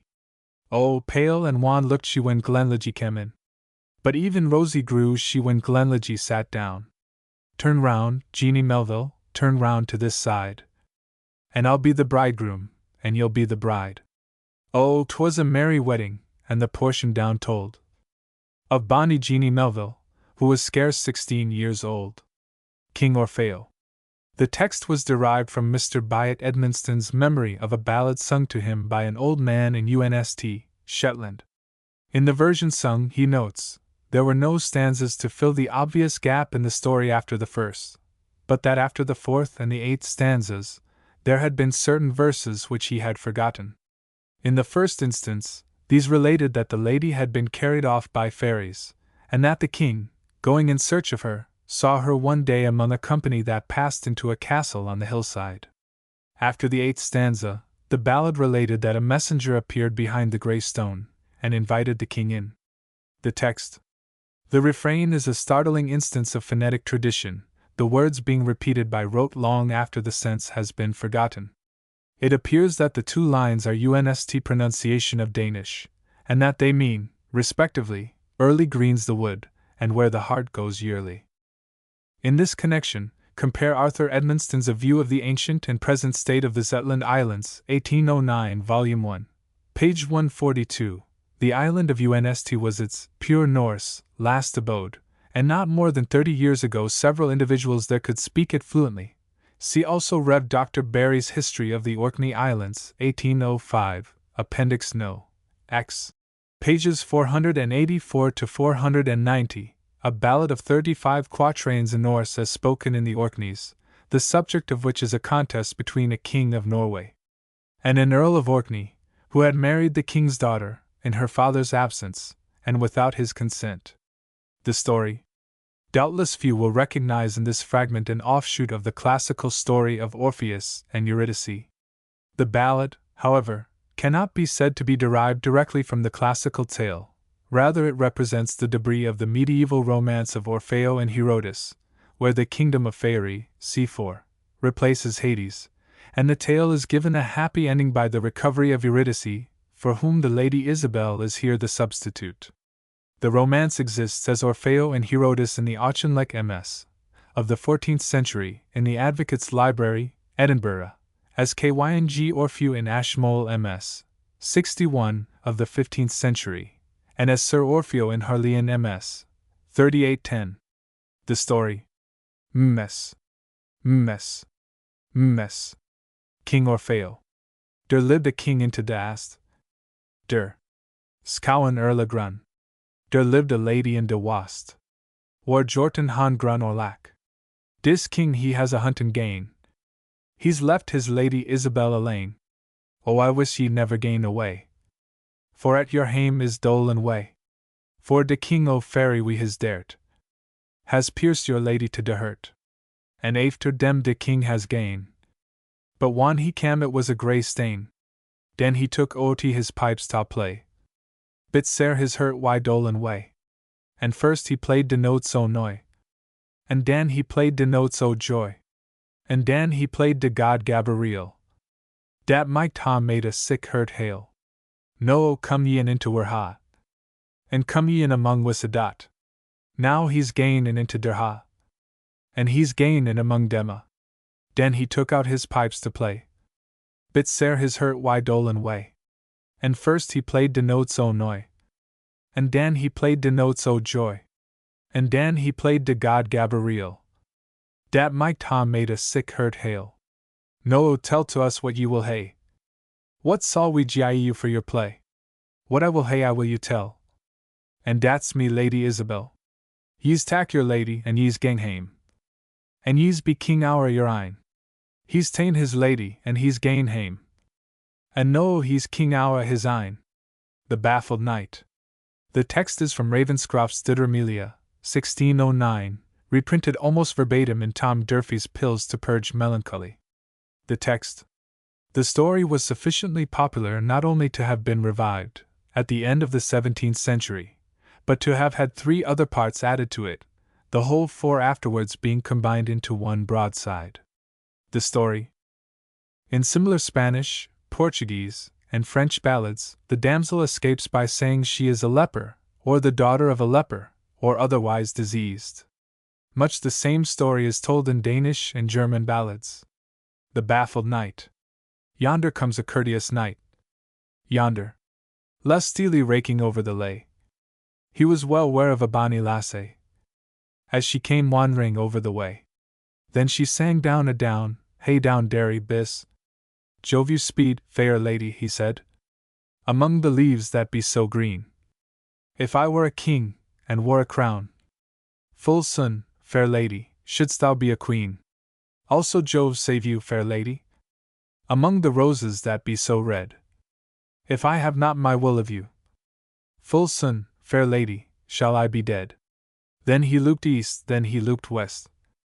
He looked north, so did he south. He could not find a privy place, for all lay in the divil's mouth. If you will carry me, gentle sir, a maid unto my father's hall, then you shall have your will of me. Under purple and under pall, he set her up upon a steed, and himself upon another, and all the day he rode her by, as though they had been sister and brother. When she came to her father's hall, it was well walled round about. She yode in at the wicket gate, and shut the furrierd full without. You had me, quoth she, abroad in the field, among the corn, amidst the hay, where you might had your will of me. For, in good faith, sir, I never said nay. Ye had me also amid the field, among the rushes that were so brown, where you might had your will of me. But you had not the face to lay me down.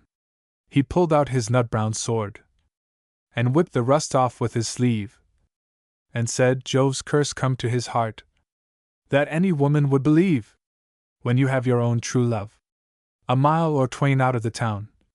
Spare not for her gay clothing, but lay her body flat on the ground. Our Goodman. The text is from Herd's Mrs., as given by Professor Child to form a regular sequence. The ballad also exists in an English broadside form. The text. Mrs. The story of the ballad has a close counterpart in Flemish Belgium and in southern France. The German variants, however, have a curious history. The English broadside ballad was translated into German by F. W. Meyer in 1789, and in this form gained such popularity that it was circulated not only as a broadside, but actually in oral tradition, with the usual result of alteration. Its vogue was not confined to Germany, but spread to Hungary and Scandinavia, a Swedish broadside appearing within 10 years of Meyer's translation. The story. Our Goodman. Hame came our Goodman. Hame. And hame came he. And then he saw a saddle horse, where nae horse should be. What's this now, good wife? What's this I see? How came this horse here?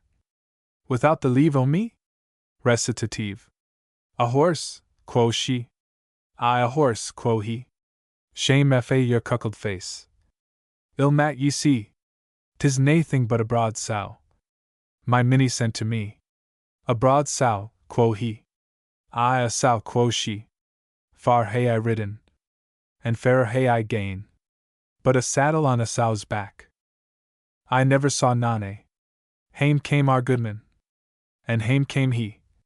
He spied a pair of jackboots, where nae boots should be. What's this now, good wife? What's this I see? How came these boots here? Without the leave o' me? Boots, quo she. Aye, boots, quo he. Shame fa your cuckold face. And ill mat ye see. It's but a pair of water stoops. My Minnie sent to me. Water stoops, quo he. Aye, water stoops, quo she. Far hae I ridden, and fairer hae I gane, but siller spurs on water stoops. I saw never none. Hame came our goodman, and hame came he, and he saw a sword, where a sword should not be. What's this now, good wife? What's this I see? How came this sword here? Without the leave o' me? A sword, quo she? Aye, a sword, quo he.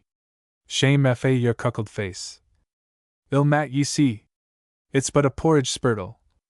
My Minnie sent to me. A spurtle, quo he. Aye, a spurtle, quo she. Far hae I ridden, and fairer hae I gane, but siller handed spurt less. I saw never none. Hame came our goodman, and hame came he. There he spied a powdered wig, where nae wig should be. What's this now, good wife? What's this I see? How came this wig here? Without the leave o' me? A wig, quo she? Aye, a wig, quo he. Shame fa your cuckold face. And ill mat you see. 'Tis naething but a clockin' hen. My Minnie sent to me. Clockin' hen, quo he. Aye, clockin' hen, quo she. Far hae I ridden, and fairer hae I gane, but powder on a clockin' hen. I saw never none. Hame came our goodman, and hame came he, and there he saw a muckle coat, where nae coat should be. What's this now, good wife? What's this I see? How came this coat here? Without the leave o' me? A coat, quo she? Aye, a coat, quo he. Shame fa your cuckold face. Ill mat ye see. It's but a pair o' blankets. My Minnie sent to me. Blankets, quo he? Aye, blankets, quo she. Far hae I ridden, and fairer hae I gane, but buttons upon blankets. I saw never none. Ben went our goodman, and Ben went he, and there he spied a sturdy man, where nae man should be. What's this now, good wife? What's this I see? How came this man here? Without the leave o' me? A man, quo she? Aye, a man, quo he. Poor blind body. And blinder mat ye be. It's a new milking maid. My mither sent to me. A maid, quo he. Aye, a maid, quo she. Far hae I ridden, and fairer hae I gane, but lang-bearded maidens. I saw never none. The Friar in the Well. The text is taken from Buchan's Mrs., the Scots version being rather more condensed than the corresponding English broadside. There is a reference to this ballad in Monday's Downfall of Robert, Earl of Huntington, 1598, but earlier still, Skelton hints at it in Colin Clut. The text, MSS. The story can be paralleled in French, Danish, and Persian ballads and tales, but is simple enough to have been invented by almost any people. Compare also the story of the Wright's Chaste Wife by Adam of Cobb Sam, ETS, 1865, edition F. J. Furnival. The story, The Friar in the Well.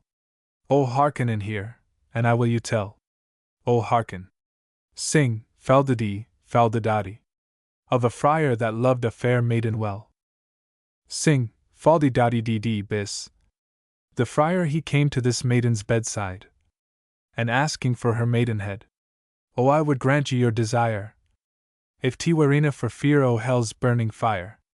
O hell's burning fire ye need have no doubt. Although you were in, I could whistle you out. O if I grant you this thing, some money you unto me must bring. He brought her the money, and did it down tell. She had a white cloth spread over the well. Then the fair maid cried out that her master was come. Oh, said the friar, then where shall I run? Oh, you will go in behind yon screen, and then by my master you winna be seen. Then in behind the screen she him sent, but he fell into the well by accident. Then the friar cried out with a piteous moan, Oh help! Oh help me! Or else I am gone. Ye said ye wad whistle me out o' hell. Now whistle your ein sell out o' the well. She helped him out and bade him be gone. The friar he asked his money again.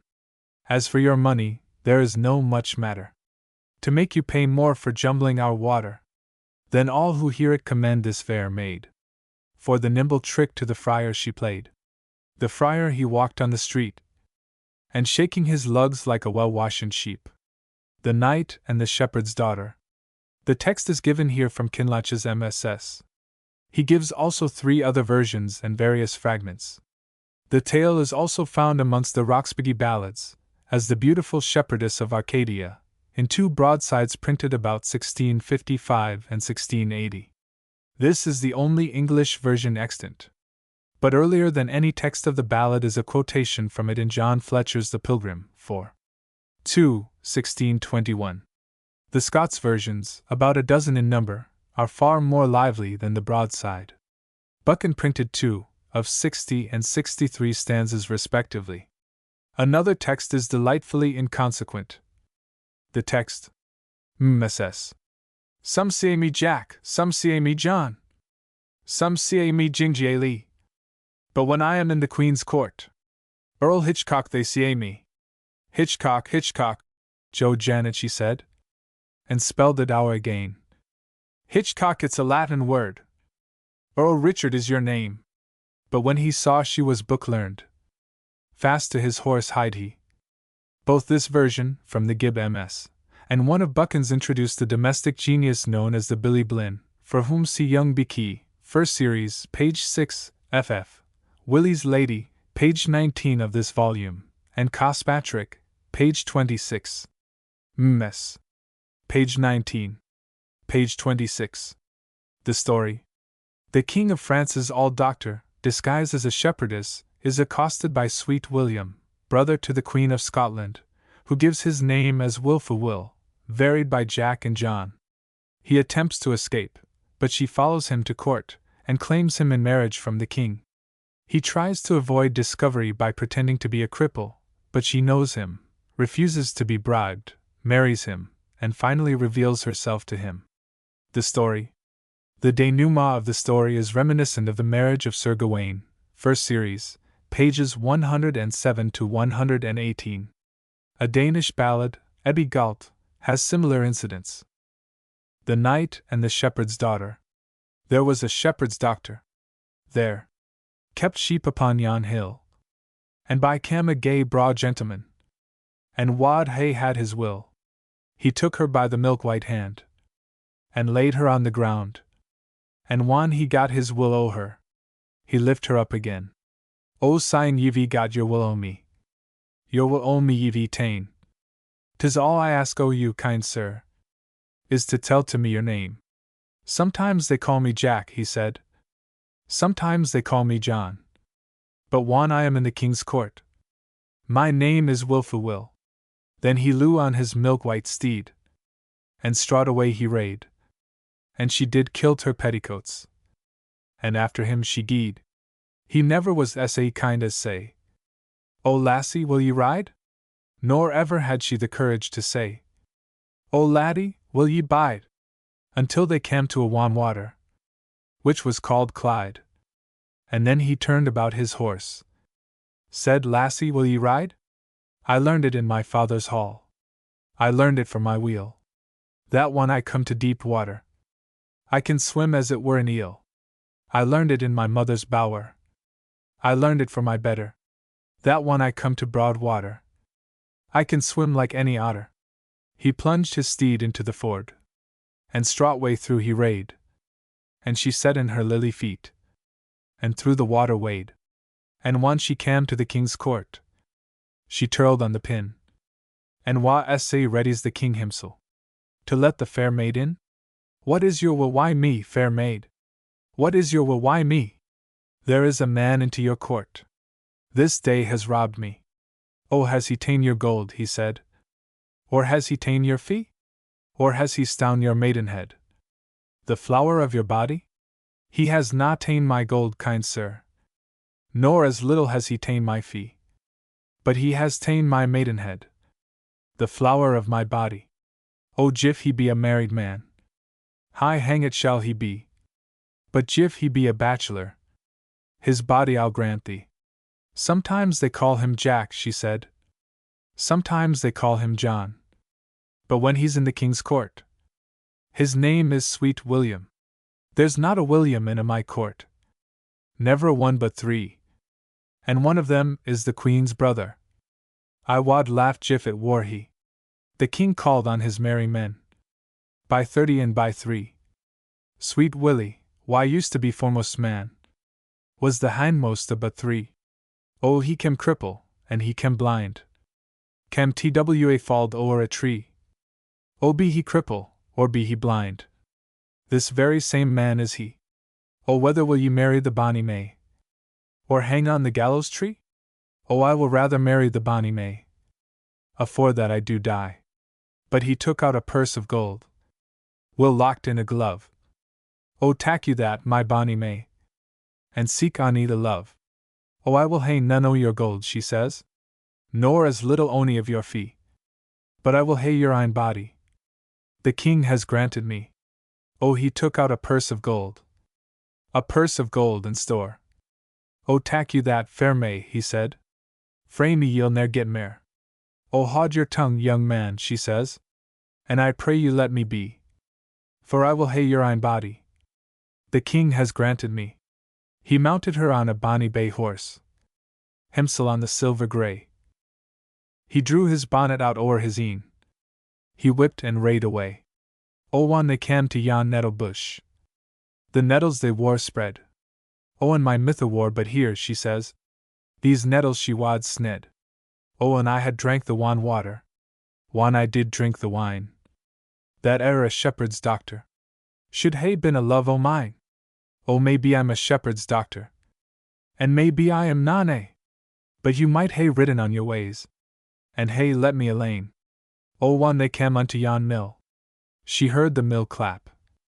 Clap on, thou bonny mill, will may thou, I say, for mony a time thou's filled my pock. Why baith oatmeal and grey. Oh, and I had drank the wan water, whan I did drink the wine, that ere a shepherd's doctor should hae been a love o' mine. Oh, maybe I'm a shepherd's doctor, and maybe I am none eh, but you might hae ridden on your ways, and hae let me alane. But yet I think a fitter match could scarcely gang thegither than the King of France's auld doctor, and the Queen of Scotland's brither. Get up and bar the door. The text is from Herd's Ancient and Modern Scots Songs, 1769, which is almost identical with a copy in Johnson's museum. Another variant, also given in the museum, was contributed by Burns, who made it shorter and more dramatic. The text. The story of this farcical ballad has long been popular in many lands, European and Oriental, and has been introduced as an episode in English, French, and German plays. A close parallel to the ballad may be found in Straparola, Day 8, first story. The story. 8. Get up and bar the door. It fell about the Martinmas time. And a gay time it was then, when our good wife got puddings to make, and she's boiled them in the pan. The wind called blew south and north, and blew into the floor. Quoth our goodman to our good wife, "Gie out and bar the door. My hand is in my hussif skep, goodman, as ye may see, and it shall nae be barred this 100 year. It's no be barred for me." They made a pact high on tween them twa. They made it firm and sure, that the first word where should speak, should rise and bar the door. Then by there came two gentlemen, at 12 o'clock at night, and they could neither see house nor hall, nor coal nor candlelight. Now whether is this a rich man's house, or whether is it a poor? But ne'er a word wad ane o' them speak, for barring of the door. And first they ate the white puddings, and then they ate the black. Though muckle thought the good wife to hersel, yet ne'er a word she spake. Then said the one unto the other, "Here, man, tak you my knife. Dee tak aff the auld man's beard, and I'll kiss the good wife. But there's nae water in the house. And what shall we do then? What ails ye at the pudding brew? That boils into the pan?" Oh, up then started our goodman. An angry man was he. "Will ye kiss my wife before my een? And essayed me why pudding brie?" Then up and started our good wife. Gee, I had 3 skips on the floor. "Goodman, you've spoken the foremost word. Get up and bar the door." End of the second series. The Great Silkie of Sulskerry, page 63. Page 63. Since the version given in the text was in type, my friend Mr. A. Francis Stewart of Edinburgh has kindly pointed out to me the following fuller and better variant of the ballad, which was unknown to Professor Child. It may be found in R. Menzies Ferguson's Rambling Sketches in the Far North and Arcadian Musings, 1883, pages 140 to 141, whence I have copied it, only adding the numbers to the stanzas. Since the grey Selchi of Shulskeri. In Norway lands there lived a maid. In Hush, Bie Lu Lily, this maid began. I know not where my baby's father is. Whether by land or sea does he travel in. It happened on a certain day, when this fair lady fell fast asleep, that in came a good grey Selchi, and set him doon at her bed feet, saying, Awak, my pretty fair maid. For oh, how sound as thou dost sleep! And I'll tell thee where thy baby's father is. He's sitting close at thy bed feet. I pray, come tell to me thy name. Oh, tell me where does thy dwelling be? My name it is Goodhine Mailer, and I earn my living o the sea. I am a man upon the land. I am a Selchi in the sea. And when I'm far frae every strand, my dwellin' is in Shulskeri. Alas! Alas! This woeful fate, this weary fate that's been laid for me, that a man should come frae the wast o hoy to the Norway lands to have a bairn wy me. My dear, I'll wed thee with a ring. With a ring, my dear, I'll wed wy thee. Thou may go wed thee weddins wy whom thou wilt. For I'm sure thou'll never wed none wy me. Thou will nurse my little wee son. For 7 long years yupo thy knee. And at the end o 7 long years, I'll come back and pay the Norish fee. She's nursed her little wee son. For 7 long years yupo her knee. And at the end o 7 long years, he came back wy gold and white money. She says, my dear, I'll wed thee wy a ring. With a ring, my dear, I'll wed wy thee. Thou may go wed thee weddins wy whom thou will. For I'm sure thou'll never wed none wy me. But I'll put a gold chain around his neck. And a good gold chain it'll be. That if ever he comes to the Norway lands, thou may hae a good guess on high. And thou will get a gunner good. And a good gunner it will be. And he'll gie ot on a May mornin', and shoot the sun and the grey Selchi. Oh, she has got a gunner good. And a good gunner it was he. And he gied ot on a May mornin', and he shot the sun and the grey Selchi. When the gunner returned from his expedition and showed the Norway woman the gold chain, which he had found round the neck of the young seal, the poor woman, realizing that her son had perished, gives expression to her sorrow in the last stanza. Alas! Alas! This woeful fate, this weary fate that's been laid for me. And so twice she sobbed and sighed, and her tender heart did brak in 3. The Lykwake Dirge, page 88. The Lykwake Dirge, page 88. Art thou I won't at Lichwake. Any place for to make? John Myrcs Instructions for Parish Priests, circa 1450. John Myrc. Aubrey's version of the Lykwake Dirge is printed, more or less correctly, in the following places. Aubrey. I. Brand. Observations on Popular Antiquities, edition Ellis, 1813, 2. 180 to 81, not in first edition of Brand. 2. W. J. Toms. Anecdotes and Traditions, Camden Society, 1839, pages 88 to 90, and notes pages 90 to 91, which are reprinted by Britton, see below. 3. W. K. Kelly. Curiosities of Indo-European Tradition and Folklore, 1863, pages 116 to 17. 4. Edward Peacock. In notes, pages 90 to 92, to John Myrc's Instructions for Parish Priests, ETS, 1868. Reedited by F. J. Furnival for the ETS, 1902, where the notes are on pages 92 to 94. V. James Britton. Aubrey's Remains of Gentilism and Judaism, the whole MS. Edited for the Folklore Society, 1881, pages 30 to 32. Ms. Aubrey's remarks and side notes are as follow: Lansdowne MS. 231, folios 114 recto. Ms. From Mr. Maltese, in whose father's youth, sc. about 60 years since now, 1686, at country vulgar funerals, was sung this song. At the funerals in Yorkshire, to this day, they continue the custom of watching and sitting up all night till the body is inhearsed.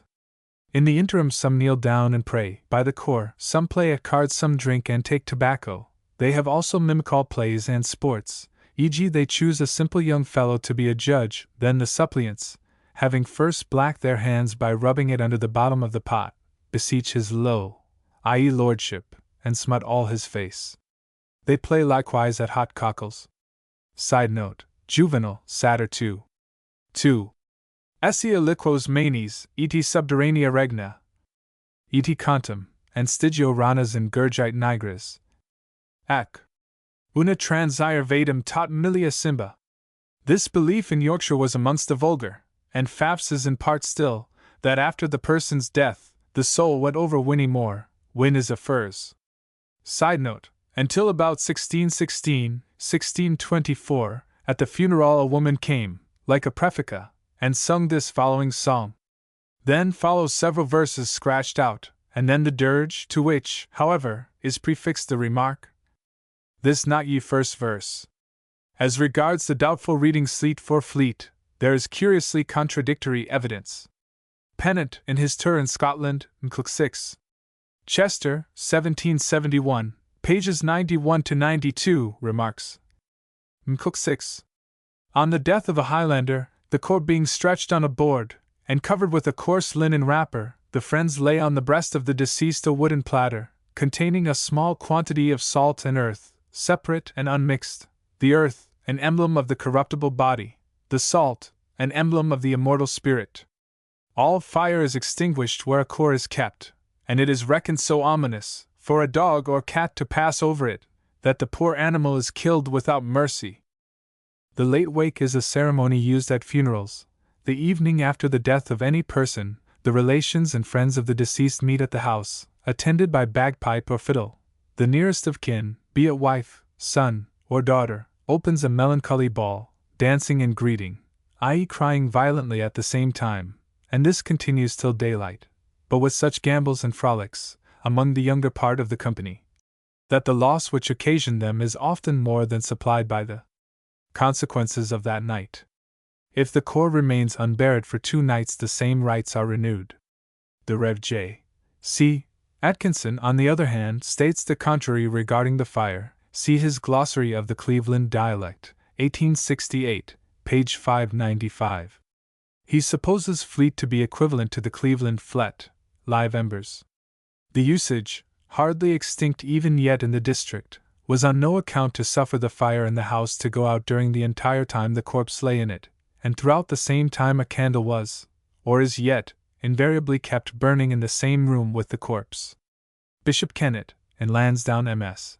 1033, folios 132, confirms Aubrey's gloss of fleet equals water, in quoting the first verse of the dirge. He adds, hence the fleet, Fleet Ditch, in London. Sax Flead, Amnes Fluvius. Ms. The Brig o' Dread, which is perhaps a corruption of the Bridge of the Dead, Whinnymoor, and the Helshoon, have parallels in many folklores. Thus, for the brig, the Mohammedans have their al-sirat, finer than a hair, sharper than a razor, stretched over the midst of hell. The early Scandinavian mythology told of a bridge over the river Gile on the road to hell. In Snorri's Edda, when Hermod went to seek the soul of Balder, he was told by the keeper of the bridge, a maiden named Modgutter, that the bridge rang beneath no feet save his. Similarly, Virgil tells us that Charon's boat, which is also a parallel to the brig, was almost sunk by the weight of Aeneas. Whinnymoor is also found in Norse and German mythology. It has to be traversed by all departed souls on their way to the realms of Hel or Hela, the goddess of death. These realms were not only a place of punishment, all who died went there, even the gods themselves taking 9 days and nights on the journey. The souls of Eskimo traveled to Torngarsuk, where perpetual summer reigns. but the way thither is 5 days' slide down a precipice covered with the blood of those who have gone before. The passage of Whinnymoor or its equivalent is facilitated by Hellshoon. These are obtained by the soul in various ways. The charitable gift of a pair of shoes during life assures the right to use them in crossing Whinnymoor, or a pair must be burned with the corpse, or during the wake. In one of his dialogues, Lucian makes the wife of Eucrates return for the slipper which they had forgotten to burn. Another parallel, though more remote, to the Hellshoon, is afforded by the account of one William Staunton, who, like so many others, was privileged to see a vision of purgatory and of the earthly paradise, on the first Friday after the feast of the Exaltation of the Cross in the year 1409. Accounts of such experiences, it may be remarked here, were popular from the 10th century onwards amongst the Anglo-Saxons and English, especially after the middle of the 12th century, when the story of the famous St. Patrick's Purgatory was first published. William Staunton relates, Royal MS, 17b, 43. In the British Museum, that in one part of Purgatory, as he went along the side of a water, the which was black and foul to sight, he saw on the further side a tower, with a fair woman standing thereon, and a ladder against the tower.